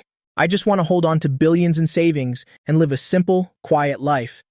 Lin Qingyi was stunned for a moment, blushing as she glanced at me, then shook her head slightly. Silly Appa, he probably hasn't noticed anything at all. I looked at Lin Qingyi's dazed expression and also couldn't help but shake my head. Silly Lin Qingyi, just be the little princess of the Lin family. Don't even dream of snatching my immense wealth. Lin Qingyi picked up a crawfish and handed it to me. Appa, peel it for me. I took the crawfish, peeled it skillfully, dipped it in the sauce, and placed it in Lin Qingyi's bowl. Thank you, Appa. Lin Qingyi smiled sweetly, but thought to herself, it seems my brother really has no idea. After lunch, I said goodbye to them. Lin Qingyi reluctantly tugged at my sleeve. Appa, will you come pick me up and take me home tonight? I rubbed her little head. Go to Sister Nianqiu's place after school to study first. I'll bring some food over, so Auntie can cook for you tonight. Tonight, we'll head back to school to film a video. I looked at Cheng Yuan and Zhang Shan again. I'm leaving Qingyi in your care. Call me if anything happens. I'll be right back. Having just enjoyed a grand lunch from me, both of them nodded vigorously. I went to the supermarket to buy some ingredients first, then headed to Li Nianqiu's house with heavy bags. Xiaobei, why did you buy so many things? Liu Xiang asked, her brow slightly furrowed. Auntie, my sister and I are eating here tonight. My sister was pampered growing up, so she needs to eat well. After saying that, I guiltily glanced aside, remembering Lin Qingyi wasn't there, and breathed a sigh of relief. Liu Xiang nodded. Since Lin Qingyi and I are from a rich family, it's normal for us to be a bit picky. Auntie, we'll be done with school around 6 p.m. Please help us with dinner then. I took the chance to glance at the dining table. There were only some leftovers from yesterday, and a small dish of pickled radish. Leaving the kitchen, Liu Xiang sat on the sofa, looking a bit restless. The TV across from the sofa was on, but it was stuck on the menu screen, not playing anything. Liu Xiang said bashfully, I'm so foolish. I wanted to watch TV this morning, but I couldn't figure it out. We're starting the acupuncture again today, right? Go ahead and start. I can't waste any more of your time. I shook my head slightly. Auntie, let me show you how to use this TV first. No. It's okay. I don't want to take up your time. You'll just have Nianqiu show me tonight. But I stubbornly showed Auntie Liu how to do it step by step. Over half an hour later, Auntie Liu finally managed to find the program she wanted to watch on the TV. Seeing her face, both excited and a bit bashful, I felt a great sense of accomplishment. Auntie, I have a few cake shops, and whatever they don't sell by evening, the bread and milk are just thrown away. I'll have them bring over the unsold items every day from now on, okay? Seeing Auntie Liu about to refuse, I added, we can't sell day-old stock or it'll ruin our reputation and we'll lose customers. But really, it just tastes slightly different. It's getting tossed anyway, so you two won't mind, right? Liu saw that I was so considerate of them, she didn't even know what to say to express her gratitude. She gave me a careful look and let out a soft sigh. Let the children handle their own affairs. All right, I'll just have the staff bring it over on their way. Just lie still, we must begin your treatment today. It took an hour to complete the acupuncture, and after giving Aunt Liu some instructions, I left to prepare to go to the Zhangcheng Traditional Chinese Medicine Hospital. When I arrived at Xie Zhan's hospital room, the one looking after him today was Xie Hu. Lin Xiaoshuan was sitting to one side, flipping through an ancient book. Grandpa, your precious grandson is here to visit you, I called out in a loud voice. When Xie Zhan saw me, a kind and gentle smile appeared on his face. Xiaobei, I have to trouble you to come and examine me again. Xie Hu gave me a cold sneer. Even though I had saved the old man, he still remembered how I had egged the old man on to whip him with a leather belt in the beginning. Xiaobei, I recall you're in the 11th grade now, right? Don't you need to be in school right now? Don't you need to study at this hour? I interrupted him immediately. Uncle, what on earth are you saying? How could my studies possibly be more important than my grandfather's health? Even I, an unacknowledged grandson, have such awareness, so why can't you be more considerate of the old man? Look at how happy the old man is to see me, unlike when he's with you, where his face is always as sour as a bitter melon. Zhejian also let out a cold snort. Stand at attention for me. Hearing this, Zihu immediately stood up, standing at a perfect military attention, while shooting me a glaring look at the same time. I hurried forward to comfort the old man. Actually, my uncle cares about you very much. I took out my phone and found the video from after the surgery, which captured the scene of Ziehu crying his heart out. In the video, Ziehu looked devastated, kneeling by the operating table, occasionally sniffing and sobbing, crying in a low voice. This image of a devoted son directly made Zhejian turn red in the face with rage. Zihu pulled his neck back, never imagining that I would have recorded the video that day. Do you want me dead that badly? Zhejian snorted coldly. Tomorrow, carry 25 kilos and go for a 20-kilometer cross-country run. Ziehu curled his lip and bowed his head in agreement. I hurried to speak up and advise. Grandpa Z, I know that your health currently prevents you from doing strenuous exercise. I'll keep track of this beating for you for now. I've seen on short videos lately that some people use whips for physical rehabilitation exercises. When the time comes, I'll bring you one, the calfskin kind. It's absolutely flexible. Zhejian looked at me with suspicion. He hadn't actually planned on giving Zihu another beating, but since it had been mentioned, and it could speed up his recovery, he would consider it following the doctor's advice. As for Zihu, he looked at me with a face full of resentment. Why did I have to go and provoke him for no reason? Seeing the relaxed atmosphere in the ward, Lin Xiaoshuan couldn't help but cover her mouth and giggle. She had been caring for him all day, and the old man always had a stern expression, but the moment I arrived, the atmosphere became lively instantly. She felt extremely guilty, realizing she had never truly cared for this younger brother before. Therefore, she hesitantly walked up to me. Xiao Bei, should I brew a few more pots of plum soup for you? I glanced at her, and seeing her tense expression, I still gave a gentle nod. After all, Johan wasn't in the room today, and since she was trying to make it up to me, I had to give her a little bit of hope. Otherwise, if she ended up listening to that damn green tea Johan and he poisoned her mind and she secretly betrayed the Lin family, it would be very bad. A flash of joy appeared on Lin Xiaoshuan's face, and she immediately skipped out of the hospital room. I routinely checked Zhejian's pulse. Grandpa, if there's something you want to say, just say it directly. Don't hold it in until you make yourself sick. You're already this old, yet you're being so hesitant and stuttering. Zhejian curled his lip. This brat really can't be coddled. I just felt that the way Dr. Lin was looking at me today was a bit strange. I said with a shocked expression. You don't actually think you're some kind of old but gold lady killer, do you? You really have a romantic imagination, thinking a beautiful young girl in her prime would like an old man like you. I reached out and touched Zhejian's forehead. You don't have a fever, so why have you suddenly started talking nonsense? Or should we move you to the psychiatry department to get checked out? Zhejian's old face turned red as he brushed my hand away. I'm the same age as her grandfather. How could I be some old but gold lady killer? Boy, I'm someone who has been on the battlefield. I just feel that Dr. Lin is very off today. He seemed to remember something and asked, does our hospital have very few patients? I noticed that Dr. Lin hasn't gone out to examine any other patients. I thought about the plot for a moment and roughly guessed what had happened to Lin Xiaoshuan. In the original, because she nearly killed Zhejian with needles, she didn't dare practice medicine for a long time afterward. Although I had changed the plot, Lin Xiaoshuan still nearly killed Zhejian that time. Right now, she must have a massive psychological shadow regarding acupuncture.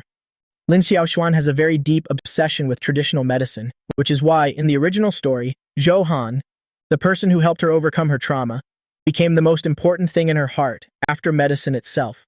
As for why she keeps looking at the old man, she's probably just trying to overcome her own fear. Thinking about Lin Xiaoshuan, I found it a bit awkward. Her daily concern and attempts to make amends were not as good as just giving me a large sum of money. Besides, Zhejian would be discharged in 2 days. I couldn't just come to the hospital to drink a bowl of plum soup every single day. If Lin Xiaoshuan's trauma isn't resolved and Johan takes the opportunity to intervene, it will always be a potential hidden danger. Zhejian also guessed that Lin Xiaoshuan must have developed a serious psychological shadow from when she treated him. He frowned and asked, Xiao Bei, you're full of tricks. Do you have any way to help Dr. Lin? Ziho curled his lip and said, wasn't she just scolded, right to her face? Back when I was in the squad, I even got into a fight with the regimental commander. But a fight is a fight. Whenever we went out on a mission, we were still comrades who could trust each other with our lives. I looked at Zihu in surprise and said, Uncle, I didn't realize you were such a little genius. Helping Lin Xiaoshuan overcome her trauma didn't mean I had forgiven her. Moreover, Lin Xiaoshuan might even feel more guilty, out of gratitude toward me. After thinking for a moment, I said, my uncle isn't wrong. We can't let personal emotions affect the development of the nation. He'll find a way for third sister's situation. I began to think about how to help Lin Xiaoshuan escape her psychological shadow. In the original novel, Zhou Han was stabbed during a fight and fell into a coma. If not treated in time, he likely would have died from excessive blood loss. To save Zhou Han, Lin Xiaoshuan finally picked up the silver needles she had put away. I looked at my own small, weak frame and shook my head repeatedly. My own little life is quite valuable. I can't joke around like that. There's no need to give myself a psychological shadow just for the sake of Lin Xiaoshuan. Suddenly, I thought of the emergency room of the Tixiam hospital. The conditions of the patients arriving at the ER are usually quite urgent. As long as there's a patient in critical condition and no other doctors are around, Lin Xiaoshuan will be forced to take action herself. At that time, I'll watch secretly from the side. On one hand, I'll prevent other doctors from interfering, and on the other hand, I'll be there to supervise so that no patient is put in danger while she's overcoming her trauma. With that thought, I stood up and walked to the medicine preparation room. Lin Xiaoshuan was currently brewing plum soup, staring blankly at the flickering flames, seemingly lost in thought.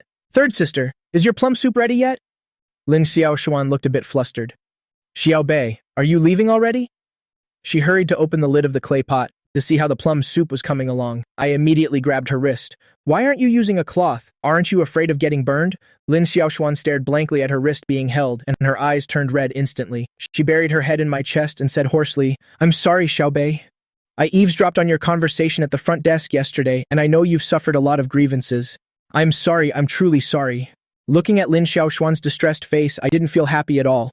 Instead, I felt a slight sting in my conscience. Lin Xiaoshuan sniffled and wiped the tears from her eyes. Suddenly, she pulled my head into her embrace and gently patted my back. "If you're feeling sad, just let your anger out. It's all my fault. I was the one who was wrong." I only felt my vision go dark as my head was pressed into a soft and fragrant place. The plum soup began to boil over, and the hot liquid pushed the lid up, splashing out. Lin Xiaoshuan quickly let me go and hurried to wipe the table with a cloth. Remembering her actions just now, Lin Xiaoshuan's face couldn't help but flush. I turned my head away, not daring to look at her because my expression right now must be very strange. It was very hard to convince myself to feel sad when I had billions in my account while having my head buried in a beauty's chest. It was hard to maintain any grief. Not letting out a perverted expression was already my greatest effort. Seeing that my head was almost completely turned away from her, Lin Xiaoshuan couldn't help but feel a wave of loss in her heart. Lin Bei still hasn't forgiven me. If I just hug him tightly like that, he'll probably only get even angrier. I calmed myself down a bit, preparing to find a way to trick Lin Xiaoshuan into going to the ER to see patients, only to find that her eyes were red and she looked like she was about to crumble. I was a bit confused. Why was she the one feeling aggrieved now? Even if she was hugging a pig, it shouldn't be this upsetting. Was she feeling this way because she dislikes me, but still feels forced to apologize to me so she feels aggrieved? I frowned. If Lin Xiaoshuan doesn't like me, then I don't need to keep offering warmth to her cold reception. "Dr. Lin, come with me to the emergency room in the main wing for a moment," I said coldly. Hearing that cold Dr. Lin Xiaoshuan's hand wiping the table, suddenly paused for a moment and a hint of bitterness appeared on her face. She nodded, added ice to the plum soup and handed it to me. Looking at her current state, I couldn't help but feel a surge of annoyance, as if seeing my pre-transmigration self clearly hating someone but having to try and please them. Whatever, if I can't deal with her, I can at least avoid her. Once the old man recovers, I should stay out of her sight. The two of us walked out of the Huatuo pavilion together and went to the main wingzer. The sounds of patients groaning in pain never ceased to ring in our ears. I let out a soft sigh. Before transmigrating, although I lived an ordinary life, I often felt compassion for the shared suffering of all living beings. I glanced at Lin Xiaoshuan, who was following obediently behind me, and could only hope that this afternoon there would be a suitable patient to help her step out of her psychological shadow so she could focus on the medicine she loves and ultimately promote the development and progress of the entire field of Chinese medicine. Progress in Chinese medicine could reduce the cost of medical care for the general public, which would be a wonderful thing for them. At that moment in the emergency room, an old Chinese medicine doctor was holding a piece of candy to distract a child with a dislocated arm. While the child's attention was completely captured by the candy, the old doctor gave 2 quick pushes. Before the child could even react, the arm was completely healed. "Doctor, how much does this cost?" the child's parents asked. The old doctor shook his head, refusing any charge, and then called the next patient into the ear. "Dr. Zhang, there's a patient who would like you to come and see them with me," I said directly. Lin Xiaoshuan looked at me in surprise. "Is the patient Lin Bei mentioned Grandpa Zhejian? If so, does that mean I won't have Any way to see Lin Bei anymore in the future? After how I treated him just now, he definitely hates me. He doesn't want to see me for a while, does he? Lin Xiaoshuan bit her lip hard, her hands clenching into fists. Dr. Zhang frowned, unhappy. I can't go. I still have many patients here. It's all right. I've brought Dr. Lin here. Let her take over for you for a bit. That patient is quite important, so just follow me for now. Dr. Zhang glanced at Lin Xiaoshuan, nodded to her, and then left with me. While Lin Xiaoshuan sat alone in the emergency room, I explained the reason to Dr. Zhang. Knowing that I was trying to help Lin Xiaoshuan escape her psychological shadow, he couldn't help but let out a long sigh. He had practiced medicine for over half his life and had seen many naturally gifted doctors who, simply because an accident happened with a patient, fell into deep self-reproach and guilt, eventually choosing to leave the profession that they once loved so dearly. The bond between you two siblings is truly wonderful. Of course, she's my older sister, from another mother and father after all. With Dr. Zhang's help, we moved the nearby doctors to other locations. Then, I hid in a small room next to the ER, carefully observing the patients who entered. The ER was busy with people coming and going, but most of them had urgent conditions that weren't particularly serious. When Lin Xiaoshuan was saving people, her entire aura was completely different. However, she indeed still had a certain psychological shadow regarding acupuncture. Many minor ailments could be cured with just 2 needles, but she only looked at the needles with a longing gaze before bowing her head to continue writing prescriptions. Lin Xiao, Dr. Lin's problem is quite serious, I said with a sense of apology. If no such urgent patient shows up today, he'll have to trouble you again in the coming days. Dr. Zhang waved his hand. It's no trouble at all. It's just a pity to see Dr. Lin like this. This state won't last too long. Just give her an opportunity and she'll recover quickly. My third sister truly loves this profession. She won't be defeated by such a small setback. Dr. Zhang looked at me in surprise, not expecting me to have so much faith in her. If those other people had such support, perhaps they wouldn't have chosen to give up either. At that moment, a couple rushed in carrying a 7-year-old boy into the emergency room. Doctor, please save my son. He fell from upstairs and is unconscious. I beg you, please save him. Dr. Zhang and I both looked at the child and couldn't help but frown. If this child isn't treated immediately, he'll likely die right here on the spot. Lin Xiaoshuan also noticed this and immediately checked the boy's pulse. His internal organs had sustained various levels of damage, and there was a blood clot near his heart that was constantly compressing his nerves, inhibiting blood flow to his brain, causing his coma. Lin Xiaoshuan looked at the silver needles. If she could just dissolve the blood clot, the child would wake up quickly. As for the internal damage, for a young child with nursing medicine, he would recover in a few months. Doctor, how is my son? Does your hospital have a more experienced doctor? The father asked anxiously. Lin Xiaoshuan felt as if she had found a lifeline and immediately stood up to run for help, but there wasn't a single doctor nearby. The cleaning lady appeared just in time. Dr. Lin, there's an important patient. The director called all the doctors away to discuss a treatment plan. Lin Xiaoshuan was stunned for a moment, her gaze turning toward the Huatuo pavilion. The doctors there could certainly save this boy, but by the time she ran there and brought them back, the boy would suffer from brain hypoxia and have severe after effects. She clenched her fists, her eyes focused instantly, and she ran back into the ER. Where are the other doctors? Where are the other doctors in this hospital? Seeing no other doctors behind, Lin Xiaoshuan, the man's voice, suddenly spiked. Does your hospital have no conscience? Leaving an inexperienced girl here? Are you trying to kill my son? The woman holding the child wailed. The man grabbed the stethoscope and slammed it onto the floor. If my son dies, I want you buried with him. The commotion immediately drew a large crowd of patients to watch. How old are you? I am 20 years old. 20 is still young. Where are your parents? They passed away when I was very young. Oh, so you... Yes. How did you learn medicine? I learned medicine from my master. Master passed away when I was 18. I see. Is it your master's idea for you to be here examining patients? No, it's my own idea. A young girl like you, out here practicing medicine instead of caring for a family at home? I want to rely on my own abilities to support myself. Relying on yourself? Do you know that practicing medicine involves risks? I know. You know, and yet you still dare? Aren't you afraid your prescription might kill someone? I believe in my medical skills. The medicine I prescribe will not kill anyone. You believe? Staying here with no skills? Are you trying to harm people? Get out of here and go home. Dr. Zhang frowned. Lin Xiao, we should head inside. If trouble starts, it will have a major impact on the hospital. I nodded reluctantly. This time, it seemed like a failure. But just at that moment, Zhou Han's voice suddenly rang out. Dr. Lin, what are you doing here? He glanced at the child in the arms of the middle-aged couple. Are you planning to treat him? I think if this child doesn't receive acupuncture, he's going to die. Lin Xiaoshuan looked at the silver needles on the table, then glanced at Zhou Han. Although I had told her to stay away from Johan, right now, only he can save this child. I beg you, please save that child. Lin Xiaoshuan bowed her head and pleaded. Johan smirked and grabbed her arm to help her up. Saving the injured is our duty as doctors. He looked left and right. Where is your younger brother? Shouldn't he be by your side right now? He has things to do, Lin Xiaoshuan stammered. What could possibly be more important than you? Anyone who cares about you can see that you're in a very bad state right now. How could he be so heartless as to leave you all alone? Johan's tone sounded a bit displeased. Lin Xiaoshuan felt a stinging sensation in her nose. It was clear that she was so sad, and yet it seemed like I didn't care about her at all. Johan knew that Lin Xiaoshuan was moved by his words. His gaze then shifted toward the middle-aged couple in front of him, and he said coldly, "You couldn't even look after your own child, yet you dump all the blame on the doctor and even want the doctor to go down with him? Have you no shame at all? Do you have any idea what an outstanding doctor she is? Kneel down and apologize. Otherwise, take your child and get lost. I'm warning you, in 5 more minutes, even if your child is cured, there will be severe permanent damage." The couple looked at each other and immediately knelt on the spot. "We are sorry, doctor. Please, we beg you to save our child. I was just overwhelmed with worry. Please, be the bigger person and forgive us.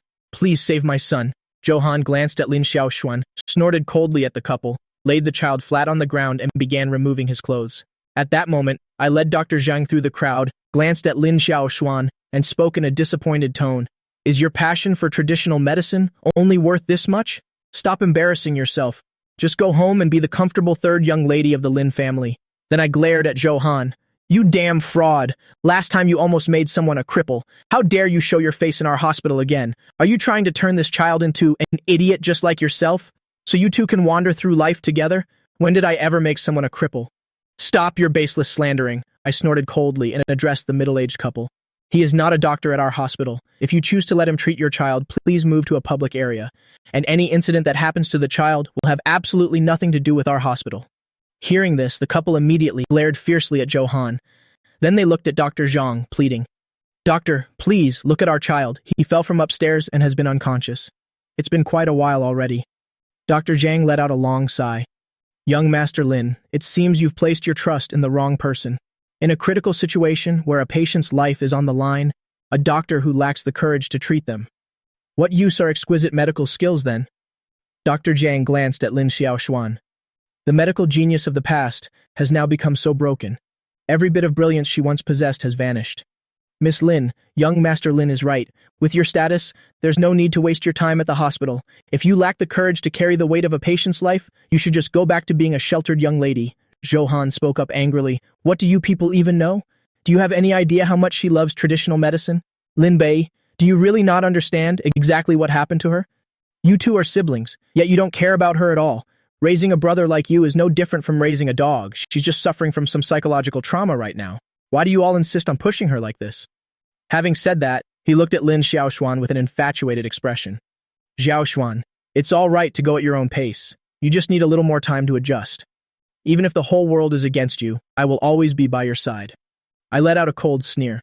While checking the child's pulse, I spoke to the gathered onlookers. "Do you all see this? You must keep a very close eye on your daughters. Tell them that when they look for a partner, never to choose a person like this. Not a single penny in his pocket, nothing but a mouthful of sweet talk and lies. Tell me, isn't someone like this just trying to swindle money and feelings?" I turned back to the woman who had been scolding Lin Xiaoshuan earlier and teased her. "Mom, please step back a bit. The way he's eyeing you is getting way too intense. He probably thinks you're still quite the charming beauty. You better be careful or you might lose your dignity in your old age." Hearing that, Johan gritted his teeth in fury, his fists clenching involuntarily. I smirked. "You damn green tea jerk. Stop meddling in our family business. You're an able-bodied man, yet you've been loitering in this hospital for 3 whole days. Who knows what you're really up to? A moment ago you even tried to pose as a doctor from our hospital. Who knows what your true intentions are? Dr. Zhang, please have security check something later. See if any patients have had their life-saving money stolen recently." Johan snorted coldly. He knew he couldn't win the argument, so he looked at Lin Xiaoshuan and said gently, "Xiaoshuan, don't stay here anymore. How about I take you out for a bite, just to help change your mood?" I sneered and chimed in. "If you leave, don't even think about coming back. At most, I'll just find a way to convince Lin Jiangguo to arrange a blind date for Lin Xiaoshuan." Lin Xiaoshuan lowered her head, biting her lip hard. She desperately wanted to leave with Johan, but she knew that once she walked out that door, she might never be able to return. "Xiaobei, why are you pushing me like this?" Lin Xiaoshuan said, her eyes filled with sorrow. "Is it because you hate me the most?" Hearing that, I let out a heavy sigh. It seemed the pressure was too much, and it had completely crushed Lin Xiaoshuan. "I'll leave the rest to you," I said to Dr. Zhang, shaking my head helplessly before walking away. Zhou Han wore the smug, satisfied grin of a petty man. "Xiaoshuan, I know a dessert shop that just opened nearby.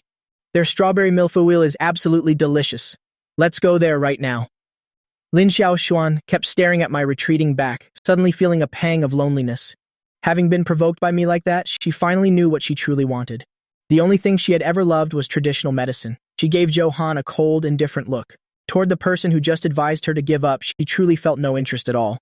"Please don't call me by my first name, or you can address me as Dr. Lin." She looked at the silver needle Dr. Zhang had just sterilized. Lin Xiaoshuan took a step forward and spoke. "Dr. Zhang, please leave this to me. I must prove myself. Neither age nor gender can define my medical skills." Having said that, she took the silver needle. She began acupuncture on the child to dissolve the hematoma. She easily located the position of the blood clot. With just 2 precise needle insertions, the child's complexion turned rosy once again. "The child is awake? The child has actually regained consciousness. Thank you so much." The middle-aged couple immediately knelt down before Lin Xiaoshuan. "Who said a young female doctor couldn't do it? Haters, come out and apologize right now. This sister is so beautiful, and her figure is absolutely perfect. On top of that, her medical skills are incredible. Didn't someone say that if she didn't practice medicine, she'd have to go home and inherit the family fortune? Her family background must be amazing too." Lin Xiaoshuan wrote a prescription and handed it to the middle-aged couple. "Take this medicine for 1 month first. Come back for a follow-up in a month." The middle-aged couple nodded fervently in agreement. Once again, they thanked Lin Xiaoshuan for not holding their previous actions against them. The commotion settled down and the onlookers dispersed. Zhou Han had slipped away unnoticed at some point. Dr. Zhang looked at the confident Lin Xiaoshuan standing before him. Her face was radiant, her spirit high, and he couldn't help but smile in praise. "Dr. Lin, you have a truly wonderful brother who loves you very much." Lin Xiaoshuan furrowed her brows. "Dr. Zhang, why do you say that? If I hadn't pushed her, she really wouldn't have recovered so quickly. But to say I was a good brother, that certainly wasn't the case." Dr. Zhang cheerfully began to reveal every part of my secret plan from this afternoon. "This afternoon," the young master kept saying, "that you were just having a temporary bad moment and that you would surely recover very soon. He never once stopped believing in you." You have no idea how tense the young master was when he saw the patient being rushed into the emergency room. Even the doctors nearby were sent away by him. He knew early on that you would look for another doctor's help, and you definitely wouldn't have guessed it, but even the cleaning lady was bribed by him. As for that child, do you remember the young master's posture while he was talking to you earlier? Lin Xiaoshuan's eyes turned red, and tears she could no longer hold back began to fall. She remembered that while I was speaking to her, I had been continuously checking the child's pulse, patiently waiting for her to come to her senses. Only now did she realize just how deeply I must have been disappointed in her back then. Despite clearly loving her with all my heart, she had misunderstood my actions as feelings of hatred. Her words must have cut deep into my heart, making it so painful I could hardly breathe, forcing me to choose to leave. On the way to Huatuoguan, I let out a huge sneeze. I wonder who's bad-mouthing me right now. Maybe I really did put too much pressure on Lin Xiaoshuan. Perhaps I should have coaxed her first, just like Zhou Han did. Waiting until she forgets this ordeal and then gradually, step by step, reintroducing her to traditional medicine would be the right way. Entering Ziezhan's hospital room, Ziezhan hurriedly sat up and asked, "Xiaobei, how is it going? Has Dr. Lin recovered yet?" Hey, Elder Z. My third sister has a bit of psychological trauma, so maybe she needs someone to take good care of her. Think about it. She's all alone in this hospital, surrounded by a bunch of old men every day, with no chance to meet any young people. She's already getting on in years, so it's time to introduce her to a potential partner. Do you have any grown grandsons, so you could introduce one to my sister? My standards aren't that high, just someone who's rich, idle, and loves giving money to his brother-in-law. Ziezhan was stunned, his mouth hanging open slightly. Has an old man like me failed to keep up with the way young people think these days? Wasn't this about helping Dr. Lin overcome her trauma? Why are we suddenly talking about blind dates? Last time, I arranged to find a father figure for my dad, and just 2 days later, I'm already arranging a partner for my sister. If we acknowledge our kinship, would I eventually want to arrange for an old lady friend for him as well? He shook his head, thinking this precedent absolutely cannot be set. Otherwise, his dignity at the end of his life might truly be at risk. Elder Z, do you have someone in mind? Ziezhan looked at me with a squinty-eyed smile. My great-grandson, what are you talking about? Isn't my great-grandson right here? I froze for a moment, then immediately started cursing. You damn old man, you're actually plotting something against me? Ting host detected changing the original story plot. Reward skill, thick skin and stout flesh. Damn, I totally forgot about the system thing. I looked at the reward in utter shock. Does this imply that what this old man said is true? I was silent for a long time. Setting aside her personality for a moment, Lin Xiaoshuan is beautiful, has an incredible figure, and she's a doctor. Now that I have thick skin and don't fear domestic violence, plus top-tier medical skills so I'm not afraid of poison. Thinking about it, we really do seem like a perfect match. It's just, why must this relationship always be predicated on me being the one who gets beaten? Does it mean I either endure domestic violence, or I have to say goodbye to this immense wealth? While I was lost in thought, the hospital room door suddenly burst open. Lin Xiaoshuan appeared at the door, her eyes bloodshot and teary. Before anyone could even react, Lin Xiaoshuan executed a perfect bear hug takedown, slamming me directly onto the floor. She wrapped her arms tightly around my waist, buried her head in my chest, and sobbed uncontrollably. Xiaobei, it's all my fault. I was so wrong to misunderstand you. I had no idea you always believed in me like that, or that you were always silently supporting me. I never knew you loved your sister this much. It's all my fault. I'll make it up to you, I promise. Please forgive me, okay?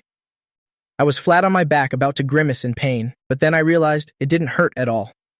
Feeling the softness pressed against my chest and a pleasant scent filling my nose, I hesitated for a brief moment, before gently embracing Lin Xiaoshuan's shoulders.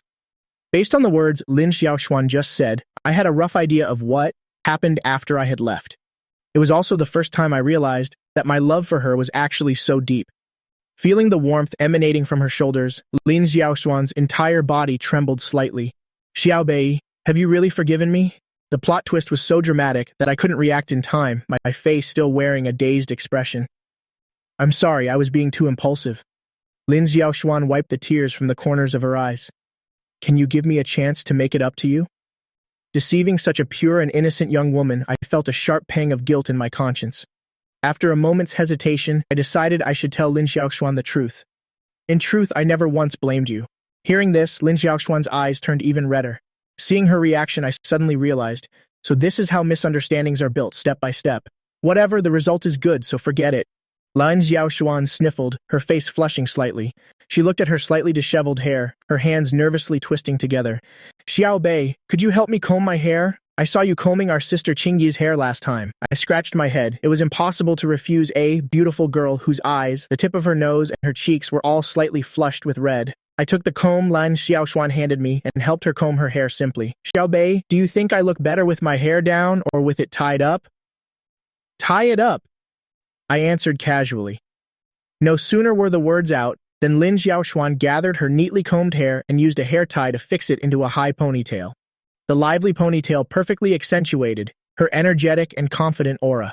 Her slender, swan-like white neck traced down to her delicate collarbones. In that instant, my gaze fell into an immeasurable abyss. My nose felt hot. I quickly covered it. She was truly beautiful. Watching the deep affection between the siblings, Ziyazhan couldn't help but frown. I'm not a biological child of the Lin family. In theory, I could actually marry Lin Xiaoshuan.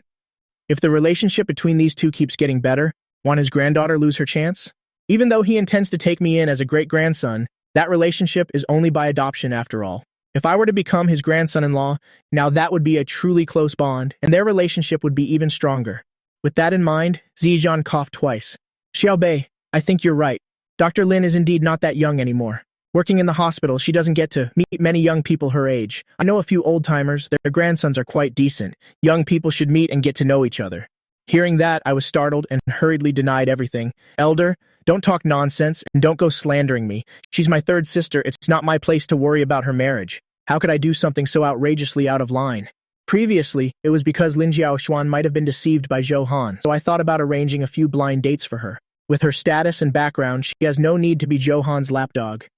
Now that things are under control, how could I possibly arrange a blind date for her and cause more trouble? Ziyazhan curled his lip. As if you haven't done enough outrageous things already. I paused for a moment, then continued. Furthermore, what were you just saying? What do you mean my sister is old? She's only in her early 20s, in the prime of her youth. If you don't know how to speak properly, you should just donate that mouth to someone who needs it, I said, looking toward Lin Xiaoshuan. Big sister, don't let this old man disturb your peace of mind. We are still young. There's no rush. It's fine to take 7 or 8 years to choose. A lifelong decision must be made with great caution. Lin Xiaoxuan glanced at Zizhan, then looked back at me, unable to stop herself from giggling into her hand. Based on my reaction, she was certain that I must have brought this up with Zizhan earlier. He's probably worried about me falling apart, so he wants to find someone to keep me company and care for me. She carefully pondered my last sentence. We're still young. We can wait 7 or 8 years. 7 or 8 years from now, Xiaobei will be 24 or 25, just the right age to get married. She stole a glance at me.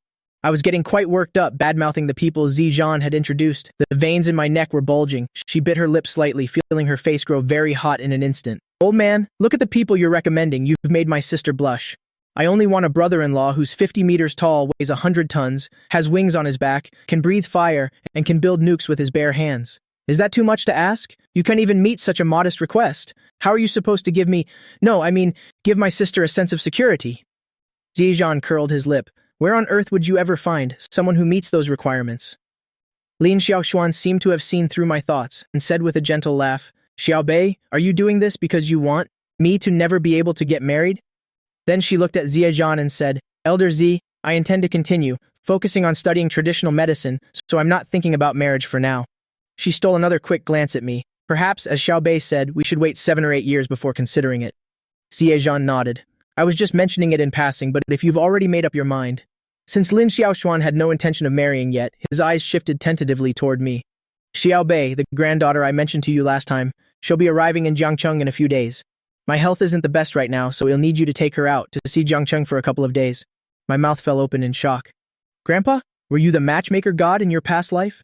If you're not introducing someone to my sister, then you're trying to set me up, aren't you? I'm not even an adult yet, Xiaobei. You need to keep up with the trends. Isn't it very popular nowadays to have a marry first, love later romance? You can get engaged to Songshu first, and then the two of you can slowly fall in love. I'm not some old-fashioned fossil, you know. I curled my lip, finally understanding why the system had rewarded me with a thick skin and stout flesh skill. It turns out it was worried that once Xie Songshu arrived, she would beat me to death. Let the young people decide their own matters. We shouldn't interfere anymore. Xiehu hurriedly cut in. Xie Songshu is a rare and talented girl. He didn't want to see his niece corrupted by me. That's right, Elder Z. Xiaobei should still focus on his studies right now. If you arrange a fiancé for him, I'm afraid he won't be able to concentrate on school anymore. Lin Xiaoxuan chimed in. I nodded my head repeatedly. Exactly, old master. Treating you has already caused me to miss several days of school. Do you have any idea how hard I work at my studies? And yet you're trying to use your granddaughter to seduce me. Women will only slow down the speed of my learning. Zizhan recalled my profound medical skills, guessing that I must study incredibly hard in my daily life. He patted my shoulder. If the youth are strong, the nation is strong. I won't force you anymore. Waiting until after the college entrance exam to get engaged is fine too. I let out a helpless sigh. After all that talk, I only managed to get a 1-year stay of execution from the old man. Zizhan frowned again, but Songshu has already set off for Jiangcheng. She said she recently heard a song called Strolling in Jiangcheng, and she's been wanting to come here for a while. Lin Xiaoxuan smiled and nodded. I've heard that song before. The singing is truly wonderful. Besides, the singer sounds quite a bit like Xiaobei. If only Xiaobei hadn't never learned to play any instruments. I actually thought it was him. After saying that, she suddenly froze for a moment. She remembered that at the beginning, she also felt that I had never studied medicine, but immediately after, she shook her head again. Even if one were a natural-born genius, to research medicine to this level would still require a vast amount of time. How could there be any time left to study music and compose a piece with such incredible viral reach? Lin Xiaoxuan took out her phone and played that song in the hospital room. This song really is unlike anything we usually hear. Ziehu nodded in agreement. This melodious tune is truly not bad at all. Xiaobei, what do you think? Zizhan asked. Xiaobei, look, doesn't this person look just like you? Lin Xiaoxuan waved her phone around. I could only awkwardly brush it off. Yeah, it's similar. Very similar. It's good, very good. Old man, just let third sister do the acupuncture for you today. Zizhan glanced at Lin Xiaoxuan, only to see her eyes filled with determination. Originally, it was he who had caused Lin Xiaoxuan's psychological trauma. He guessed that I wanted Lin Xiaoxuan to regain her confidence through him. For the sake of a future talent who could advance the progress of great CS medicine, Zizhan gritted his teeth and said, Dr. Lin, I'm in your hands then. Feel free to needle as you wish. Even if you needle me to death, this old man will accept it. The corner of my mouth twitched. It seems this old man's psychological trauma isn't much smaller than Lin Xiaoxuan's. Last time she needled you and blood sprayed everywhere, it left my third sister with a psychological shadow. If she actually needles you to death this time, then the little bit of confidence she just found will be completely shattered by your hands. If you really don't want to live anymore, how about we reschedule for another time? Stop grabbing my third sister just to torture her. Ziyazhan looked at Lin Xiaoshuan with some embarrassment. Dr. Lin, I didn't mean it that way. Lin Xiaoshuan gave me a playful, annoyed glare. Mr. Xie, Xiaobei is just teasing you. Having said that, she placed her hand on Ziyazhan's wrist, took his pulse for a long time, then took a deep breath, carefully matching the acupuncture points on Ziyazhan's body. Ziyazhan furrowed his brows deeply, feeling as if Lin Xiaoshuan was just one step away from holding an acupuncture chart in her hand. Lin Xiaoshuan frowned. Mr. Xie, do you also have high blood pressure? I feel like your heart is racing right now. My face was full of helplessness. Third sister, if you don't stick the needle in soon, the old man's cause of death will probably be suffocation. I looked over at Ziyazhan again. Old man, you're allowed to breathe while the doctor finds the points. Don't be so tense. Life passes in the blink of an eye. Just take it easy. Zihu chuckled from the side. Dad, didn't you say that when you were a prisoner of war and were tortured for 3 days, you didn't utter a single word? It's just a small acupuncture session, and here you are, looking as scared as a grandson. As soon as he finished speaking, Zihu regretted it so much he wanted to slap his own mouth. Dad, I didn't mean it that way. Ziyazhan's gaze swept over. Don't call me Dad. I don't have a dad like you. He realized it sounded wrong after saying it, and his old face immediately flushed red. Zihu used his large hands to pinch his mouth into a duckbill, wanting to laugh but not daring to, his face turning purple from holding it in. I didn't have many reservations and burst out laughing. Sir, your son is definitely your flesh and blood. Those mouths of yours are purely genetic. I doubt anyone would even dare to take them if you donated them. Ziyazhan's face was full of embarrassment.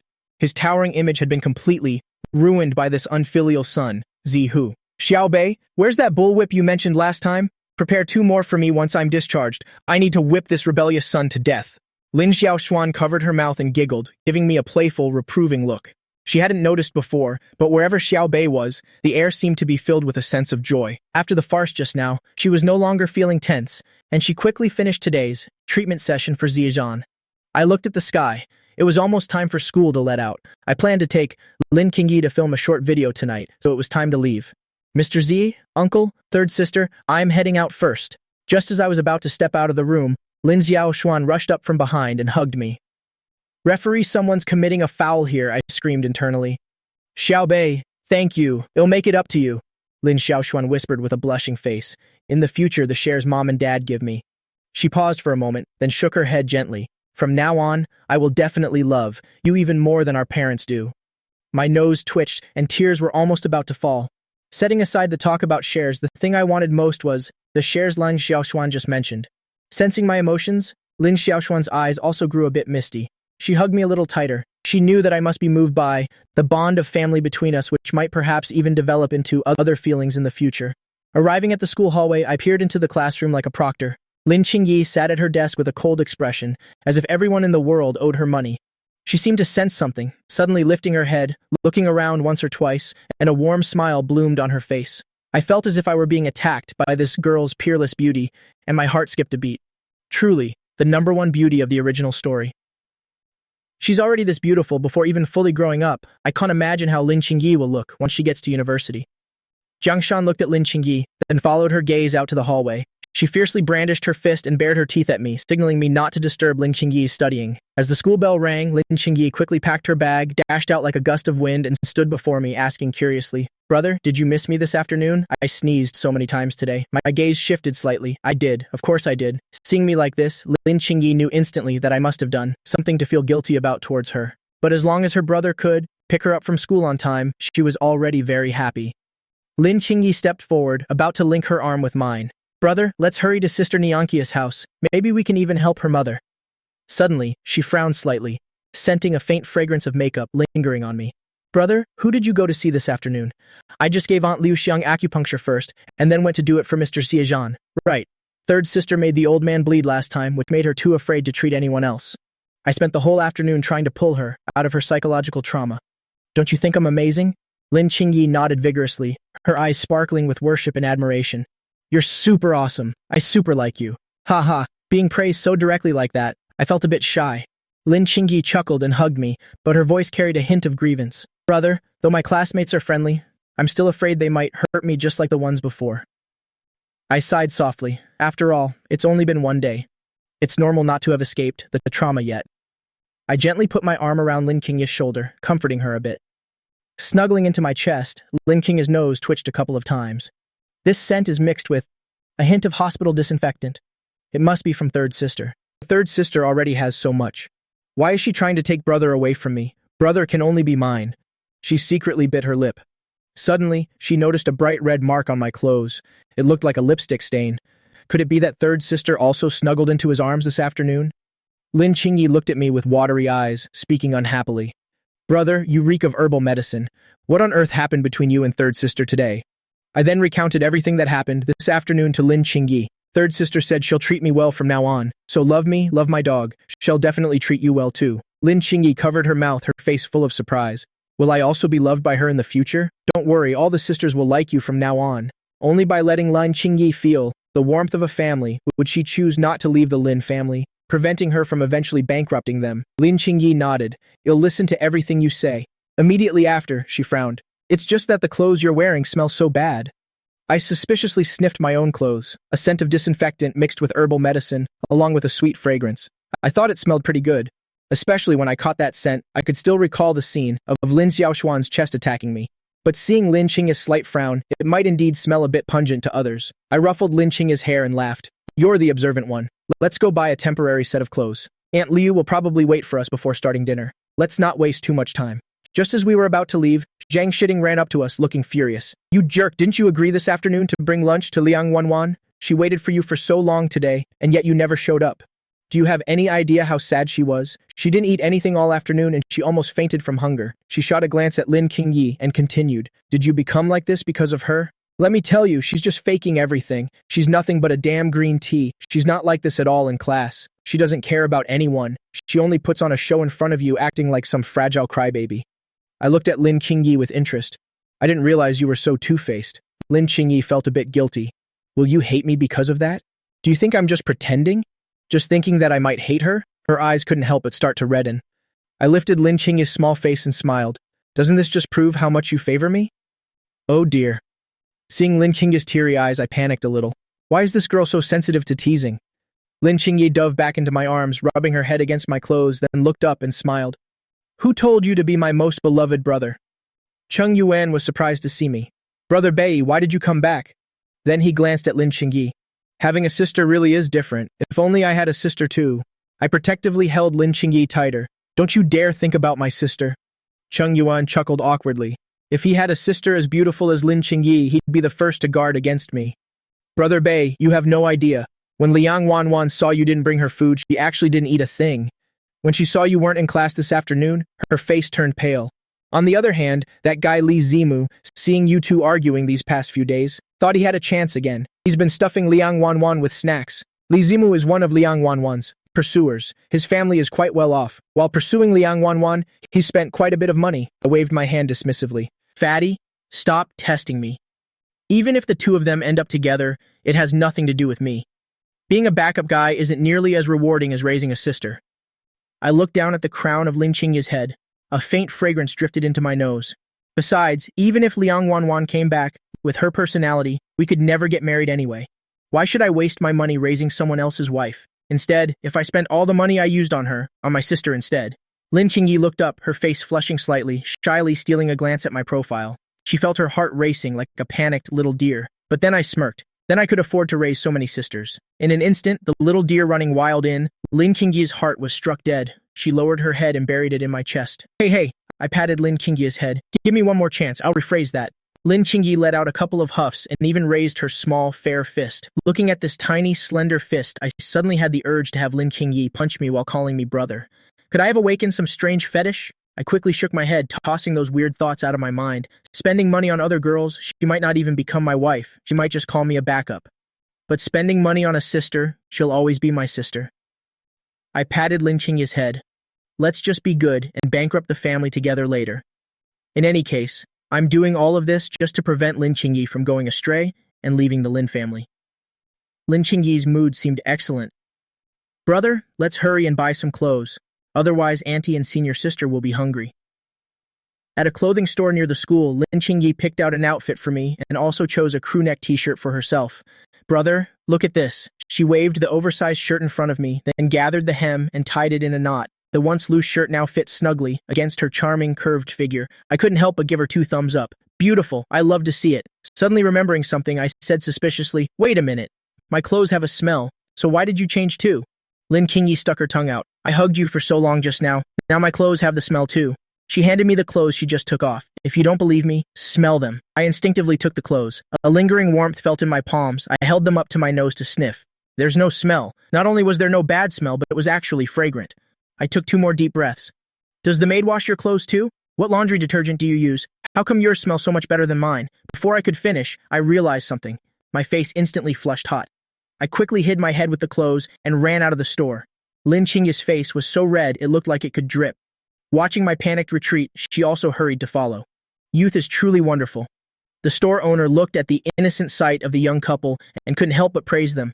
Only after running out did I realize that the clothes I just used to hide my face were the ones Lin Qingyi had just taken off. Lin Qingyi followed behind me with her head down, occasionally hopping to step on my shadow. She was clearly in a very good mood. Damn it! I suddenly stopped in my tracks. Lin Qingyi couldn't react in time and bumped her head into my back. She clutched her head and timidly stole a look at me. Seeing Lin Qingyi's cautious look, I reached out and ruffled her hair, turning it into a bird's nest. Next time, if you want new clothes, just say so directly. It's not like I wouldn't buy them for you. Perhaps Lin Qingyi just thought the clothes in the store were pretty. While picking clothes for me, she also grabbed a set for herself. She was probably afraid I wouldn't buy them, so she came up with that false excuse, claiming her clothes smelled too. Lin Qingyi obediently took out a small comb and raised her hand as if making an oath. I definitely won't tease you again next time. I skeptically examined Lin Qingyi's face, only to see a radiant, mischievous smile on her face. It seemed to say, I'm sorry, but I'll do it again. I shook my head helplessly. At least Lin Qingyi now has a bit of the youthfulness and liveliness that a girl her age should have. This can be considered a good thing. It's just a little prank. I looked at the clothes in my hand, still faintly smelling of fragrance. What if it happened twice more? The 2 of them arrived at Li Nianqiu's house together. Li Nianqiu hurried over. You 2 are finally here. My mom saw you hadn't arrived for so long, she went to stir-fry another dish. And before you arrived, I wasn't even allowed to taste anything. I'm starting to doubt if I'm even her biological child, Li Nianqiu said with a pained look. Upon hearing that, Liu Xiang spoke up. The food was all bought by Xiaobei and the others. They haven't even sat down at the table yet, so how could you eat first? Li Nianqiu shrunk back, grabbing my arm and hiding behind my back. Auntie, please go ahead and eat if you're hungry. It's fine, you don't have to wait for us. Senior sister is a high school senior. Learning efficiency drops on an empty stomach. Liu Xiang showed a look of hesitation. She didn't want her daughter to be hungry, fearing it would affect her studies. Auntie, school lets out at 6. If we aren't here by 6:30, the 2 of you should eat first. Besides, Qingyi and I won't come over to eat every day. You wouldn't want senior sister to fail college entrance, and then be tricked into coming home with me to have 8 kids. Upon hearing that, Li Nianqiu's cheeks instantly flushed. She let out a couple of soft huffs and pulled on my arm in dissatisfaction. Although Lin Qingyi knew it was just a joke, she still puffed her cheeks out in anger. Fine, then from now on I won't be so formal with you anymore. Having said that, she let out a soft sigh. If only our Nianqiu could find a good husband like you, I could die in peace. Mom, what are you saying? Li Nianqiu hurriedly looked at me and explained in a soft voice. My mom is just joking. Don't take it seriously. But then she saw my intrigued smile. Her explanation grew softer and softer as her cheeks became redder and redder. See, senior sister, I've already agreed. Auntie agreed too. You're the only one who hasn't. Minority must yield to the majority. Just come with me and come home to have 8 kids with me. Li Nianqiu's face was burning up. She was like a steam engine now, with white smoke practically coming out of her head. She waved her hands frantically, stammering, It's not like that. I nodded thoughtfully. Senior sister, you've got both hands out. Does that mean you want to have 10 kids? Li Nianqiu quickly hid her hands behind her back, so embarrassed her brain practically froze. Lin Qingyi gave me a dissatisfied glare and linked arms with Li Nianqiu. Brother, I don't agree either. Now it's 2 against 2. Li Nianqiu breathed a sigh of relief and hid behind Lin Qingyi. Qingyi, your brother is so mean. Lin Qingyi shot me an annoyed look and nodded in agreement. After dinner, the 3 of them went to the study. Li Nianqiu took out a ruler to use as a teaching pointer. Pushing up her glasses with her left hand, she tapped the table with the ruler in her right hand. Lin Bei, let's see you try to bully me now. Now, we will officially begin our tutoring session. I raised an eyebrow. Teacher, aren't you going to wear a suit, a short skirt, and black stockings? Aren't you being a bit unprofessional? 2.5 minutes later, Li Nianqiu had changed into a black suit, a pencil skirt, and black silk stockings. She patted her slightly flushed cheeks, nervously clutching the ruler in her hand. Student Lin Bei, can we start the lesson now? I nodded with satisfaction. If all my teachers had been like this in the past, then even getting into Tsinghua University, I feel like I could have given it a try. Teacher, my thirst for knowledge has already exceeded all limits. Feel free to whip me into shape. Li Nianqiu nodded. Then let's take out today's homework first. You can ask me directly if you have any problems. I looked at Lin Qingyi doubtfully. Do we even have homework? Why did no one tell me about this? Seeing Li Nianqiu and me sitting so close, Lin Qingyi immediately brought over a chair and squeezed in between us. Oppa, you didn't do your homework again? To keep your desk clean, the teacher didn't even give you a worksheet. Even if I don't do it, she can just not give me one. I paid the tuition fees after all, Lin Qingyi giggled. Oppa, I have one worksheet left that I haven't finished. How about I give it to you? My face darkened. Do your own homework. Don't think you can act cute, so it'll do it for you. In your dreams, it'll give you 2 more sets of problems when we get home. Li Nianqiu couldn't help but chuckle softly. She admired the intimacy between Lin Qingyi and me. She looked at me. So, which subject do you want to improve the most? Without even thinking, I blurted out, sex education. Hearing this, Li Nianqiu's cheeks instantly burned red. There is no such subject. Lin Qingyi pouted. The subject Appa needs to improve on the most right now is civic education. Sister Nianqiu, don't worry about my brother. We already told Auntie Liu Xiang that you're here to tutor me, not my brother. I patted Lin Qingyi's little head. Alright, you two just focus on your homework for now. I'll play games for a bit. Lin Qingyi and Li Nianqiu were both top students, so they finished their homework incredibly fast. I rested my chin on my hand watching them work. Lin Qingyi had a well-proportioned figure, but because of long-term malnutrition, she looked a bit thin and frail. In a few months, I estimated, her already striking looks would become even more beautiful. Li Nianqiu grew up with the loving care of Liu Xiang. Her figure was a bit more developed than Lin Qingyi's. She was curvy in all the right places, and slender where she needed to be, especially her thighs. They always gave me the urge to go over and give them a pinch. You're just doing homework, so why are your faces turning so red? Is the homework really that stimulating? Just then, Liu Xiang walked in with a fruit platter. I cleared my throat and pointed at Lin Qingyi's worksheet. For this question, you just need to use L'Hôpital's rule. Combine the greatest works of art with Bach's Old Testament, then you'll discover a secret that cannot be told. After speaking, I turned around, pretending to have just noticed Liu Xiang. I stood up to take the platter. Auntie, I'm sorry to trouble you. Liu Xiang didn't understand what I was saying, but hearing all those technical terms made it seem very impressive. It's no trouble at all. Have some fruit. Don't overwork yourselves. She then glared at Li Nianqiu. Xiaobei let you come here to help Qingyi study. Don't keep bothering Xiaobei all the time. I shook my head. Auntie, the 3 of us are researching a way to solve this problem. She has actually given me a lot of hints. Liu Xiang gave a soft huff. I know exactly what my daughter is like. All right, I won't disturb your studying any longer. She looked back at Li Nianqiu. You need to take more initiative and stop bothering Xiaobei. The door closed and I turned back with the fruit platter, only to find both girls looking at me with resentment. Li Nianqiu was seriously beginning to wonder if she was actually her mother's biological daughter. Lin Qingyi rolled her eyes. She finally understood why I was so popular with parents. At first, Auntie Liu Xiang was quite wary of my brother, but after just 2 days, she liked me this much. She suddenly recalled dinner time. I had teased Li Nianqiu about having 8 children for me. Auntie Liu Xiang hadn't said a word to stop me. She immediately gave Li Nianqiu a wary look and looked at me. Oh no, what should I do? My brother is too popular. It feels like the whole world is trying to take my brother away from me. I placed the fruit platter between the 2 of them. Stop acting like the victim when you're the guilty one. Why are you both staring at me? Is the homework written on my face? Then, I was kicked out of the room. Xiaobei, why did you come out? Liu Xiang asked. If I stay in there, they just stare at me and ignore the homework. You don't need to worry about me, Auntie. I'll play on my phone for a while and leave once Qingyi is finished studying. I said that and then started scrolling through Douyin. Immediately, a flood of insults poured in like falling snow.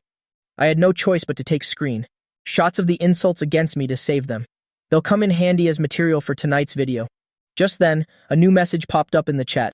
Hua Tian, Great Xiaobei, I believe you're being slandered. There's no evidence at all in that blogger's video. It's all subjective guesswork used to deceive netizens. I've located that blogger. The location is Dormitory Building 1, Jiangcheng University. I remembered this netizen with the handle Hua Tian. She was the girl who left a comment last night saying she had been bullied before. I replied to her, let them have their last hurrah.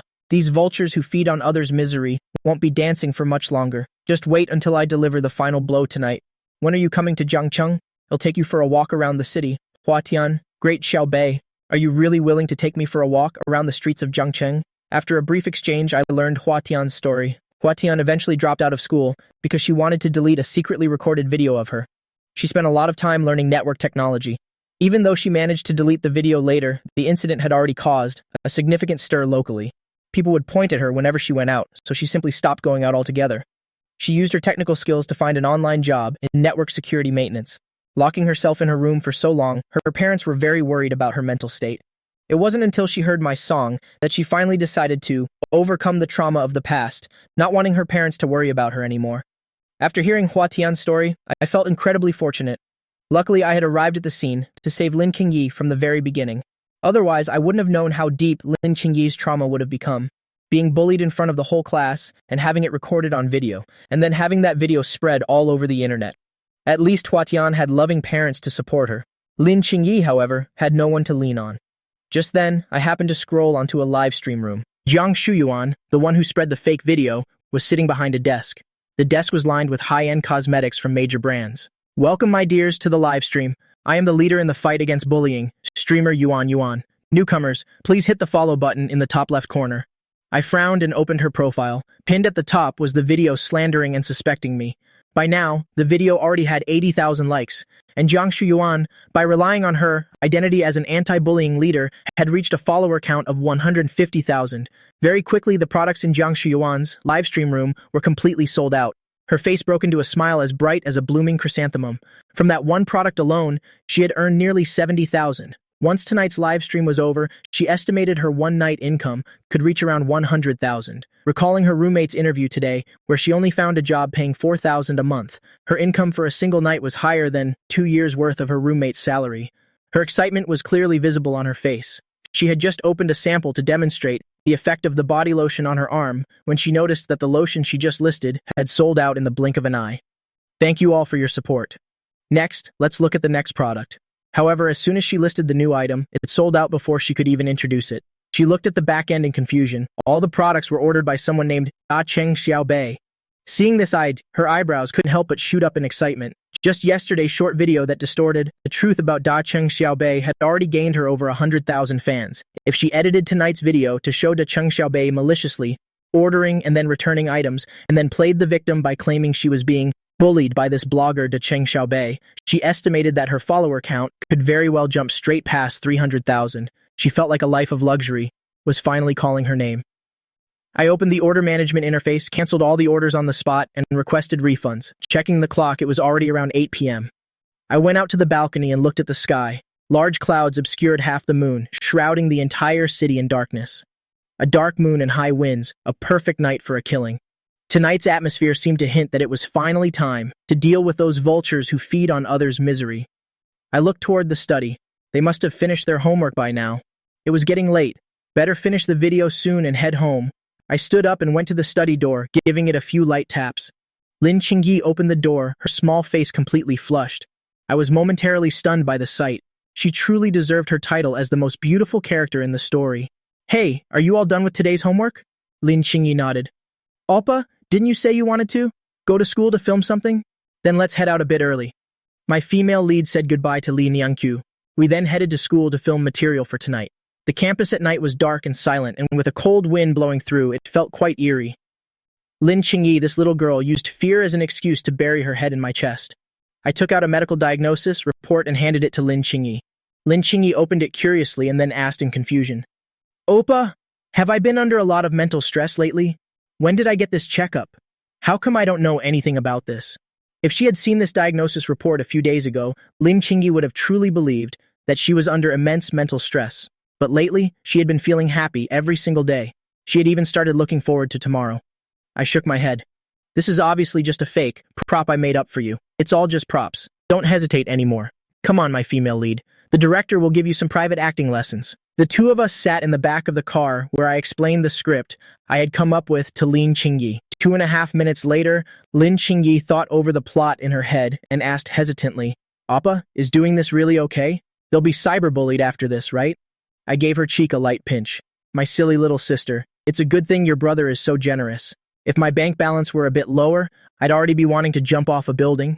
I opened the Douyin chat interface. It was filled with endless criticisms and insults. After seeing these insults, Lin Qingyi's expression immediately darkened.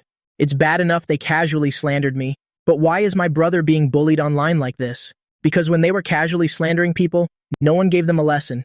They only care that slandering others can gain them followers, and more followers means more money. They don't care about the truth, they only care about the views. At most, when the truth comes out, they'll just delete or hide the video. If that doesn't work, they'll cry a few tears, claim they were also deceived, and that they're a victim too. saying they've developed depression, wait for a while, and when they need money, they'll just keep doing it. They're the ones who open their mouths to lie. Don't they know that their lies can have a devastating impact on those involved? It's just because they're not the ones being burned, so they simply don't care. I patted Lin Qingyi's head and said with annoyance, besides, what do you mean by it's fine if they slander me? The fact that they slandered you is what's truly hateful. Scene 1, take 1, action. In the dark campus, I ran down the empty hallway with my phone. The classroom door was open, but no one was inside. The scene shifted to the faculty office. After searching thoroughly, there was still no one there. The classroom, office, bathroom, flower bed, athletic field. I ran past every single spot, but still found nothing. In the frame, my hand was still holding a medical report from the hospital. The camera zoomed in. The report stated the patient was under extreme mental pressure. The frame moved, and the lens pointed toward the rooftop of the opposite building. A girl could be faintly seen standing by the edge of the railing in the night breeze. Then the camera started moving rapidly, passing through hallways, walkways, and stairs up to the rooftop. Lin Qingyi stood on a desk, a look of loneliness on her face. My camera angle was perfect. Even though Lin Qingyi was standing on a desk on the rooftop, it looked as if she had climbed onto the railing at the edge. At the end of the clip, Lin Qingyi spread her arms wide, and with a sorrowful expression, she leaned backward. I dropped the phone and rushed over to catch her in my arms. I pinched Lin Qingyi's nose and said a bit crossly, "Didn't I tell you not to actually fall? Do you know how dangerous that was?" Lin Qingyi leaned her head against my chest again, hugging me tightly without saying a word. Seeing this, I sighed softly and wrapped my arms around her. Even though it was just for a video, Lin Qingyi probably really thought about how, if the bullying had been allowed to continue at the start, she might have actually jumped from this building. Feeling the warmth and the steady heartbeat in my chest, Lin Qingyi's eyes grew a bit red. Earlier, when she climbed onto the desk, she felt as if she had truly climbed onto the rooftop railing. And when she fell, she really had the intention to die. She wanted to kill her past self. Appa, I'm so scared. I'm scared that this is all just a dream, and I'm scared I'll wake up by accident. I'm scared that after you get a girlfriend, you won't love me anymore. What should I do? She sniffled, looking up at my profile. Summoning a flicker of courage, she pleaded humbly, Oppa, could you? Just then, a phone suddenly started ringing. The courage Lin Qingyi had just gathered instantly shattered. I looked awkwardly at the phone ringing on the ground, then back at Lin Qingyi. For a moment, I didn't know what to do. Lin Qingyi held my arm a bit tighter. Oppa, carry me over there. I stroked Lin Qingyi's head. No wonder everyone loves having a little sister. Who wouldn't love a little sister who's so soft, cute, and sweet-smelling? Who could possibly resist? I picked up the phone while carrying Lin Qingyi. It was a voice call request from Lin Xiaolin. I was a bit suspicious. Although the original owner had a decent relationship with Lin Xiaolin, they didn't usually call each other. I had a vague, sinking feeling. Xiao Bei, you finally answered. What were you just doing? Why did it take you so long to pick up? Is your little sister clinging to you and not letting you answer? But then I thought about it. This was a call from my dear sister after all, so I used one arm to hold the girl close and the other to answer the phone. Lin Qingyi's face was beet red as she buried her head in my chest. No, I didn't. I felt a bit guilty and looked around. Could Lin Xiaolin have planted a surveillance camera here? I didn't believe it. Lin Xiaolin finished speaking and immediately sent a video call request.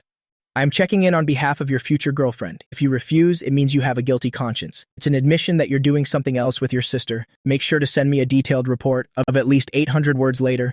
Hearing Lin Xiaolin's nonsense, Lin Qingyi's face turned bright red and she looked like she was about to explode. I reluctantly turned on the video. Lin Xiaolin was lying on her stomach on her dorm bed, clutching a pillow, her slender legs kicking lightly in the air. Why is it so dark where you are? Are you out stealing something? And where's your little sister? Isn't she with you? I handed the phone to Lin Qingyi. Lin Qingyi mumbled a greeting to the screen. Fourth sister, good evening. Little sister, where are you two? Why is it so dark all around you? If Xiao Bei tries to take you into the woods, you absolutely must not go with him, okay? Call me right then, and I'll call the police for you. Lin Qingyi couldn't help but let out a soft laugh, glancing at my darkened expression. Sister, we're still at school. Appa said he wanted to take me to film a video. Lin Xiaolin nodded. Then you have to be careful. He doesn't use the director title to say he wants to explain the script to you in private and then lure you into a small room or a car. Yes, I understand. Lin Qingyi's eyes darted away because I had indeed used the excuse of explaining the script to pull her into the car.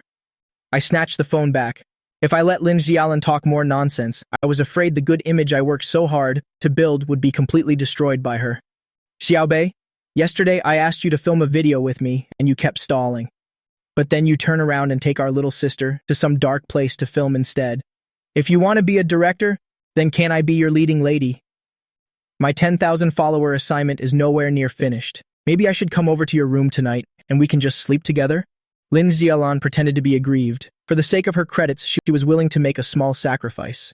Hearing Lin Xiaolan's seductive words, Lin Qingyi warily nestled closer to me. I felt a bit awkward. How did she know about the leading lady sleeping with the director last night? Had Lin Xiaolan really planted a surveillance camera on me? Fourth sister, if you keep being this mischievous, I'm going to hang up. Just tell me what you actually want. Lin Xiaolan stammered. Xiao Bei, did you see that streamer tonight doing a sales live stream? I watched for a bit, and then she blocked me. I also happened to scroll past her sales live stream video tonight, and I even bought quite a few things. As soon as she finished her live stream, I returned everything I had purchased. Now the funds are frozen and they said it'll take 1 to 3 business days to return to my account, Lin Helan said. I nodded, not expecting Lin Helan to be thinking the same as me. Lin Helan clasped her hands and said earnestly, "This is the one and only request of my life. Xiao Bei, send some money over to your sister. I did all that just to vent your frustrations for you. You can't just abandon me like this. Nuna, your life must be incredibly short then. You've made 3 only requests in the last 2 days. A mayfly has a longer lifespan than your requests." Lin Helan gave an embarrassed laugh. This time is different. If I don't have any money, I'll really starve to death. If that happens, it really would be the last request of my life. I shook my head helplessly and transferred 10,000 yuan to her directly. Hearing the notification of the money hitting her account, Lin Helan picked up her phone and blew me a kiss. Love you, Xiao Bei. She hesitated for a moment and then asked, "The video you two filmed tonight, is it to take down that blogger? What good would just condemning her do? I've released evidence before and she just kept making things up anyway, didn't she? Since they want to fabricate stories, it'll film an MV to give them some real heat. Just wait until my video goes up tonight. Let's see if they can even survive after that. Then I'm not sleeping tonight. You'll be waiting for your video." After saying that, Lin Helan hung up. Lin Qingyi gently tugged on my sleeve. "Oppa, does Nuna often video call you like this?" I shook my head. "Didn't you see how after I sent the money, she couldn't wait to hang up? The first few lines were just a warm-up. The transfer was the only thing that mattered."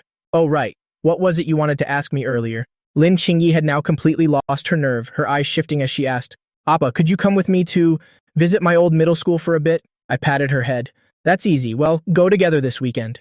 Suddenly remembering there's no school on the weekend, I corrected myself. "Let's make it Friday afternoon instead. Lately, Grandpa Yejian and Aunt Lu Xiang need constant care. Besides, until Dad meets the old general, he probably won't care about any of this. At most, he'll spare a moment to come see me, to decide whether or not to give me a beating. This is the critical moment that determines if Dad can ever feel fatherly affection for me again." I suddenly gave a wicked grin. "Comrade Lin Jiangguo, for the beatings you've given me lately, I, Lin Bei, will most certainly have my revenge." That night, I took the video we'd filmed, the Salon footage, Captain Chen's official notice, and the cyberbullying messages I'd received, and edited them together simply. Then I added a background track and posted it onto Douyin. At the same time, Jiangshu Yuan also edited the footage of us ordering and returning items into a clip and uploaded it to Douyin. "Everyone, I'm being bullied by a blogger with millions of fans." In the video, Jiangshu Yuan covered her red-rimmed eyes and began to sob. "Because I exposed the true face of a certain famous blogger, he has been mercilessly retaliating against me. During tonight's livestream, he not only incited his fans to flood my live room to hurl insults at me, but also personally placed malicious orders for the items I was selling, only to request refunds for everything. He is a superstar with millions of followers, while I'm just an ordinary person. My fans are just a group of kind-hearted people completely unable to withstand the cyberbullying from a massive army of keyboard warriors." She took a deep breath. Her eyes filled with resolve. When I stood up for the victims of bullying, I knew that sooner or later, I would be targeted too. For every person who is too afraid to speak out, I believe they are good people, just that they are terrified of being bullied as well. But even if I am bullied, I will not waver in my determination. I won't abandon my stance out of fear, and ill never yield to a bully. I believe justice resides in the hearts of the people. Justice may be delayed, but it will never be absent. As soon as the video was posted, anti-bullying advocate bullied by famous blogger quickly surged to the top of the search rankings. "Don't be afraid, sister. You're not fighting this alone. Blogger, please hang in there. We're all supporting you. You can sell the return stock in your next stream. We'll definitely buy it all. Let's raid that blogger's comment section, so he knows exactly how it feels to be bullied. Where is that scumbag? He really thinks he's above everyone. Brothers, follow me into battle. Draw your swords." The fake young master of the Lin family, the wealthiest in Sucheng, discovered that the person he'd bullied for 2.5 years, the true heir, was actually a girl. I thought I'd be facing a frantic revenge, but unexpectedly, she just wants to be close to me every day. Even my third sister, who used to despise me, took the chance to lean into my embrace. Even my seemingly ditzy fourth sister is always looking for a chance to pin me down. I'm speechless. Shouldn't they all be chasing after the male lead instead? By now, a massive crowd of keyboard warriors had followed, the digital trail to my profile page, ready to terrorize my comment section. Just at that moment, I'd successfully uploaded my latest video. The video opened with a black screen, with 10 large golden words appearing in the center. I was already holding her hand. Guys, is this the right account? Once it's confirmed, I'm starting the raid. Wait, look at what's written on the screen. Give the suspect a chance to explain. The scene transitioned to footage of me searching the school incessantly, looking for Lin Qingyi. What is this guy looking for? It's so late and he's not home yet. Does he not have a home? Turns out he lacked family attention. That's why he goes around bullying others. I told you, those scumbags who go bullying others definitely come from homes where they were never taught any better. As the scene shifted, on screen, I'm seen searching for hours without finding Lin Qingyi. Then, a pale medical report flashed across the frame. What's this? Did I just see the word depression earlier? It's not depression. It's extreme mental pressure, but it's probably not far from becoming depression. Damn, it's so late and he still hasn't found her. If I were the blogger, not being able to find her this late at night, I'd definitely be losing my mind with worry. The footage cut to Lin Qingyi standing on a railing, her arms spread wide as if seeking liberation as she fell. Seeing that scene in the video, the keyboard warriors were all stunned. She didn't really jump like that, did she? Falling from such a height, it must have hurt so much. Those damn bullies. Brothers, we need to retreat. That streamer just used us as tools. Blogger, I'm sorry. It turns out you're the one who's actually good. Why did you people drive her to this? She was so young. How could those people bully a little girl so heartlessly? She clearly had such a beautiful life ahead of her, and such a loving brother to care for her. Friend, you're absolutely right. Just let me finish watching this video, and I'm going to rip those blood-sucking dogs to shreds. Then, the screen began displaying the evidence ID presented in the previous video. Even if it was repetitive, these were official documents verified by the authorities, representing the true facts of the situation. At this point, the song reached its emotional climax. With my top-tier musical talent, this chorus seemed to pierce right into the hearts of everyone watching. Their long bottled-up emotions, along with this melody, erupted like a volcano. With such clear and undeniable evidence, who would dare to object now? Do you really have to wait for a girl to jump before you wake up? I'm protecting this blogger today. Let's see which anti-fan dares to speak up. If any anti-fan opens their mouth, I'm going to let them have it. By the end of the video, many hateful comments toward me also scrolled across the screen. Finally, the video faded back to the original black screen, while my sorrowful voice echoed once more. I was already holding her hand. After watching this video, the emotions that were released by the song's climax were immediately suppressed again. They couldn't imagine how much the blogger must be grieving. He was clearly already holding his sister's hand, but because of those parasitic bloggers, they still had the heart to push the girl off the rooftop. That blogger isn't even human. That blogger named Yuan, to think she dares call herself an anti-bullying advocate when she's clearly the one leading the bullying. I'm telling you, just look at her face. Doesn't she look like that kid in grade school who would go tattle to the teacher every single day? This blogger clearly didn't say a word, so why do I want to cry so much? Xiaobei Oppa, could you please release an instrumental version? Please. With the viral spread of this video, my follower count jumped from 5 million straight to 8 million, and the numbers were still climbing. Xiaobei Oppa is such a treasure. Why did I ever believe those lies about him? He even thoughtfully changed the ending of the song. It sounds so truly healing. Healing my foot, the blogger will never get a phone call from his sister again. Do you have any idea how much pain he's in? Everyone, cry for me. Blogger, thank you. I was just diagnosed with depression this afternoon and I didn't know what to do. But hearing your song, I feel like I can definitely overcome this depression. I finished posting the video and was just about to play a fun game as Yasuo when I saw Lin Qingyi, with tears in her eyes, run in and hug me tightly. Her phone was looping, the song I'd just sung. Oppa, why is it that hearing you sing makes me feel so sad? I patted her head. The only places where you can cry are the bathroom and my arms, so feel free to let it all out. Lin Qingyi made a face of disgust. Oppa, that was so cheesy it's gross. I awkwardly turned my face away. Thinking back, what I just said really was a bit cringeworthy, but being looked at with disgust by Lin Qingyi, why did it feel kind of exciting? Seeing my embarrassment, Lin Qingyi nuzzled her head against my pajamas and whispered, "But when I'm in your arms, I don't want to cry anymore." Hearing that, I felt like my poor little heart had just taken a critical hit. Maybe I should buy Qingyi a computer too, then she can play Malphite and support me. Lin Qingyi's cheeks flushed slightly, her gaze a little unfocused. Oppa, is it time to go to bed? I checked the clock. It was nearly midnight. It really was time to sleep. You should go get some sleep. Lin Qingyi immediately looked dejected. Oppa, can I sleep in your room? All right then, you can have the bed. I'll just sleep over here for the night. Lin Qingyi looked at me in frustration. I've been dropping such clear hints. How can you still not get it? She looked at the screen again. This game was definitely competing for my attention. Lin Qingyi puffed her cheeks like a pufferfish, the screen's light reflecting in her eyes. I asked hesitantly, "Do you want to try playing a match?" I opened the game and briefly explained the rules to Lin Qingyi. You just have to get the last hit on the minions to get gold. Gold can be used to buy equipment, and once we destroy the enemy's nexus, we win the game. Since Lin Qingyi was the one playing, I chose Annie, an easy champion, to show her. Lin Qingyi watched me play and asked curiously, "Oppa, didn't you say killing minions gives gold? Why aren't you getting any gold? Do you just not like it?" My face turned bright red. This is called feigning weakness. It's all tactical. If the enemy jungler sees me failing to farm, he won't bother coming to gank me. I nodded as I spoke, as if that actually made sense. However, right after reaching level 3, I was instantly taken down by the enemy Yasuo, with a single combo without warning. I looked quite embarrassed. Sigh, that guy's a pro. Give me another shot.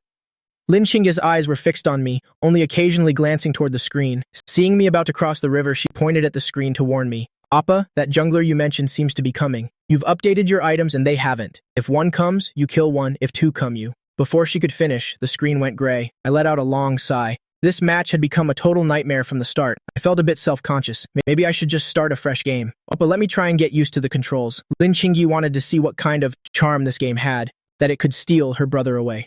5 minutes later, she got a solo kill. 7 minutes later, she got a double kill when they ganked her. 15 minutes in, her Annie hid in a bush, flashed, and stunned 5 people with her ultimate. Pentakill. I stared at the screen, my lip twitching uncontrollably. "Are you really playing this for the first time?" Lin Qingyi nodded blankly. "Oppa, do I suck at this?" Looking at the victory screen, I looked away and said, "Yeah, you still need a lot of practice. Start another match in a bit, and I'll show you how to handle the combat when you're ahead." 10 minutes later, seeing Annie with 3 full items, I immediately took the controls from Lin Qingyi to give her a demonstration. When you have the advantage, you need to help your team more. This is a team game. You have to focus on coordination. But as soon as I headed down to the bot lane, I was ambushed by the jungler and handed over a 1,000 gold bounty to the enemy ad. Our bot lane, which was originally winning, was immediately overwhelmed by the opponents. The tide turned instantly. Then, looking at the defeat screen, I felt as though I'd aged 10 years. Seeing my humiliated expression, Lin Qingyi couldn't help but giggle. "Appa, I understand now. The enemy's teamwork really was impressive." I felt like I was about to cough up blood. Losing the game was one thing, but being mocked by Lin Qingyi was quite another. "Trash game. Ruining my youth? It seems I can't keep you around anymore. I'm uninstalling you right now." Watching the game uninstall? Lin Qingyi nodded thoughtfully. "So, does this mean you'll have more time to spend with me now?" I gave Lin Qingyi a light flick on the forehead. "Look at the time. Go to sleep already, or you'll wake up tomorrow with dark circles, looking ugly and covered in pimples." A dissatisfied Lin Qingyi covered her forehead and left the gaming room. It seemed she wouldn't be able to get her brother to hold her tonight. Lying on her big, cold, soft bed, she sulkily turned her back toward the gaming room, wanting to show me that she was upset. While drifting off, she felt like she was back in her old classroom, having her hair pulled and arms pinched by Gu Can, her bag thrown around, and having a trash can emptied onto her desk. The scene changed. She was having her clothes torn by Gu Can and the others, finally climbing to the rooftop and jumping off. No one cared about her, so naturally, no one would be sad for her. On the other side, I couldn't resist re-downloading the game, but decided to head to the bathroom first. As I passed by my bed, I saw Lin Qingyi curled up in a ball, her body trembling uncontrollably. Suddenly, I felt a wave of inexplicable frustration in my heart. I finally realized that Lin Qingyi had dropped so many hints already. She couldn't just come out and say, "Oppa, I want to sleep with you." I angrily smacked my head twice. I suddenly remembered what she'd said. "When I'm in your arms, I don't feel like crying anymore." I slowly lay down beside Lin Qingyi and carefully pulled her into my arms. In her dream, Lin Qingyi seemed to catch a familiar scent.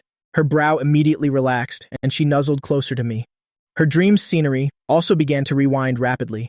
As Gu Can was tearing at her clothes, a ray of light like a descending angel appeared, pulling her away from that dark, filthy world. Early the next morning, Lin Qingyi groggily opened her eyes. Aside from a brief nightmare at the beginning, she'd slept very soundly last night. Seeing my face right in front of hers, she blinked repeatedly, and her cheeks instantly turned crimson. "Why? Why are you here? Didn't you say you'd be in the gaming room last night?" Feeling her movement on the bed, I gently patted Lin Qingyi's head. "Good morning, my silly little sister." Lin Qingyi lowered her head, looking like steam was about to rise from her. "Appa." "Good morning." but inside her heart was screaming like 10,000 marmots. Ah, if every day could be like this, it would be wonderful. I stretched and gave her a reminder. In the future, if you're afraid of sleeping alone, just tell me, okay? Lin Qingyi nodded obediently. I understand. Oppa, I'm getting up now. She threw off the covers, hurriedly dashed out of my room, and ran back to her own. She buried her head in her blanket and rolled around twice, letting out a kitten-like whimper. She joyfully kicked her legs in the air over and over. She figured I must have seen her having a nightmare in the night and secretly pulled her into my arms. Oppa, hehe, my oppa. I scrolled through my phone while brushing my teeth and washing my face. Opening the Douyin app, an avalanche of comments flooded in. Looking at their heartfelt apologies while seeing the hateful comments from before, where they were all cursing me out, I just found it all so ridiculous. The video I filmed was fake, but in reality, many people choose to end their lives because of the cyberbullying from people like this. After thinking for a moment, I posted another video to Douyin. You don't need to apologize to me. You're only doing it to clear your own conscience. Why should someone have to pay with their life for your insincere apologies? I will not choose to forgive you. Carry your guilt for driving someone to death and repent.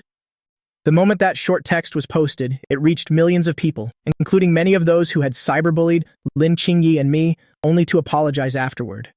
Many keyboard warriors thought this would be a mutual reconciliation between themselves and the blogger. They'd apologize, the blogger would forgive them, and then they'd help the blogger condemn those blood-sucking parasites, but they didn't expect me to be so unyielding. On the other side, Zhang Shuyuan slept until she woke naturally and quietly opened the Douyin app. I wonder how many followers I gained last night. Hopefully that blogger Xiaobei will make another move. Maybe I can ride his coattails this time and become a million-follower blogger in one step. Why won't it open? Domestic phones are such garbage. Whatever, I already made over 100,000 last night anyway, just in time to pick out a better phone. Walking on the way to the cafeteria, Zhang Shuyuan noticed that when people nearby saw her, they all looked very suspicious, as if they recognized her, but couldn't believe it was really her. Could it be that my video from last night went viral?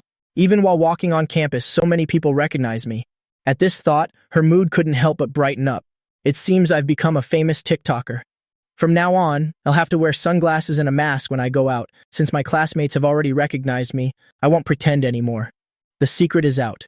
I am the #1 anti-bullying advocate on the entire internet, VNVN. If you want a photo together, please line up. The students gathered around, exchanging looks of pure bewilderment. Who would want a photo with a blogger who talks nonsense and slanders people at will? For personal gain, she forced that girl to use death to prove her innocence. Someone just told me that the blogger named VNVN actually studies at our school. I thought they were trying to insult me. How can she bully others and still be so confident? No wonder she's in media. Her thick skin is unmatched. Take a photo with fans? Could she put her head on the ground so I can step on it for a picture? Zhang Shuyuan heard the chatter around her and couldn't help but frown, vaguely sensing that something was wrong. Bullying? Step on my head for a photo? Could these people be my anti-fans? Famous people always have drama. What bad luck. Are you the #1 internet bully? The blogger VNVN who forced someone to jump to prove their innocence? 3 people asked angrily. What? Zhang Shuyuan was dazed. Forced who to jump? Did the blogger Li Nianqiu back commit suicide? Wasn't it just an accusation of him placing fake orders? He's allowed to do that, but no one is allowed to talk about it. At that moment, she immediately understood why so many people had been looking at her with such strange eyes this morning. But if that blogger really committed suicide, how would these people know? Someone must have filmed the jump and used that blogger's account to post it. It's very likely just a staged performance. She shook her head helplessly, looking at these wide-eyed students being manipulated and yet so filled with rage, and she fired back. I am the internet's #1 anti-bullying advocate. As for this jumping story you're talking about, anyone with a brain knows it's staged. Do you think being students means you can go out without your brains? His bullying towards me was clear as day, with solid evidence. He can do those things, but I'm not allowed to expose him. Regarding the suicide, I can only say I'm very sorry, but I absolutely cannot yield to him just because of this. The psychological trauma he caused me won't just fade away because of this incident. Even if I'm insulted, cursed, or even beaten by you today, I will never apologize to him. Her eloquent, self-righteous speech left everyone around her utterly speechless. They had never seen someone with such twisted morals. Even if someone threw the baby away and raised the placenta, it wouldn't turn out this bad. How can she drive a girl to jump and still act like an angel of justice? Watching the students before her, silenced by her rhetoric, unable to find words, she let out a cold laugh and began to mock them openly. Wasn't it just a few words? How was I to know his mental resilience was so weak? If he's that fragile, he shouldn't be doing such nonsense. Trying to be a harlot while building a temple to virginity? How disgusting. Besides, who isn't scolded by parents at home, yelled at by teachers at school, or berberated by bosses at work? Why is everyone else fine, but he decides to jump? Is your blogger that precious? She marched aggressively toward the cafeteria exit. Seeing the dark crowd gathered in front of her, filming her shocking words with their phones, she let out a disdainful snort. What do you all want, gathering here, to bully me? If I'm truly in the wrong, let the law punish me, okay? Stop acting so holier than thou and pretending to be the voice of justice. Get out of the way or ill call the city guard, and when you're arrested with a criminal record, don't dream of ever becoming civil servants. The students looked at each other and reluctantly cleared a path. After all, a shameless person is invincible. Her values were so warped that communicating with her was impossible. There was no point in gambling their futures against someone so morally bankrupt. Back in the dorm, Jiang Shuyuan took out her phone, preparing to film a video to continue playing the victim. In the video, she acted terrified, accusing me of sending a truckload of fake students to surround her at the cafeteria, claiming that even though she was hiding in her dorm, she was still being constantly harassed, but she would endure it, never compromising with bullying. Done filming, she glanced at her phone. The Douyin app finally opened. Countless fan comments kept popping up on the screen. She was eager to see how much her follower count had grown. 800,000?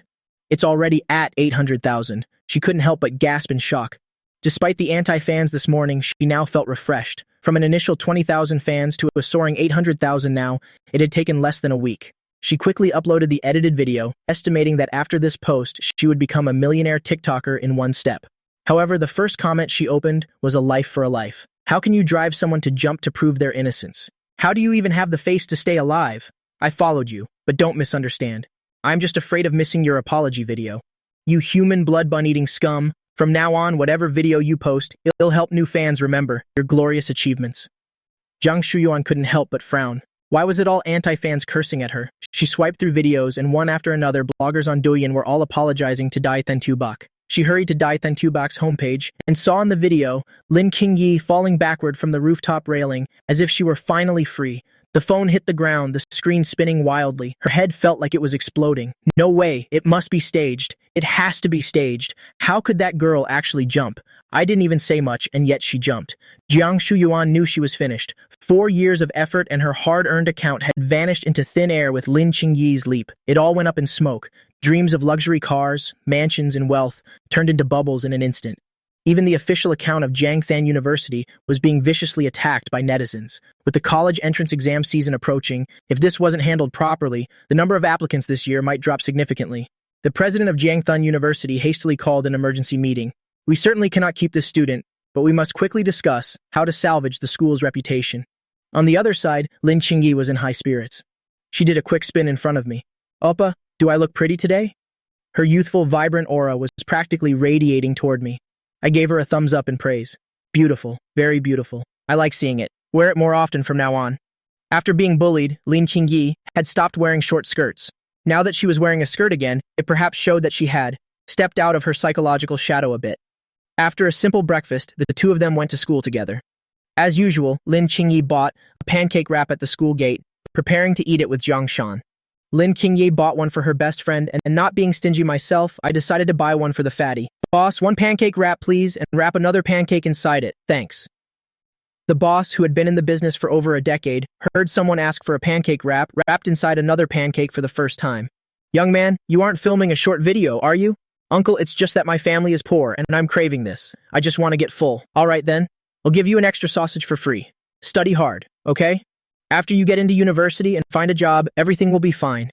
I repeatedly declined, even saying I didn't want extra eggs, but the boss thought I was trying to save money. He not only cracked 2 eggs for me, gave me a sausage, but also added some meat floss and plenty of extra lettuce.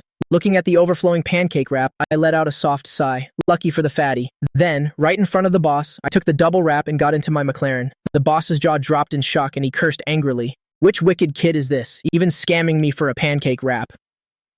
Entering the classroom. Here, a reward for you. I tossed the double pancake wrap onto the fatty's desk. The fatty's eyes gleamed with a golden light. I have drifted for half my life, only regretting that I had not yet met a wise lord. If the young master doesn't mind, I'm willing to bow. Hey, Batch, why is there another pancake inside your pancake wrap? I smirked. See, after you tried to stir up trouble between me and Lin Qingyi yesterday, this is your karma. A pancake wrap with no meat. This is just the beginning. In the future, your instant noodles won't have seasoning packets. Zheng Yuan pouted. Bah, gay. Then I curse you to buy instant noodles that only have seasoning packets and no noodles. Lin Qingyi watched us bicker and couldn't help but smile. Seeing her pancake wrap was almost finished, she pulled her chair next to mine. Oppa, you eat this. I can't finish it. Just then, Liang Wanwan walked up to me and placed 2 white steamed buns on my desk.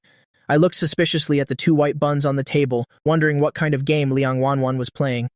Hey Liang Wanwan, you dropped these 2 big white buns of yours here. Hearing this, everyone looked over, with knowing, suggestive smiles. Liang Wanwan's face immediately flushed red. She snatched the buns off my desk and ran back to her seat. Back, gay, Liang Wanwan is probably trying to win you back. You have to hold your ground, Zheng Yuan reminded me. I shook my head, speechless. She thinks she can bribe me with 2 big white buns? What veteran official couldn't resist such a temptation? But if she really brought 2 big white buns to bribe me, then this veteran official really might not be able to resist. Zheng Yuan rolled his eyes in disdain. Regardless of whether she uses big white buns to bribe you or uses her big white buns to bribe you, just don't be a simp anymore. Then he looked at Lin Qingyi and instructed her. You have to keep a close eye on Baki, or else you'll lose your big brother. Lin Qingyi was confused by what she heard, but she still nodded solemnly. She leaned in close to Jiang Shan and whispered, Do you know what they mean when my brother talks about those big white buns? No, I don't know. Jiang Shan's face turned beet red as she flatly denied it, but unable to resist Lin Qingyi's pleading, she leaned into Lin Qingyi's ear and gave a quiet explanation. A cloud of white steam practically rose from Lin Qingyi's head, her cheeks so red they looked like they were about to drip. She gently patted her own chest with both hands. It wasn't exactly small, but not quite at that level yet. She couldn't help but let out a soft sigh. Suddenly, an image of Li Nianqiu flashed through her mind, and a spark of joy gleamed in her eyes. I'll have to ask Sister Nianqiu during tonight's tutoring. As the school bell rang for class, I collapsed onto my desk right on schedule. But I must say, sleeping while holding Lin Qingyi last night was truly wonderful. Today, I wasn't sleepy at all. The teacher on the podium saw that I, for once, wasn't sleeping. Feeling a sense of validation, he suddenly began teaching with even more enthusiasm, making it even harder for me to drift off. I propped my chin up and stared at the blackboard, reflecting on the plot of the original novel. According to the original, Johan grew up on a mountain since childhood, studying under a secluded grandmaster and gaining extraordinary skills. The grandmaster felt Johan's training was nearly complete, so he let him descend the mountain to experience the life of an ordinary person. After descending, Johan had no money, so he hung around major hospitals, looking for fated individuals to heal. After treating Zizhan's injuries and gaining Lin Xiaoxuan's favor, he used the Lin family's connections to enter Jiangthen High School. At that time, Lin Qingyi was kicked out of the Lin house, suffering quite a lot of trauma. Seeing Lin Qingyi's pitiable state, Johan began to care for her with extreme devotion. Never having felt cared for, Lin Qingyi went, from initial rejection to finally falling into Johan's gentle trap. The reason it was a gentle trap was that while caring for Lin Qingyi, he was also attending to Lin Xiaochuan, helping her overcome the trauma of almost killing Xie while also being intimately involved with the Song Huk. I couldn't help but sigh. As expected of the protagonist, his time management was top tier. But now, I was the one who treated Zizhan's illness, and Lin Xiaoxuan's affection had shifted to me. Lin Qingyi had avoided being traumatized, calling me Appa every day with unbearable sweetness. I tilted my head and looked toward Lin Qingyi.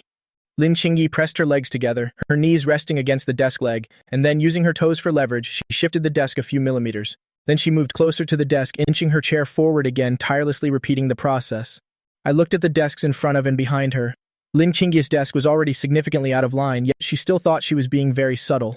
Watching her long, slender legs working busily under the desk, while Lin Qingyi's face remained perfectly composed, I just felt this little sister of mine was too adorable. I simply pulled Lin Qingyi's desk over, joining it directly with mine. The sudden noise made everyone, unavoidably, look over. Lin Qingyi was dazed for a moment. She thought she had been so discreet, so how had her brother still noticed? Noticing the eyes of the whole class on her, her cheeks immediately turned crimson, but she quickly pulled her chair over, sitting right next to me, obediently sitting up straight. The teacher was about to get angry, but when he saw it was me, he decided it was fine. He coughed lightly twice, restoring a bit of discipline to the class, and told the students to continue thinking about the problem. For this problem, he had just provided a solution method, but it was too complicated, and almost none of the students understood it. Lin Qingyi looked at the distance between us. Now she only had to lean slightly, tilting her head to nestle right into my arms. Too bad class was still in session. Otherwise, she could have been intimate with me. I let out a yawn and glanced at the solution process on the blackboard. The teacher had filled more than half the board before arriving at the correct answer, and now he couldn't think of a new way to solve it, so he was researching how to explain it so that the students could understand. I glanced at Lin Qingyi's work. At the moment, she was also limited in her thinking by the teacher's method. Thinking about how I had wasted everyone's time just now anyway, I slowly strolled up to the podium.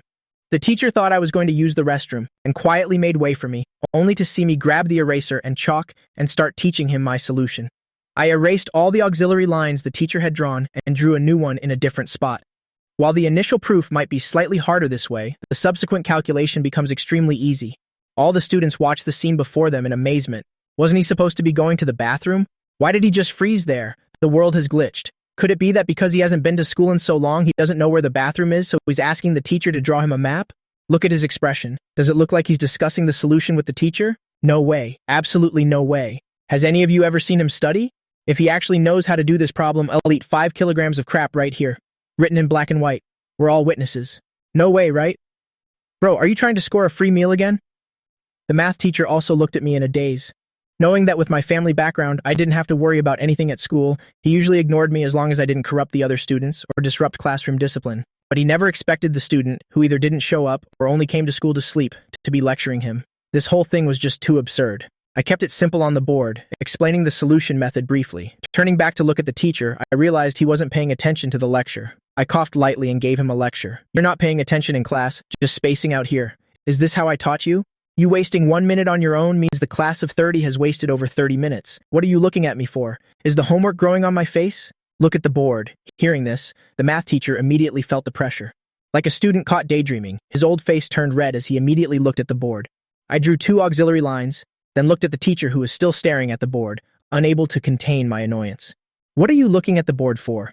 Can the blackboard teach you the solution steps directly? Look at me. Soon after finishing the lecture, I tossed the chalk aside and let out a long sigh. You really are the worst batch of teachers I've ever taught, the absolute worst among them.